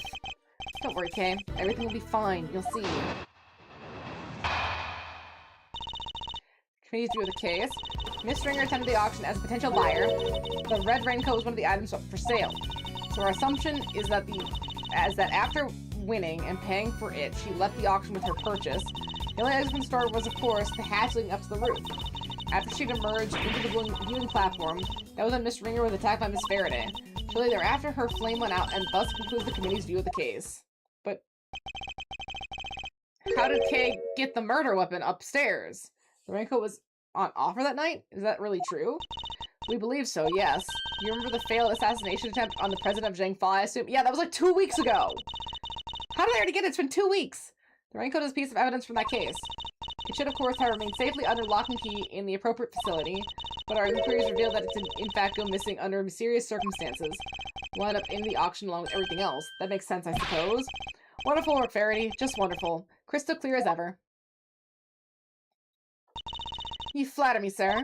Now, Mr. Edgeworth, perhaps you could save us all some time and simply admit defeat. I'll do no such thing, thank you very much. Very well, it's good to know that you still have some fight in you. It is? Why? Come to think of it, she said something strange when she came to visit me this morning, too. What exactly is she up to?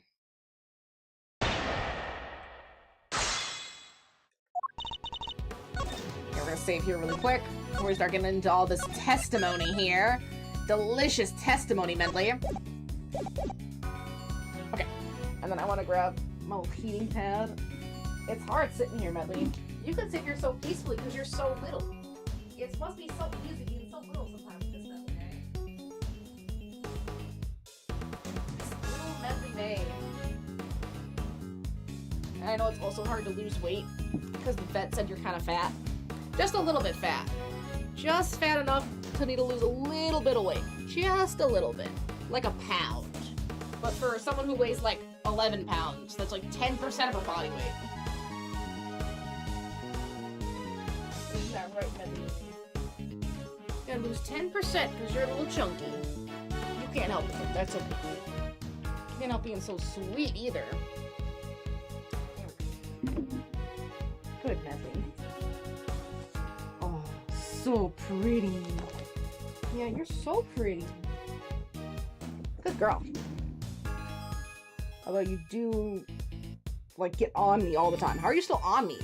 See, Miss Ringer attended the auction as a potential buyer. Shh. That's why I need an ottoman. The red raincoat was one of the items up for sale. So our assumption is that after winning and paying for it, she left the auction with her purchase. The only exit from the storeroom was, of course, the hatch leading up to the roof. After she emerged from the viewing platform, that's when Miss Ringer was attacked by Miss Faraday. Hold it! That's where I'm getting stuck. But why? What possible motive could Kay have had? Now, don't just say great thief. She didn't steal anything. That's exactly what we are hoping to establish in our upcoming interview with Miss Faraday. Coercive interrogation after the fact, something you seem to specialize in. If the murderer knew what the attendees would all be leaving via the hatch, then the roof would have been the perfect place to lie in wait.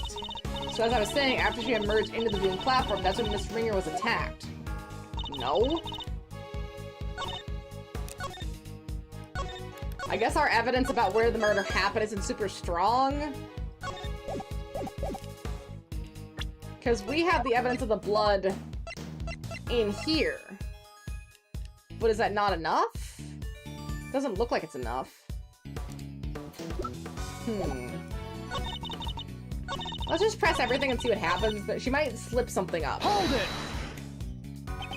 In other words, a member of the committee was actively involved in illegal evidence trade. It is unfortunate. I don't know what else to say. And of course, we'll be looking into any such activities just as soon as this hearing is over and done with. I commend your decision to pursue this matter further, Mr. Chairman. Oh, don't be silly, Verity. It's the least we can do, really. Not that it's any of your business, Miles. Not anymore.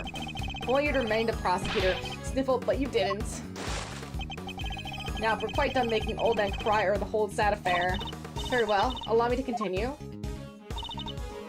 Okay. Hold it! The raincoat really was one of the auction lots? That's correct. I believe it originally belonged to a Mr. Shelley the Killer. Considering its status as a piece of evidence, it's the only logical conclusion. It's from when he made his attempt on the president's life. There's an unexplained mannequin standing there amongst the other items on sale. Could very well have been used to display the coat prior to the auction. Do we know how the items are being smuggled in? That is still under investigation, and is entirely unrelated to the matter at hand. Especially considering that you will soon officially be a prosecutor no longer, Mr. Edgeworth. The outcome of this hearing is a foregone conclusion, no surprises there. My personal circumstances are important right now. Please continue, Your Honor. Yes, as I was saying, the raincoat is one of the items up for sale. Hold it! A lot of assumptions here. Why does she leave so soon after making her purchase? Because of the auction house rules. Winning bidders are expected to pay for their items immediately. The chart told us pretty much the same thing. Miss Ringer, having paid for the raincoat, probably left immediately afterwards in accordance with the rules. Hold it! Miss Ringer was a member of the committee. Was she not allowed the committee via chamber via the main door? While the auction was still underway? That would risk exposing the existence of those outside the trusted circles of attendees. Given Miss Hart found out about, I think its existence is already well exposed. Rules of the auction stated the attendees were to enter and leave via the hatch in the roof. Miss Stringer had no reason to follow those rules, and given where the murder took place, we know that she must have done so. She didn't though, wait! Wait. Could it be the keycard record? Because then why would she come back if she's trying to be stealthy? Objection! Okay, no, it's not. Never mind. I thought I was being clever with that one. Hold it! See, her flame went out. The flame of her life, Mr. Edward. Though perhaps her flame was stolen from those who were out. But the candelabra that extinguished her life was one of the auction lots, meaning Kay had no way of getting a hold of it to begin with. Miss Faraday could have lain in wait for the victim without knowing of the store's existence. She could easily have snuck down the ladder and stole it while the auction was underway. If only we knew where the candle holder was during the auction. That would certainly clear the matter up, no? Well, either of you? Sadly, we don't have anything that could tell us much on that front at the moment. Forgive me, sir. This is something we are hoping to establish through further investigation. Well, isn't that a shame, Miles, my boy? It seems this line of inquiry is something of a dead end, then. So the theory that the victim and her killer met on the roof, and that's where the murder took place. In other words, it assumes the viewing platform was the scene of the crime. But is that really the case?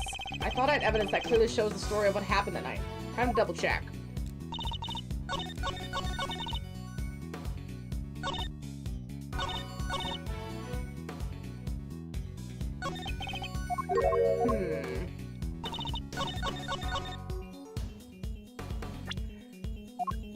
Would it be the blood on the elevator? Objection!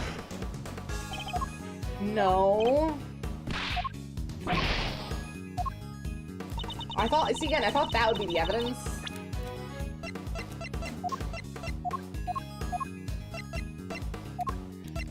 Photograph of a mysterious figure in a red raincoat. Blood was detected on the elevator. It looks like it dripped through the floor. Box which the killer hid the body. Traces of blood were detected inside. Worn by the victim whose fingerprints and blood were found on the hood. But just the hood.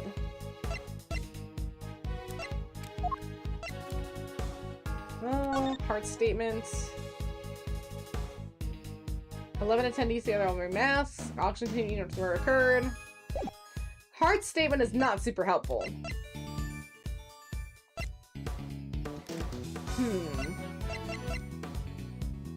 A 3-armed candle holder that may have been the murder weapon, judging by the wounds on the victim's chest. Huh.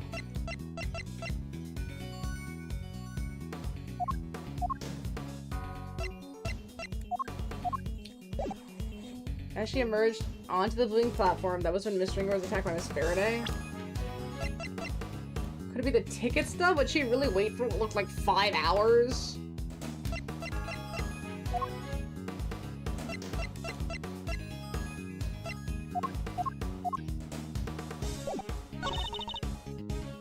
Shortly thereafter, her flame went out.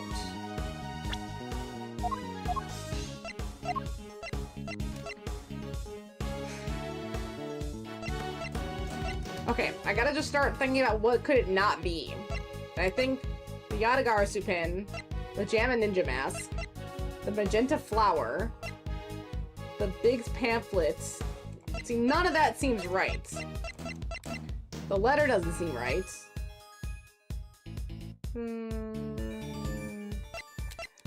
Kay's recollections, maybe? I don't know how that incorporates just yet. Ticket stub. That's a maybe for timeline, but I don't think so. From the victim's hand. Ringleader wore a white jacket and white gloves, a magenta flower, and a mask. Age and gender could not be discerned. How did she get the ringleader's fit then? And why would she change the outfit? That doesn't make any sense.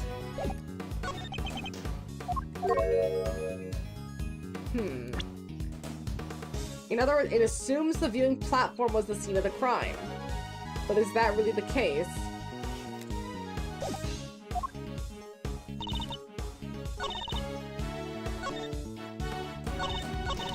So our assumption is that after winning and paying for it, she left the auction with her purchase. One by the victim's fingerprints and blood are found in the hood. Can't examine it either. The only exit from the store was, of course, the hatch leading up to the roof. Objection! Well, because it's not the only exit, the elevator's also an exit. I thought maybe that would work, but no, that didn't work.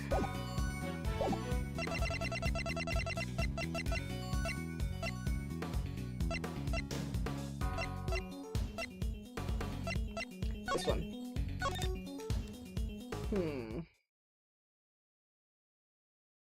We've pressed on everything, and she hasn't given up any information. So it's gotta be a piece of evidence that shows the murder took place in the storeroom and not on the viewing platform. The person didn't go up and die on the viewing platform. That was separate.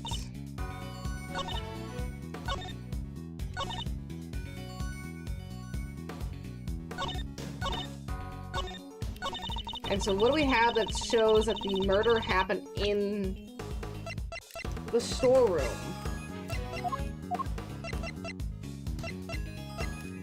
I'm thinking maybe the clothes box? Photograph of a mysterious figure in a red raincoat. And that same raincoat, dirty, covered in mud, and some blood.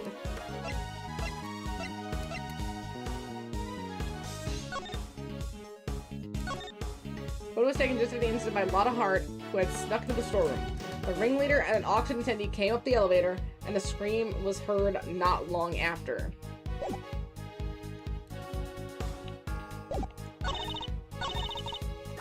Is it the photograph? Objection!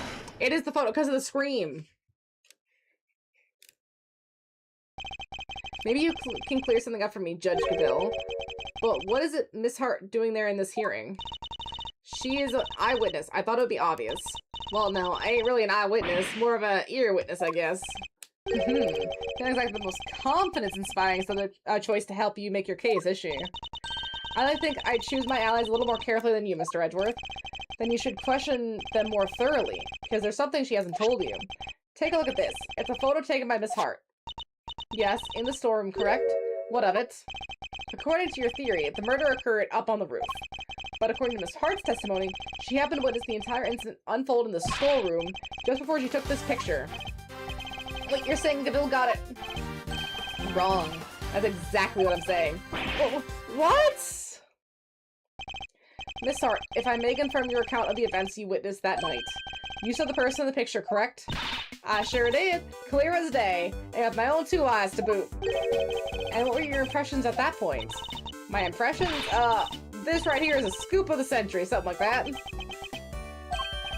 Yeah, that makes sense. I was hoping more of your impressions of the person in question. Oh, that there's a walking meal ticket. Seriously? Just my old joke. Going to look at me like I done sat on your lunch. Old red raincoat, right? Why, I took one look and I thought, that's our perp right there. And therein lies the rub, for Miss Hart had to have thought such a thing means that the murder occurred.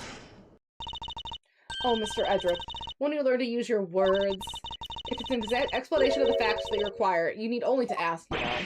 What do you mean? I assume you know about the rise of the issues of the voices Miss Hart heard? Voices that may be unrelated? Unrelated? You could do better than that. It was one of the voices Miss Hart heard, really even Miss Ringer's? You're kidding me, right? Them folks was talking crime-related turkey, or my name ain't Lotta Dang Tart. Ah, but you did hear them clearly. Well, can't really say for sure, but can't really say nothing, and you know it. They was using voice changers. I done told y'all that. Precisely. Miss Hart heard voices, but those voices were disguised, which means we cannot even be certain that whatever she did over here had anything to do with the murder. Objection!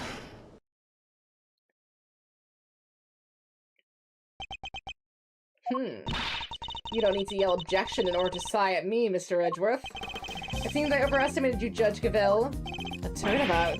Nonsense. Verity's one of the best, my boy. The very best. And that she believes that what Miss Hart heard might not have been anything to do with the murder?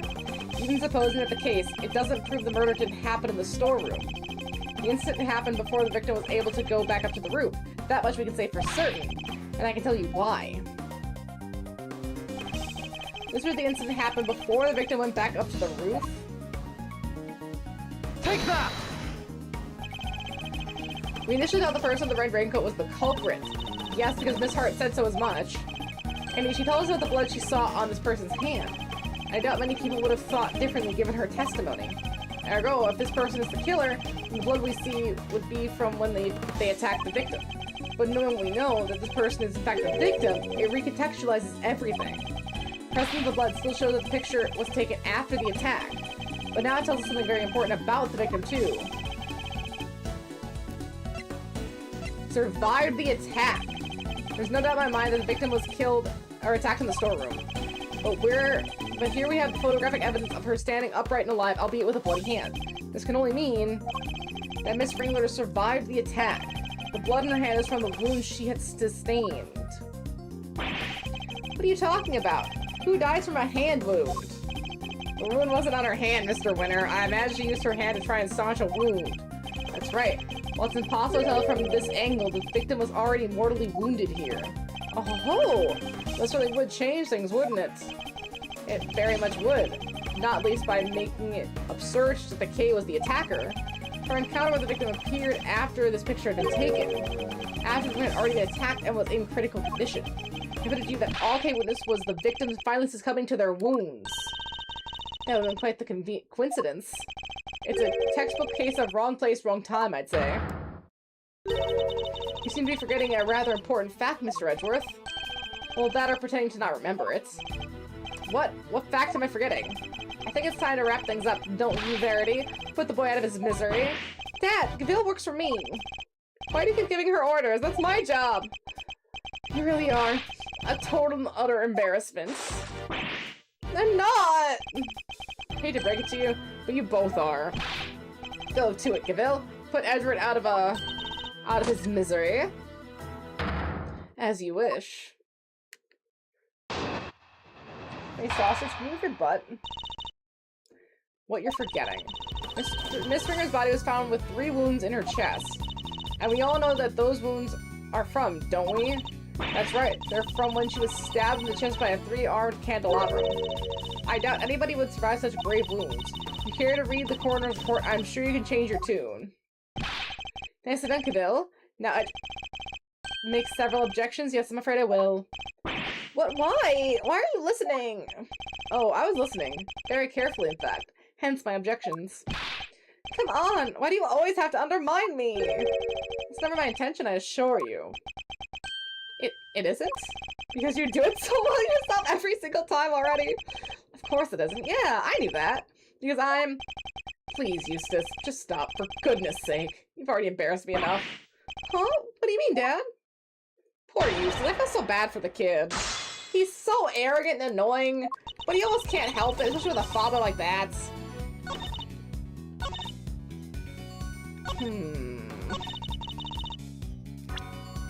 Okay, let's read the coroner's report. Findings placed time of death sometime late last night. Cause of death is a set of 3 puncture wounds on the left side of the chest inflicted by a candle holder. Victim will suffer head injury post-mortem. Other marks, prominent burn mark on the back of the victim's right hand. Why is there a post-mortem injury to the head?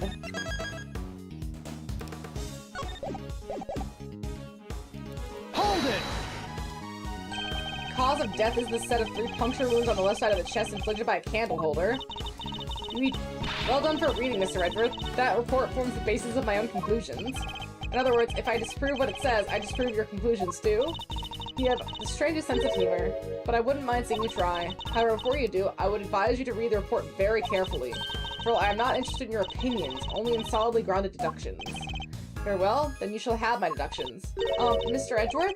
Don't worry, Kay. Everything will be alright. I need to find something that proves the victim was still alive and breathing immediately after the attack. If I can't, Kay's fate will be sealed.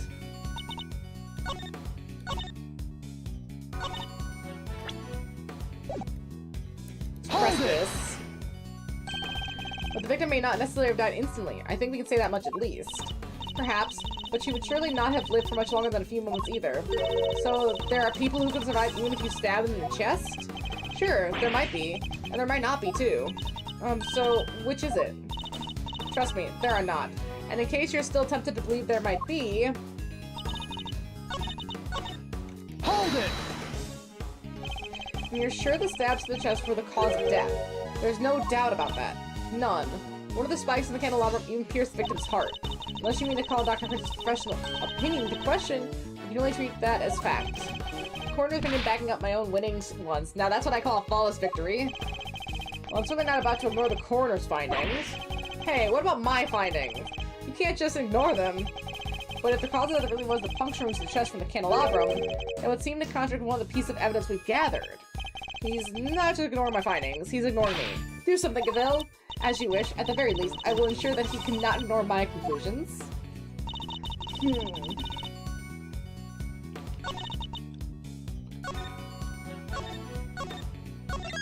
Let's save. So she's stabbed in the chest, but that contradicts with the piece of evidence we have.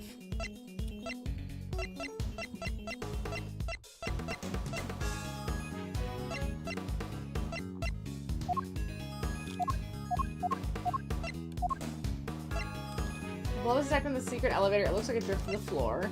Box which the killer hid the body. Traces of blood were detected inside.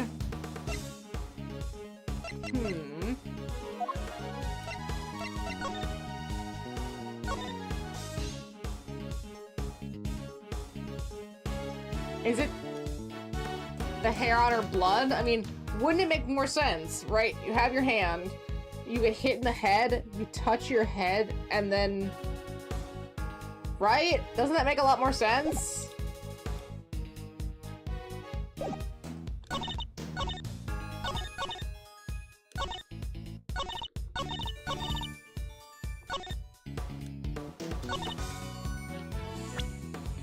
What if we present the coroner's findings on... That's right, they're from when she was... Objection! Okay, so it's not there. But would it be... the coroner report on the... Objection! Oh, dang it. I want to say it has to do with the blow to the head. Hold it! Okay, but are we sure that's the cause of death? 3 wounds. That can't have been pleasant. Yes. Which is why we must see that the perpetrator of the crucial act pays for their sins. Don't listen to her, okay? She's just trying to scare you. Could you please continue on, Judge Gaville? Very well. All I was saying, there were 3 wounds. Is it the box?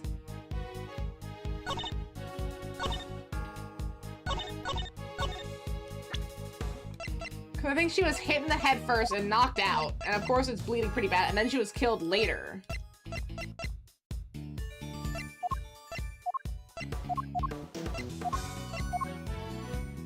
Fox's killer hit the body, her liver protecting inside.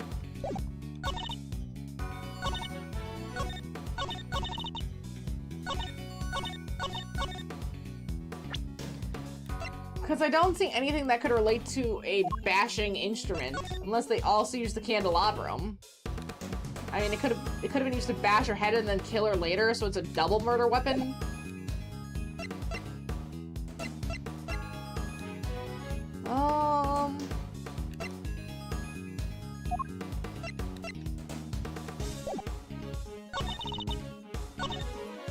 There, for when she was stabbed in the chest by a 3-armed candelabrum.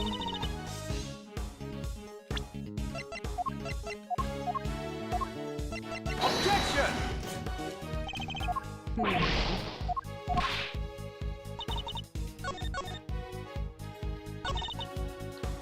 Okay, I'm trying to make the point, what if she wasn't stabbed first? What if she was hit in the head first? Injured. Concussed. Knocked out. Obviously not dead.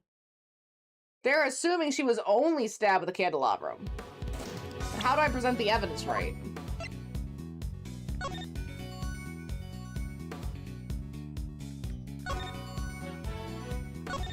Because they're just assuming the head injury was post-mortem.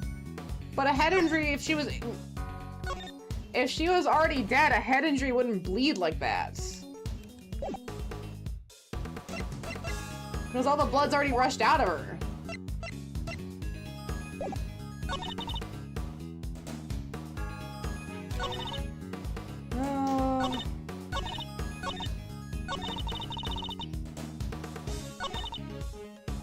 Hold it! Did I press this one? I don't think I did. See, I did actually ask Mr. Winner. He does, I'm sure. Don't you, Eustace? Who, me? Oh, you better do. I know this game's inside now. Who does he think he's fooling? Eustace, my boy, make an old man happy and at least glance the corner of the court, would you? Sure, let's see. 3 puncture holes, yada yada. No way. That's what they use? Crazy. I have, precisely. Wounds are inflicted just as Eustace says.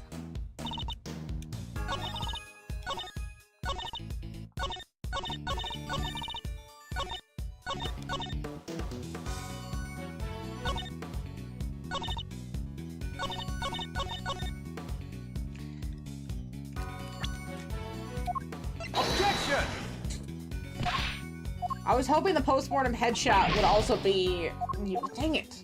Everyone keeps talking about the corners. I'm missing something.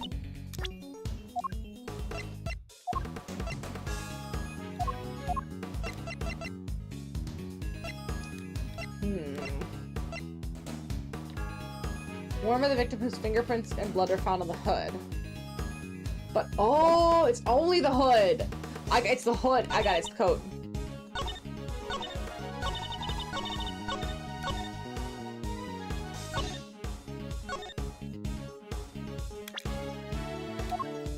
Is it the chest? Objection! Yeah! I figured it out! Because there'd be blood on the coat. Chairman Winter, you know what this is, of course.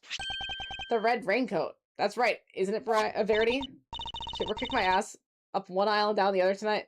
For good measure, I got a few good rib kicks. Damn, so you got kicked up and down and then in the rib too, so you're basically on the floor, probably in the fetal position, getting kicked in the ribs as well. That is a really bad day at work. I'm sorry to hear that. Was it just really busy, or was there just, like, no help whatsoever? Or was it just they overloaded you with too much stuff to do? Like, we have, like, an investigation or inspection coming. You gotta just clean, so you have more stuff to do today. Let's see, yes, the one Miss Ringer was wearing. I warn you, Mr. Edwards, you will not be thanked for retreading old ground here. Well, I'm afraid I have to regardless. Now then, if you will answer me this, Judge Goodell. You told us the victim's bloodstains were found on the coat, but do you remember where exactly they were found? Of course, they were found on the hood and... Oh, no! Well, what's the matter, Verity? The hood and... Was blood found anywhere else on the raincoat? No, it was not. Doesn't that strike you as odd? The victim died of stab wounds to the chest? Wouldn't that lead one to expect to find bloodstains in that area? And yet, there's blood only on the hood. It's a glaring contradiction if I ever saw one. The head wound the victim suffered wasn't just some incidental injury. It was inflicted before the stab wounds to her chest.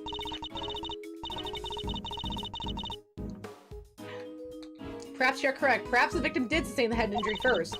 As you said, if she had been stabbed first, there should have been blood on the chest area of the raincoat. Therefore, Miss Ringer could not have been stabbed before the injury had been inflicted on her. But if we can see this point, that the head injury came before the chest wound, what difference would that make? How did it change our understanding of the case?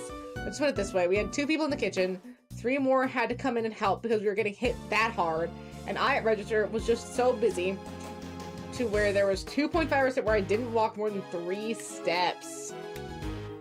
Ooh, that is a very busy day.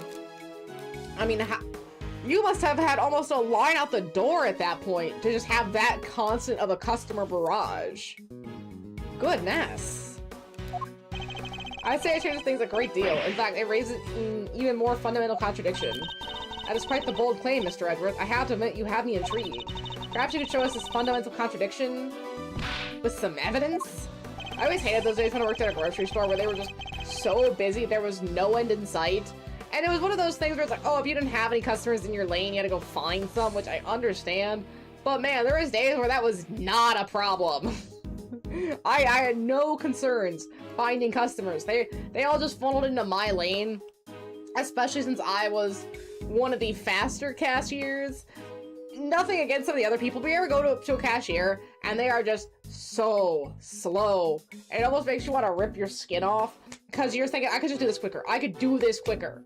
I am that quicker person. Like I was that, like I was bagged already. Like, here you go, chief. $2.95. Give me what you got. It's like, they'd be that quick.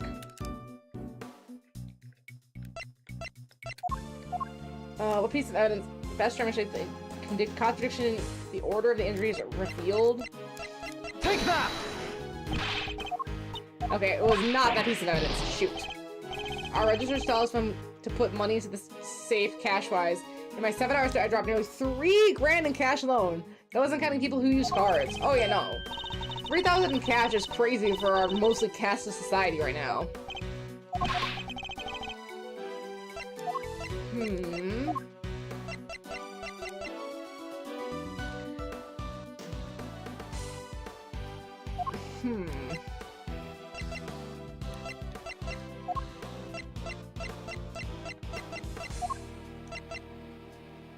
Which piece of evidence best demonstrates the contradiction in the order of the injuries revealed?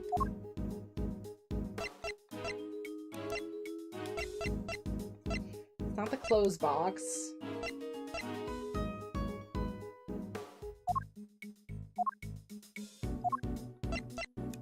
Order.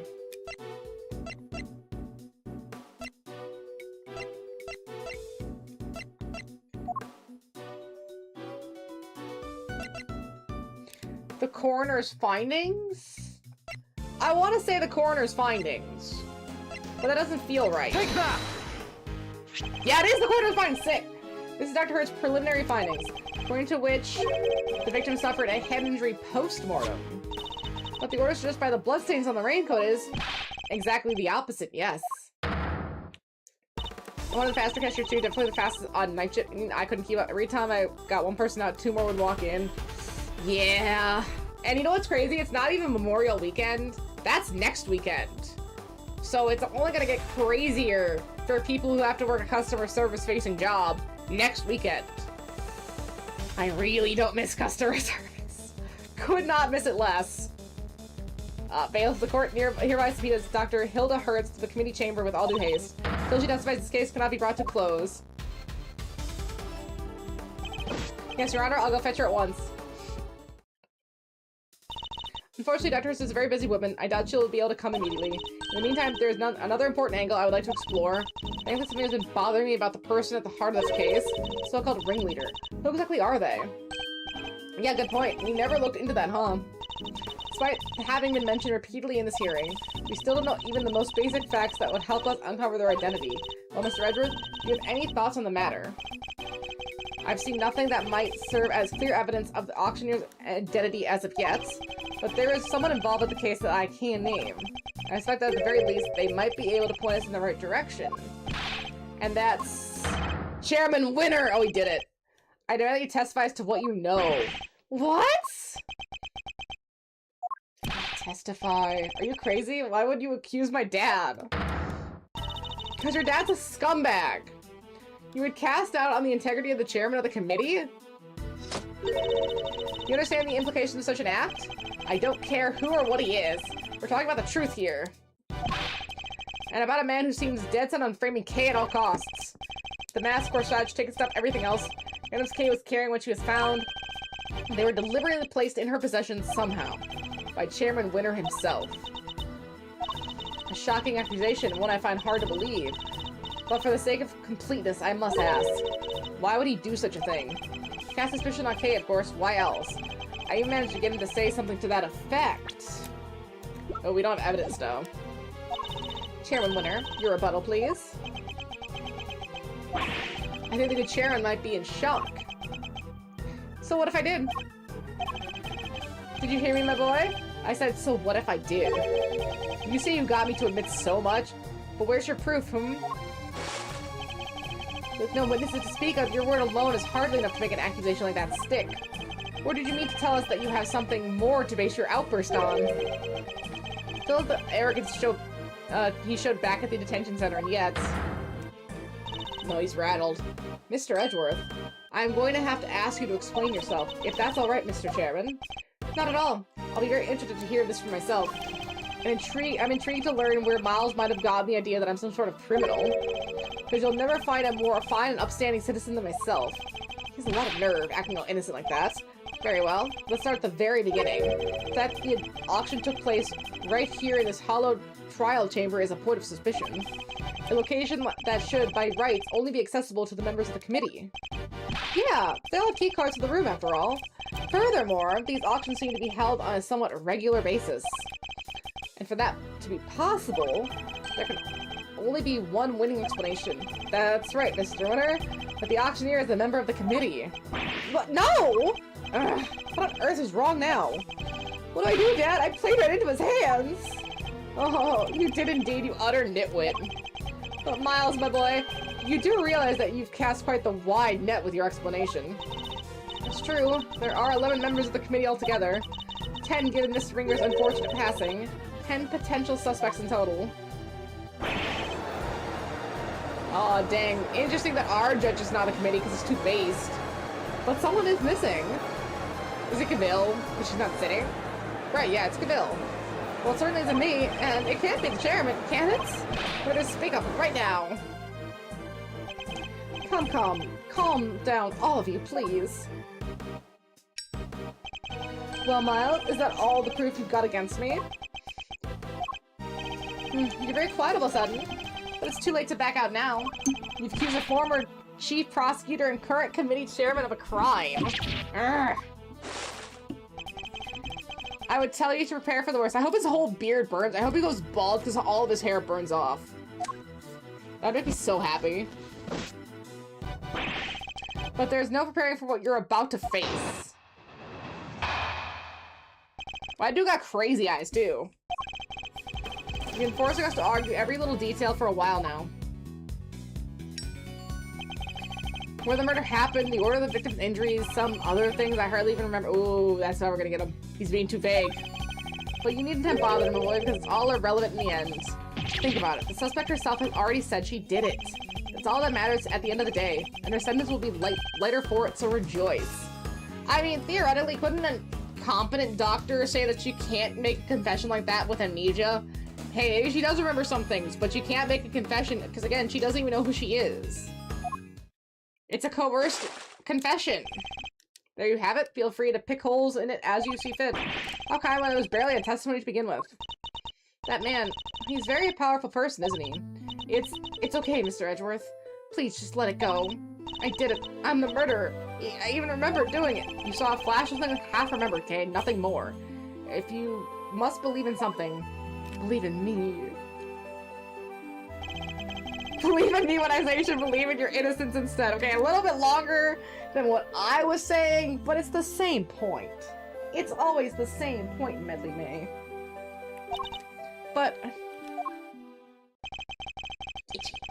I'm up against the head of the committee here. This isn't gonna be easy. But he seems to think he's already won. Perhaps I can use that against him. Nice sausage.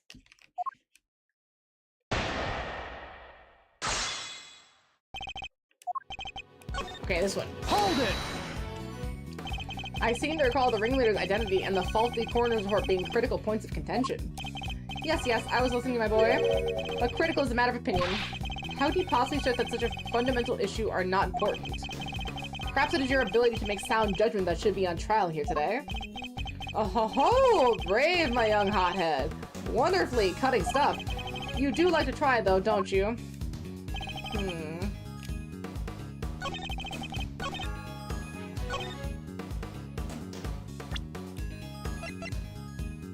The order of the injuries, some other things, where the murder happened.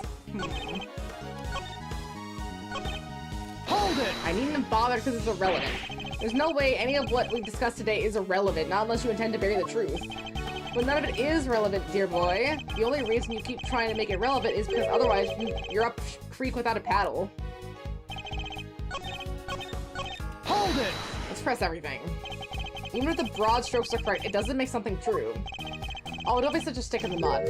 I say the bigger picture is more than enough here. After all, every case has a little inconsistencies and contradictions. If we let ourselves get bogged down every single one, we never make any arrests. And once we did, the trial would drag on forever. Even you understand that, right?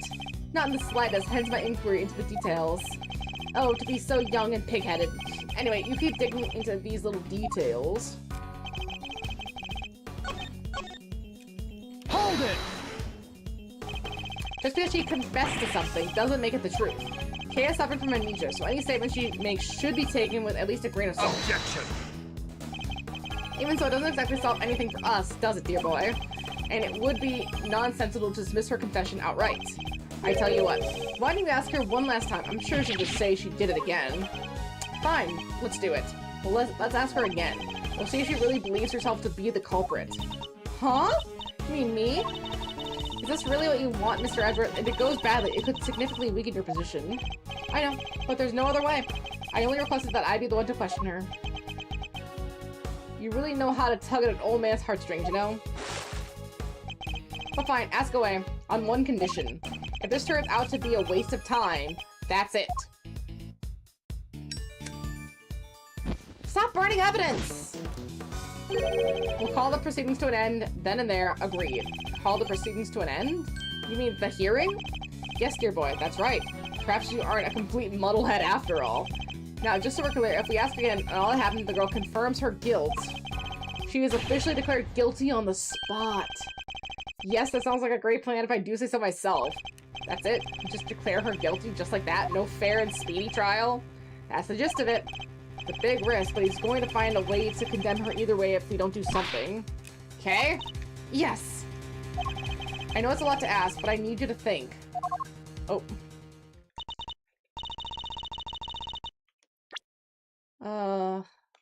Do you remember anything about what happened the day of the murder? Anything that might help us prove your innocence? Why are you still fighting it, Mr. Edgeworth? It's no use. I can't be of help to you. I'm sorry. I'm too scared to try and remember anymore. What if I remember something even worse? And if I did, I'd just be making more trouble for you. Please, just accept it. The Kay you thought you knew is a dangerous criminal. A criminal who let you down and betrayed your trust. Don't worry, Kay. You have nothing to be afraid of. I may not have known you for very long, but I know you well enough. And right now, I'd say I know you better than you know yourself. You would never commit a murder. You could never, because this is who you really are. Is it the pin?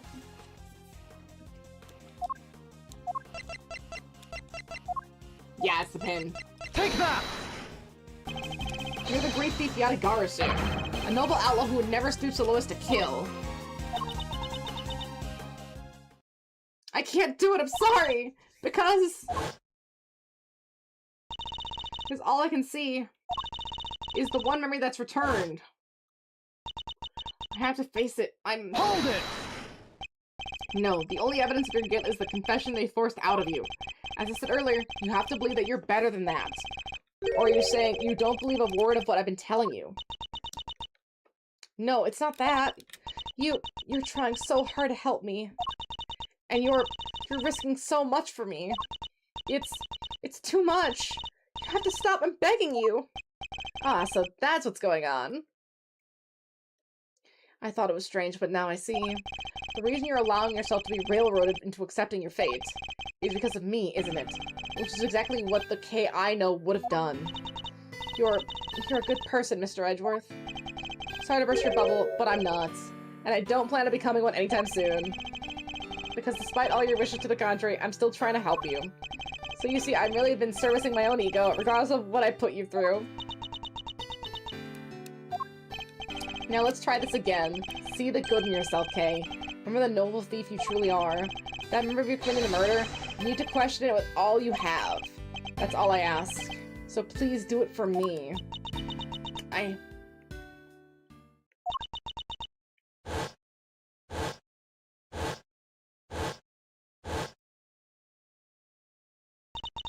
Ah! Kay! What's wrong? Did you remember something? Ho-ho! It'd be like some cliche movie plot if she did. A cow.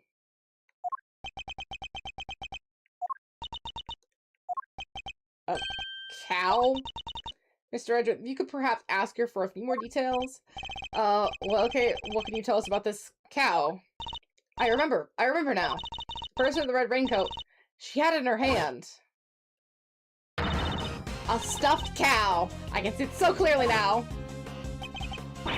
Are you sure, Miss Faraday? Are you absolutely certain? Yeah, I'm sure.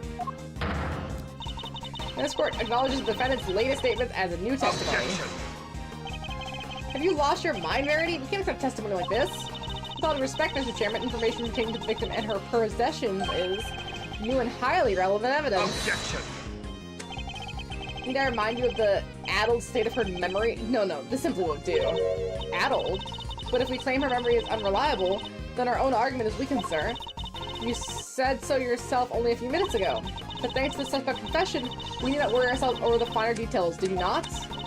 Where were we to call the validity of her memories into question? Then we must also call into question the confession on which our entire argument is based. Is that really the most advisable course of action? Yes, you're right. Proceed as you see fit, then. Thank you, Mr. Chairman. We're still in the game, but only by the skin of our teeth.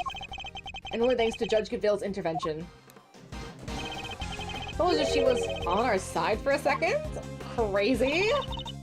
Well, Mr. Edgeworth, the stuffed animal. I believe the cow in question is the thing here, Your Honor. We found in the storeroom, and believe it is yet another auction lot. Blood. Wait, that's... Huh? Do you know something, Gaville? No, it's just not what I imagined. I suppose this is a rather odd thing for the victim to have been carrying. I should look it over carefully.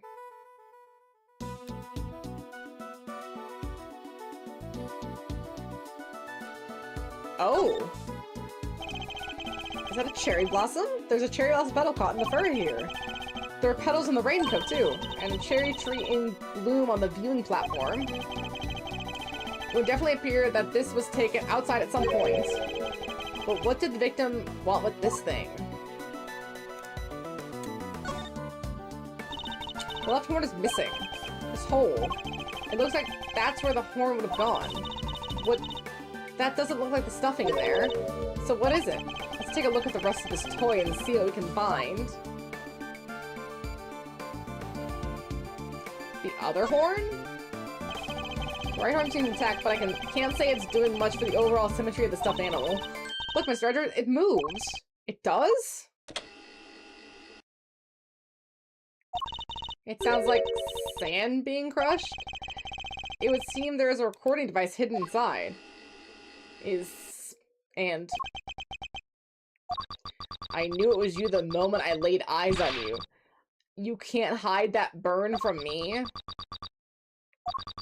Nothing to say for yourself? I've waited so long for this day, and now I'll finally have my revenge. Ah!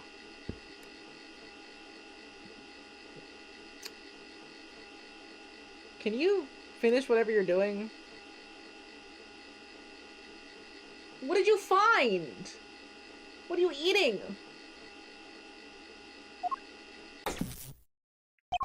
Could this be the moment of the murder? And someone made a recording of it? Eat your butt. Hey, that's them right there. That was the voice I heard. Sure as eggs is eggs. Unfortunately, we have no way of verifying when these voices were recorded. It's possible they had nothing to do with the murder. Only there was some accompanying video footage. You got bugs in your ears or something, lady? I told you. Them's the voices I heard. And we already know the victim was holding that thing, right? So it's gotta be from when she got it. Yes, it is a possibility, but a weak one without more than your words to back it up. I also need something more. Something credible. Can you move your butt, little lady? We need, yet again, she seems to be stepping in to help. Judge Gaville, I think we all know the voices are from the moment of the murder. Consider for a moment the words we heard one of the speakers say. I knew it was you the moment I laid eyes on you. You can't hide that burn from me. I believe we have something that can explain these words are referring to and how it's all related.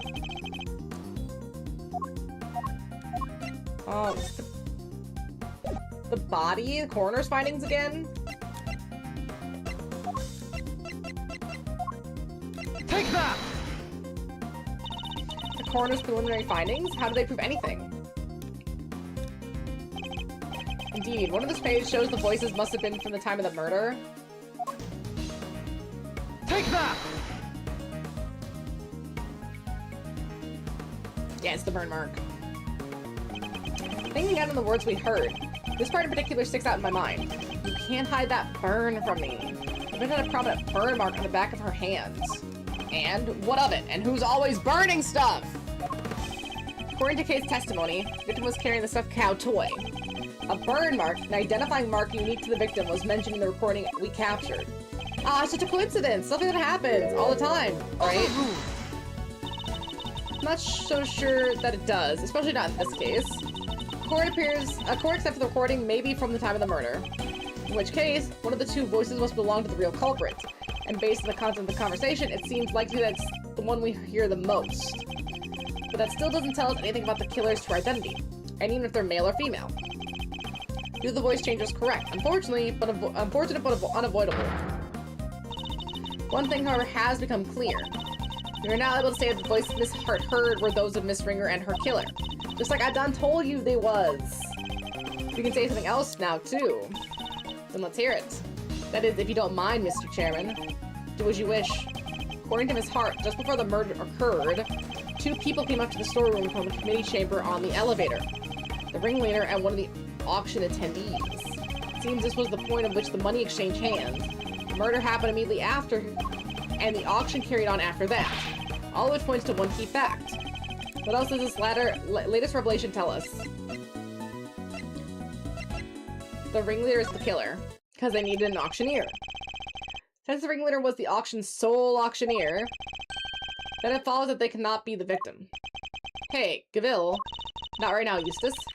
There's a good boy. And if they weren't the victim, then they can only have been the killer. A compelling argument, but hardly conclusive. I am fully aware of that, Your Honor. I was merely warming up for the main events. See, it's him! He's so guilty! There are certain traces left of the scene that seem to suggest the ringleader was the killer. And so corrupt. Then please hurry up and show us. What is something that was placed on the scene that points to the ringleader as having been the killer? Take that!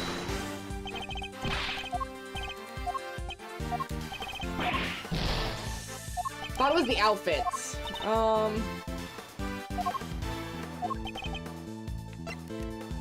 The key card?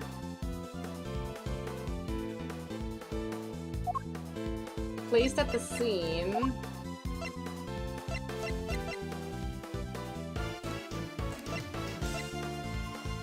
Was placed at the scene. Kay's book?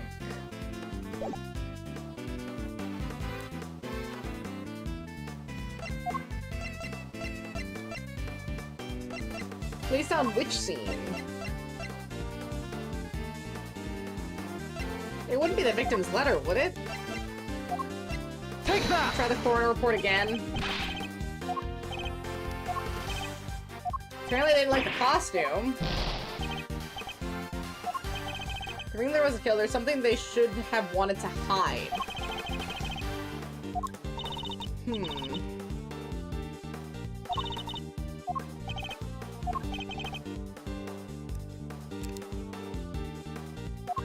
What have they been trying to hide?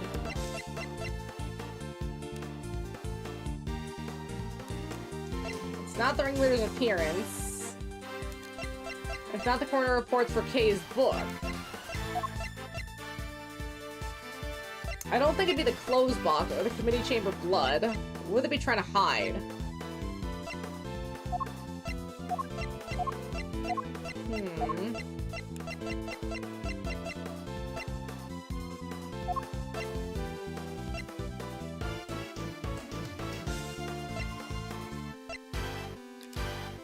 Would it be the letter? Take that! Okay, no, it's not the candelabrum.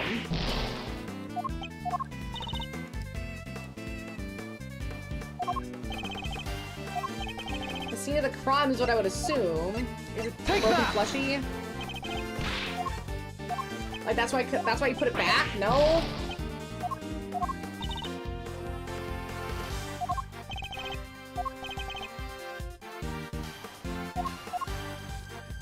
What is something that was placed on the scene that points to the ringleader having been the killer? It wasn't the appearance. It wasn't the candelabrum. Is it the victim's letter? Take that!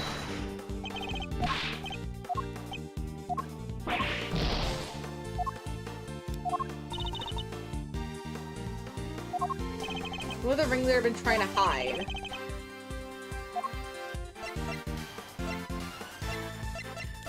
And do they mean at the scene of Kay's finding, I suppose?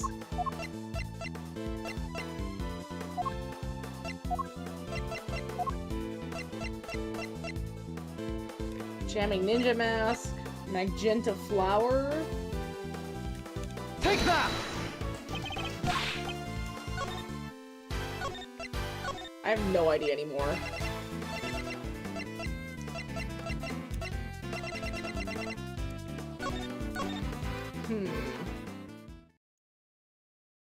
The ringleader's obviously trying to hide their identity. They placed the body, but the coroner's report didn't work.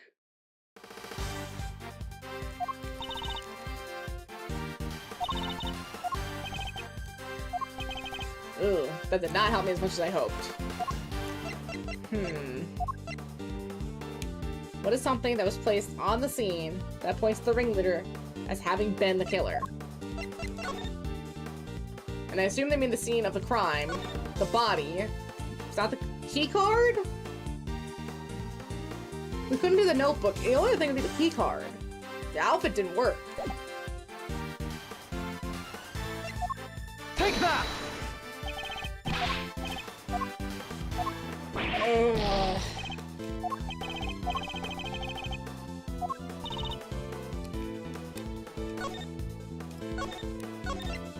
Save separately here.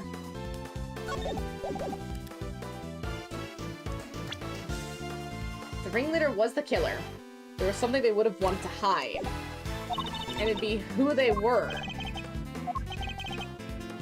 So any information about them.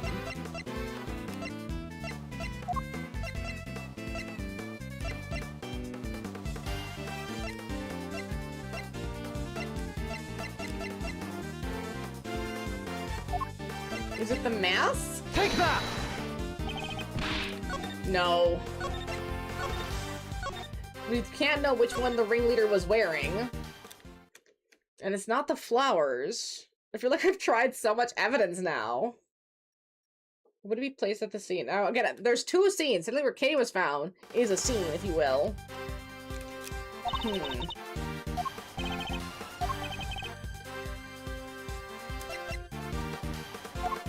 Take that! No, I did not mean to do that.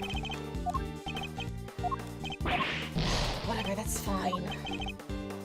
The ringleader was the killer. They want to hide that information.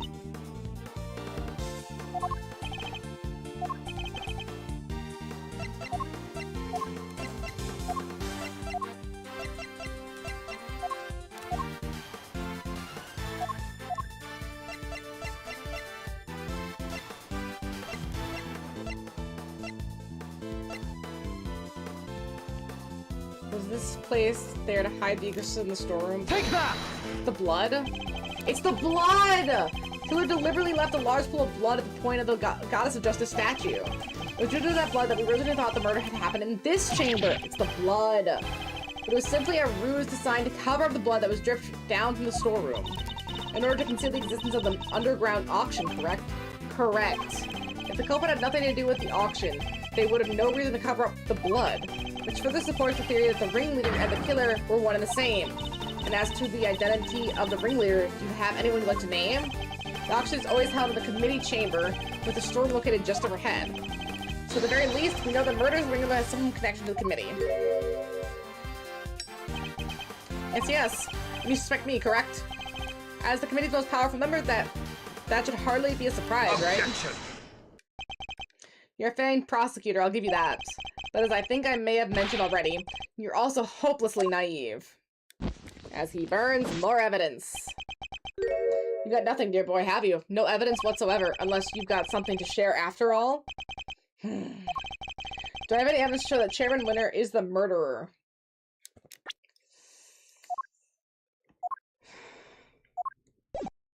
Don't. It was Chairman Winter himself who brought up the fact that I suspected him. He seems confident right after the get-go that he's untouchable, which means he knows. He knows I have nothing.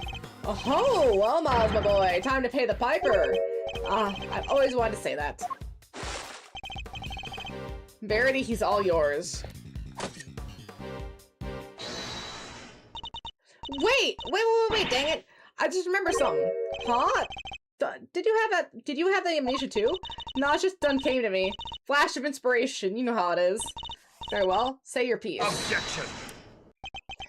What are you doing, Verity? Mr. Edgeworth has made it clear that he won't give up until every last lick of hope has been extinguished. So extinguish we must, lest he try to drag us through this excruciating process again in the future. Yeah, what she said. Don't quite get it, but it sounded pretty cool. Don't worry, Dad. I'll help Gabriel bring this to a winning finish. We'll show them how wrong they are. Friends, hear what the witness has to say. Hear the chairman, Miss Hart, if you would be so kind. Alright then. Facts, Miss Hart. Nothing but the facts, please. Don't you worry your pretty little head on that front. I'm a journalist. Truth's my middle name. Telling me officially worried. The ringleader's the killer, right? Which makes the victim one of them auction goers. Thing is, I don't know. I counted 11 people coming down the hatch, see? And the murder happened, and then the auction started back up again. Now I have a look back downstairs right after that. No. And wouldn't you know it, there were 11 little duckies all lined up in a row again. How? You're sure of this, Miss Hart? Sure as sure can be, your gavel ship. Saw my own two peepers. So 11 before the murder, and 11 again after that means... Wait, that's a thingy! A contradiction, Eustace. Do try to keep up. Miss Hart, did nothing really change at all? I done told you already, they carried right on again like nothing had happened. Oh, except for... It wasn't nothing much, but... What is it? That little mallet doodad. Can't have yourself an auction without one. Kind of like the one Missy over there's got, but different. The auctioneer's hammer? That's the money. I done heard that thing banging and clanging right the way through, then nothing, just like that. So the noise of the hammer stopped midway through? Could it have been something to do with the murder? If what Miss Hart is telling us is true, we have something of a problem, meaning that the victim is neither the auctioneer nor one of the attendees. Your entire theory cannot stand, Mr. Edgeworth. Chalk went up for justice. Eat that, Edgeworth. See, Mr. Edgeworth? There really is nothing we could do. No, there must be something we're overlooking. Something we still don't have an explanation for. I just need to think. If I can't, Kiz. Alright, kids, do we finally have all of our answers now? If so, then I expect you to make good on... Gavril! One moment, sir. I worry that it might still be a little early to pass judgment. After all, we have one more matter to resolve. Until we do, we cannot claim complete and total victory over Mr. Edgeworth. Is that so, Mr. Edgeworth? Frankly, I expect you to have raised your voice by now. Allowed hold it, perhaps? Oh, yes, of course. And once again, she has rescued me from the jaws of defeat. Very well, let's get this over with, shall we? What is this one matter that still remains? Why, the contradiction in the coroner's report, sir. That's...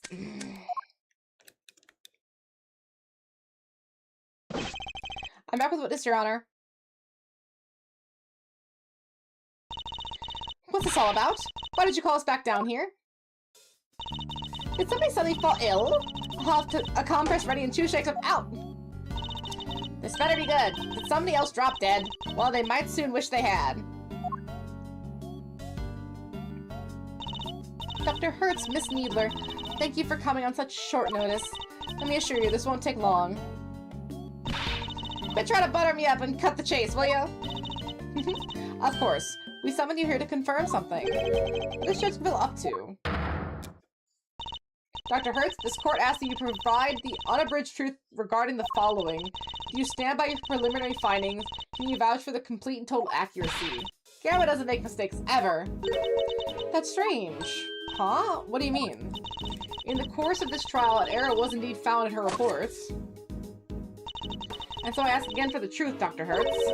Did you alter, tamper with, or in any way falsify your findings? That's awful! How could you even say that? What are you asking me for? Why the heck would I want to do that? To help the true culprit, of course. As if I know anything about all that. I just know I didn't do anything of the sort. I will say, the second case is definitely the weakest here, the one where you're just in the prison. The first case is fine because it's a tutorial and it's just the 2 parts, so it's kind of over pretty quick. And then the third case is longer, and it doesn't really get as repetitive. It's more conversational. I think that helps it, because we're not doing as much investigating, although that does make the puzzle a little bit weaker, because it's very streamlined. But it still is better than the second case. The fourth case has been pretty in the middle, pretty expedited feeling, while still having a good bit of meat on it. Let's see, then that seems doubly strange. What other explanation could there be for the discrepancy in your report?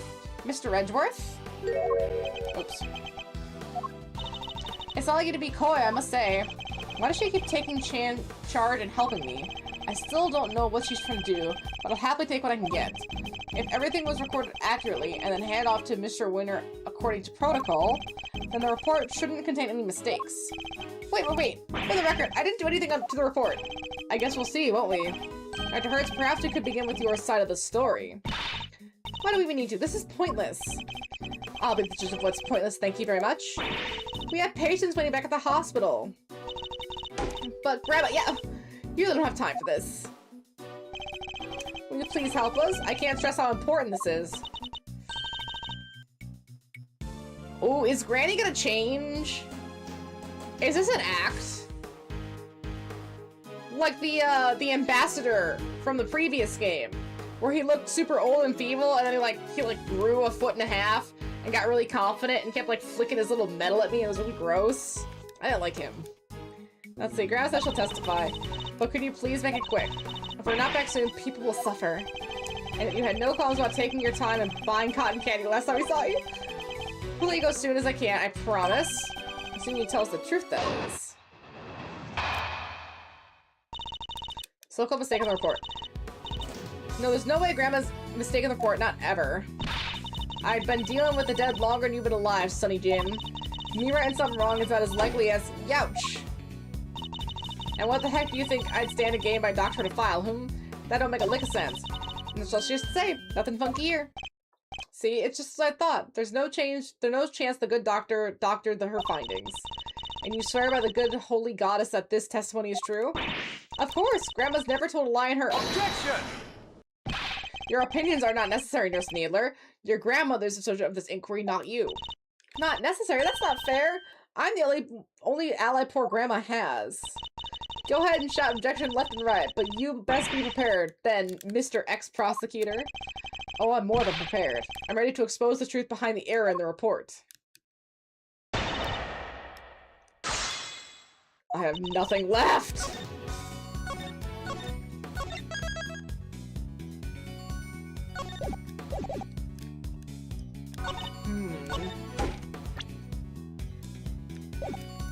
Hold it!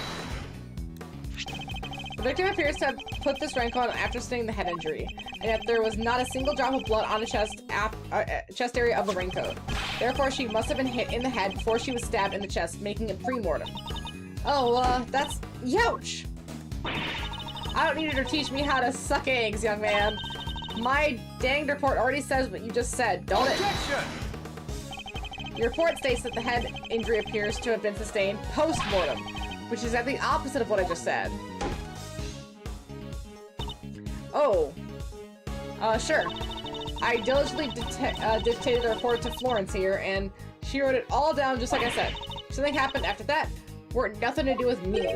You dictated it? If you could please tell me more. Hold it! So, just so we're on the same page, what were your conclusions regarding the body? Well, like I said, youch! Sorry, it was, death from good hard knock to the noggin. And can you say for certain that the knock happened, Miss Hertz? Pre-mortem, of course, chest would happen after the poor girl died. I told Florence that, and she wrote it down right. So that's what it says in my danged report. That may be what you told her, but I think we're finally getting to the truth.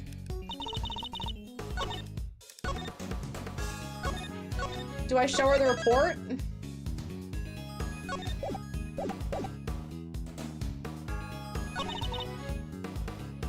Hold it! You're not stood to gain anything from it. What about your granddaughter? Me? I didn't stand to gain anything either. Never mind her. What about your little friend over there, She's gonna gain something for sure. Look at you, trying to accuse my sweet innocent Florence of wrongdoing. Yeah, you ought to be ashamed of yourself. I wish you'd tell that to Sharon Winter. Anyhow, nobody doctored the report, you hear? Nobody.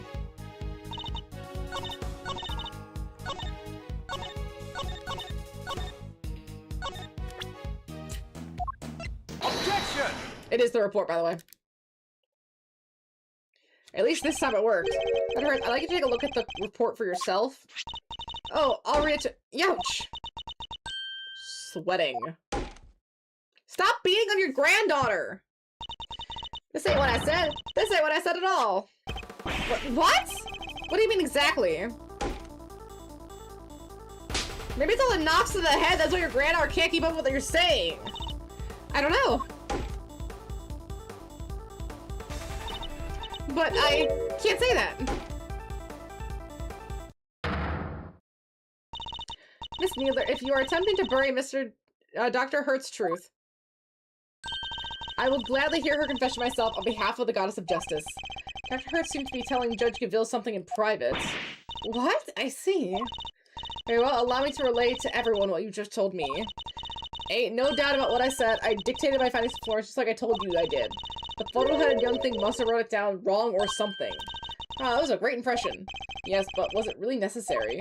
So in summary, there is an error in the report, and it's all because of you, Nurse Needler. True facts have now been shown to be that the head injury occurred prior to the chest wound. The question now, Miss Needler, is why did you introduce such an error? Just a minute, Verity. You make it sound as if the poor girl did it deliberately. Whereas it seems to me that she just made a little mistake. Pre-mortem, post-mortem, they're practically the same word, don't you think? Except the two mean completely opposite things. It's just deliberate, no doubt about it. But why would she want to change it? Exactly. Thanks, Gab. Ouch. You won't get away that easy. Explain yourself, young lady. But Grandma, You submitted a falsified report, an act that led Kay to being accused of murder. You owe us an explanation. But I can't tell you. No, don't want to, but can't. This is really rather unpleasant, don't you think? Ganging up on this poor, considerate girl who's only looking after her grandmother. She has nothing to do with anything. She simply made one tiny mistake, so why not leave it there? You'd like that, wouldn't you? Because the only person her testimony would hurt is you. What on earth do you mean, my boy? Seeing as you've now a de facto ex-prosecutor, you're going to need to explain yourself better than that. I'd be happy to. I'll even spell it out for you.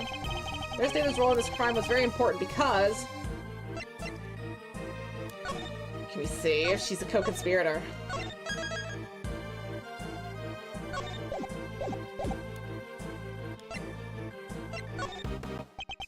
Nurse Needler doctored the report in order to cover for her accomplice. Ouch! Oh, so she's a co-conspirator. This innocent young thing. Do share your grounds for making such a wild accusation, dear boy. The murder couldn't have been committed by one person working on their own. Without at least two people, it wouldn't have been possible to maintain attendee numbers. The auctioneer was the murderer, and the victim was one of the attendees. Yes? How may I help? Hopefully I can help. I have the witness testified to there being 11 attendees even after the murder didn't make sense. Hey, watch it! I can't find anything fun on a Switch for a fair price. Ooh. Yeah, it's for the fair price, that's the problem. Switch games rarely go on sale, which is so irritating. I usually try to wait for the Black Friday sales, but they've been kind of shit recently. So, and then Nintendo doesn't really do like a Steam sale, even for their digital games, which is just crazy work. And, you know, you'd want to get something that was Switch related. Anything else you can get on a different console that played better. So it'd have to be anything, again, Legend of Zelda, Mario, Smash, Fire Emblem, Yoshi. And I feel like Mario RPG hasn't gone down in price.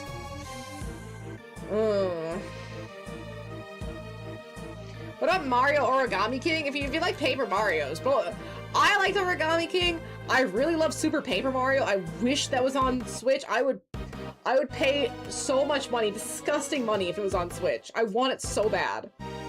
But I've never played Mario Thousand Year Door, so I can't say on that one. Is Thousand Year Door full price? Maybe that'd be another solid one. See, that's not what I meant. In fact, it's quite the opposite. I'm taking you at your word, which means there must be a co-conspirator. I know it's hard, my boy, but sometimes you just have to accept that you were wrong. I wasn't wrong. I just haven't considered the possibility of the killer having an accomplice. But as soon as we do, things start to fall into place. If the killer's accomplice turned to the auction room in the place of the victim, there would indeed have been 11 attendees both before and after the murder. Oh well, so that's your thinking, is it? It's certainly an intriguing theory, but surely the imposter would have been spotted right away. I don't imagine the nurse either looks strikingly different from the victim in build and stature. With help of Mash, you could easily have replaced Miss Ringer without anybody noticing. Well, Nurse Neither, is that what happened? Do you have the victim's, did you take the victim's place at the auction? I wouldn't do something like that. Now tell us, the ringleader. Who are they? I can't tell you, I just can't. It hurt Grandma too. Ow! It's 120 for Smash Bros. And the DLC characters. Yikes. There's a lot of money. Don't worry about me, I can take it. Just tell everything, child. But... Grandma!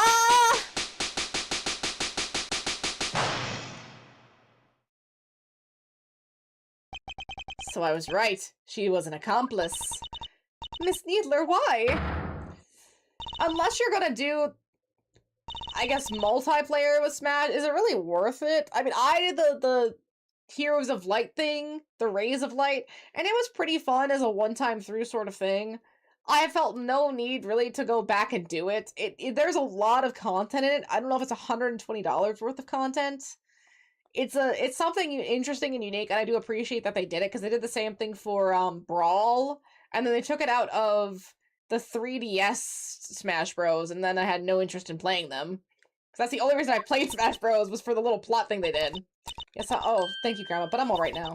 I confess it, I changed places with Miss Ringer. So you admit that you were working with the ringleader?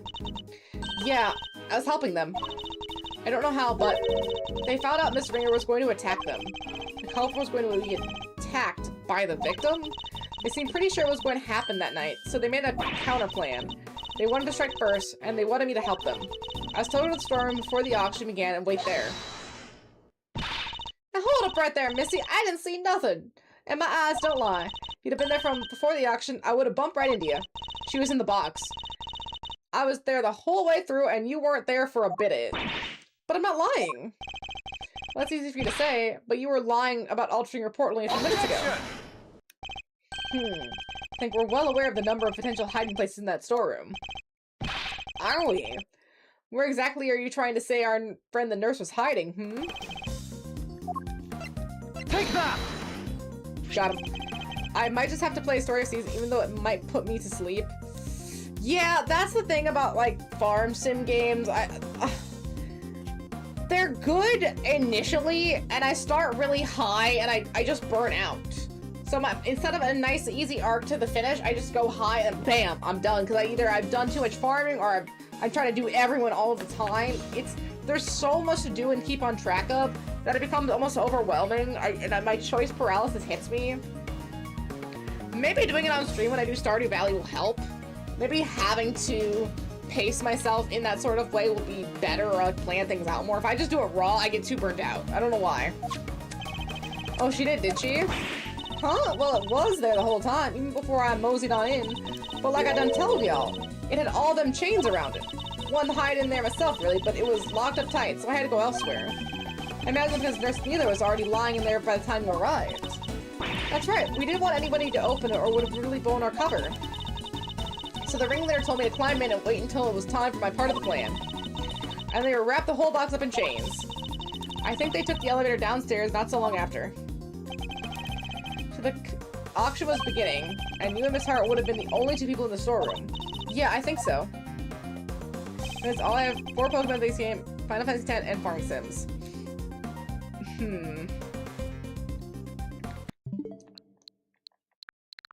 Let's see. Something that's specifically stuff that's locked onto Nintendo. Yeah, Xenoblade's locked. Arceus is locked. Fire Emblem is locked. Mario is locked. Zelda, if you want Zelda, Zelda's solid.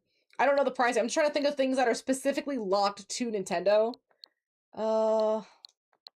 Ruin Factory. I've heard Ruin Factory 4 is supposed to be pretty good. Astral Chain is great. I don't think it's on, like, PlayStation or PC. I know Dragon Quest 11 is coming to PC, or it already is, and it's great. Really recommend. Maybe not on Switch. I mean, it was fine on Switch, but I guess if you want to play it on Switch, this totally works. The Bayonettas are great. You have Vengeance. I don't think you have Vengeance on Switch, though. Ooh, what else? What else? Odyssey, if you haven't done it, Odyssey is great. Definitely worth a playthrough. Fire Emblem Warriors is not.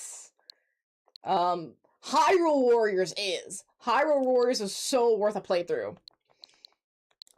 I have not really tried much of Luigi's Mansion. Did not like Kirby Star Allies or the, what was it, the Yoshi's Crafted Yarn thing. That's really for kids. Really for kids. There's Tokyo Mirage Sessions Sharp FE Encore, which is basically like Fire Emblem mixed with Persona, or maybe like SMT. It's really great. I need to play it. It's gonna be so fun. Hi, Medley. And then Splatoon. Splatoon's another one. That's what I have. So, just a couple options if you really, I don't know what's on sale, but just a couple thoughts if you've seen anything that you're like, oh, maybe that would be good.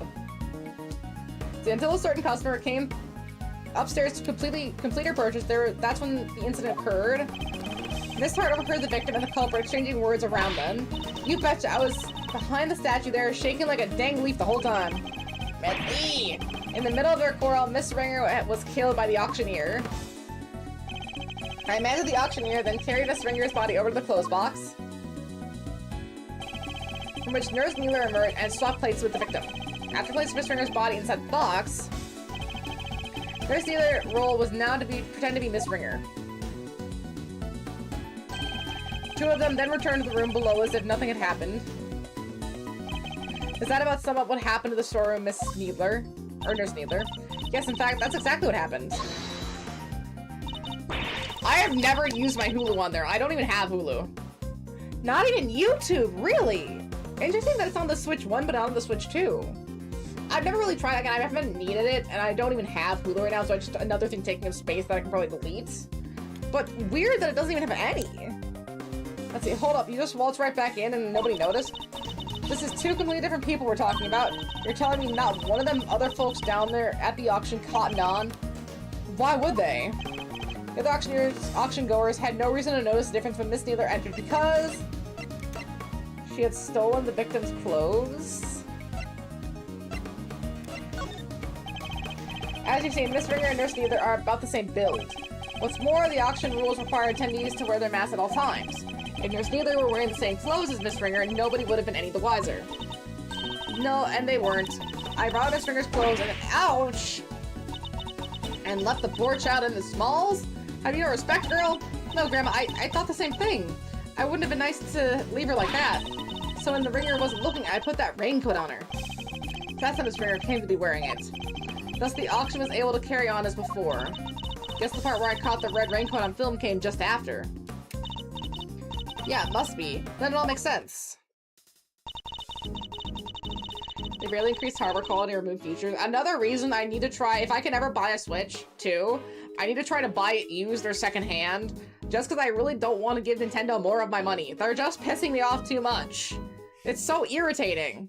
So Switch, but decided to charge extra for it. Yeah, I feel like that's not going very well for them. Who would, I mean, I'm certain there are people who would pay for it. But on a Switch? I don't know. That's what headsets are for. Like, that's the whole point of headsets. Gosh. Right after that was when I went on over and looked downstairs through the gap in the elevator. Spied me 11 happy little auction goers, then back I snuck to my little hidey hole. Don't tell me you were hiding back there the entire time after that. Well, that is, not exactly. What is it? Did something happen? So maybe I ought to have mentioned this before, but I fell asleep for a few winks after that. Well, passed out unconscious, you might say. What? What happened? Oh, nothing much. Kinda silly, but, There was a sudden loud noise, and I startled me just a little bit, you know? Anyway, alright, maybe more than a little bit. But I just witnessed a murder. Can't blame a girl for getting jumpy. Guess that got my heart shook and my head faint. Before I knew it, I was out like a light. You goofed? How did you goof? Must have goofed more than a lot of heart. By the time I came to, it was the next dang day, and there y'all were clacking down the ladder. I see. So you were startled by a loud noise and fell unconscious. I suppose it means you don't know what happened after that. Not per se, but, well, after the auction was over, all the masks were back on the rack. So I reckon the guests done finished up and filed out one by one like they were supposed to. There's neither. Once the auction was restarted, what exactly were you doing? I was trying to be Miss Ringer and placing bids. Just the ringleader wanted. I had him in the clothes box so as I'd been instructed. It had a dead body inside after all. Imagine if somebody else had won it. It would have been in real trouble then. So you had no idea that the victim had vacated the box in the meantime. Not until we came back up so I could pay for it. That was when we noticed. The ringleader told me to go look for her right away. Then I found another girl collapsed at the foot of the ladder instead. I was going to order pizza. Papa John's was a deal for 2 large topping pizzas for 9 after 9. It's just 12, so the deal is no longer available. Oh, it's because everything closes so early and because it's after 12, so it's technically not after 9. But that's so irritating. How much would a large pizza be now? I mean, $9 for 2 toppings is pretty good, so if it's a deal, probably going more on 20, right? These pizzas are expensive. They're getting really pricey. Yes, she must have fallen up to the roof and been knocked unconscious. Guess the victim must have left the hatch wide open, huh? That would explain it. Kay would have been so shocked by seeing Miss Ringer fall motions right in front of her that she wouldn't have seen the hatch open and fall right through it. 19 without the deal, and that's for 1 topping. Yeah, that's not really worth it, because then to add an extra topping and tax and any delivery fees, you're gonna be looking at like $30. When before it might have been more like 15 to 16. That's a lot of money. Definitely not worth it. It was around the sound of Kay crash landing into the storeroom floor. Yeah, I suppose. Can't believe something like that done knocked me out for so long, though. So in summary, by the time Miss Needler found Kay, you were already sound asleep behind the statue. I think we've got a good grasp on what occurred up to this point now. Nurse Needler, if you would continue. Sure, so I found Kay, and next I found Miss Ringer, and I put them both in the clothes box. Couldn't risk any of the auction goers seeing them. That would have caused a real hullabaloo. Was that your idea or the ringleader's? Theirs. But putting the raincoat on Miss Ringer was my own idea. I tried to get rid of that before they found out what I'd done. I imagine they were none too pleased when it showed up as a surprise piece of evidence in this case. And lastly, a ringleader and I put her in an auctioneer's outfit we prepared, of course, which completed the deception and made everyone think she was the auctioneer. All in all, the auction finished up without anybody noticing anything, and that was that. Now to know the extent of your crimes, Nurse Needler. If you have anything further to share, I'd advise you do so immediately. I wish I could tell you more, but I'm sorry, that's all I know. Oh, except for one other thing. I did seem a little strange, I guess. When I was borrowing Miss Ringer's clothes, I took everything I could, but I couldn't take her hair, obviously, so ouch! You're dang right you couldn't take her hair. What kind of medical professional are you? That's where you draw the line, so taking her clothes was okay? Her hair's totally different. The style, the length, everything. I kind of panicked. But the ringleader thought of everything, including wigs. 2 of them, in fact. They were a straight one and a wavy one. They were both stashed in that clothes box. 2 wigs? But why? Right, I wonder that too. I thought maybe they were worried she might have changed her hairstyle. Anyway, I took the straight one. That was the one that matched her hair on the day. Meaning a wavy wig in the box? Okay. And that's everything you know? There's nothing else you're forgetting? No, huh? No, really, Grandma, there's nothing. A wavy wig? Where would a wavy wig go? I take it that you really have no idea who the ringleader might be? Sorry, I only know that they were in charge of the auction. I didn't see them without their mask on. And they were pretty careful to keep their identity a secret from everyone. If I can't get something concrete on them. Wavy wig? Wavy hair? Oh, well, Miles, are we about done? I mean, that's why he has a little headpiece to keep the wig on. You hear from the nurse was part of the murder plot, but sadly for you, it doesn't change a whole lot. Because it does nothing to prove that Kay Faraday isn't the ringleader. And justice must prevail. We can't change the law, even for your sake. Is this it? Am I not going to be able to save Kay? Objection! Gavil? Francisca! Yes! Francisco, what are you doing here? Because she's overruled, my bad. As I told you before, Miles Edgeworth, where the case leads, I follow. Your dedication is an inspiration to us all. But don't go get me the wrong idea, little brother. Even though he's older. I'm only here to deliver the truth regarding the suspect. I'm certainly not here to forgive you for abandoning the way of the prosecutor. Understand that? You should thank your former subordinate for what I'm about to share. In his desperation to help Kay Faraday, he gave me a valuable piece of information. Is that Gumshoe did that? Prepare yourself, Miles Edgeworth.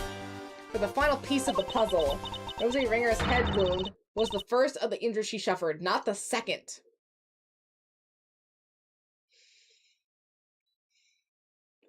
Oh, she's so cute!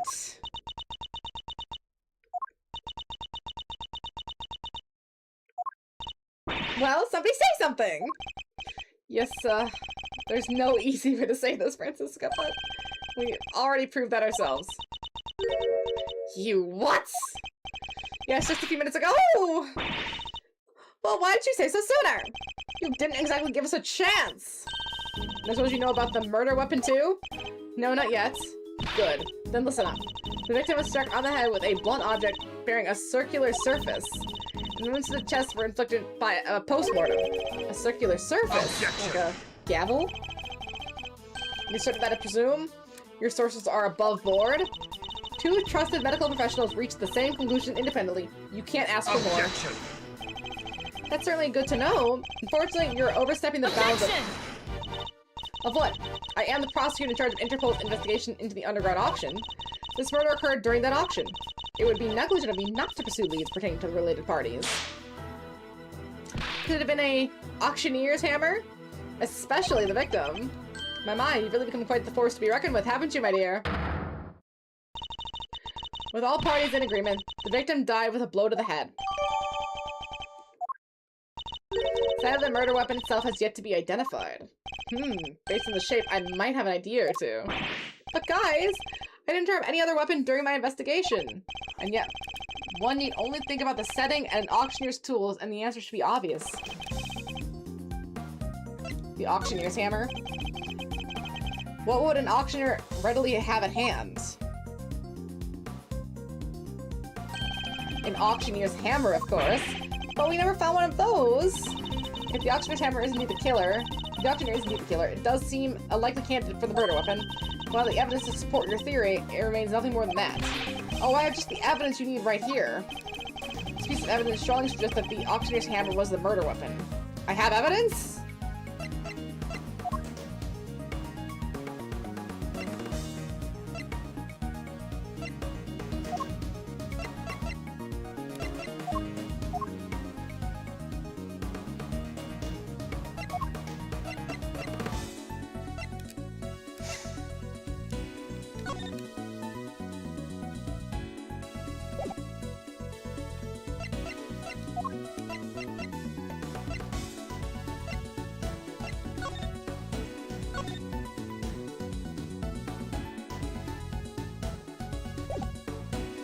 What evidence?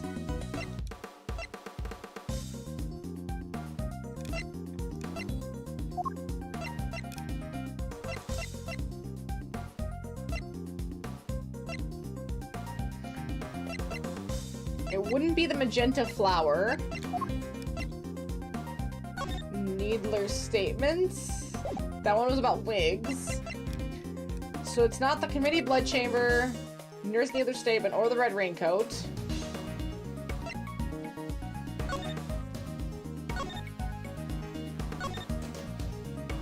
It can't be this. This piece of evidence strongly suggests that the auctioneer's hammer was the murder weapon. Heart statements? It's Hart's statement, because the hammer was gone. Miss Hart told us something very important about the auction after the murder occurred. She said the very prominent sound of the auctioneer's hammer could no longer be heard. Now, why would that be? I'll tell you, because it had just been used in a murder and was covered in the victim's blood. It would need to be disposed of. Isn't that right, Chairman Winner?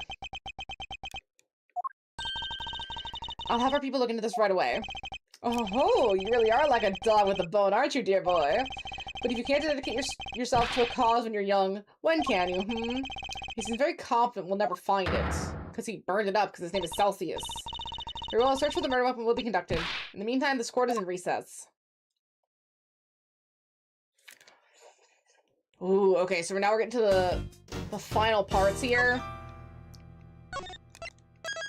There's this part, this last ladder part, and then the final case, which only has 5 parts. Turnabout for the ages. Interesting.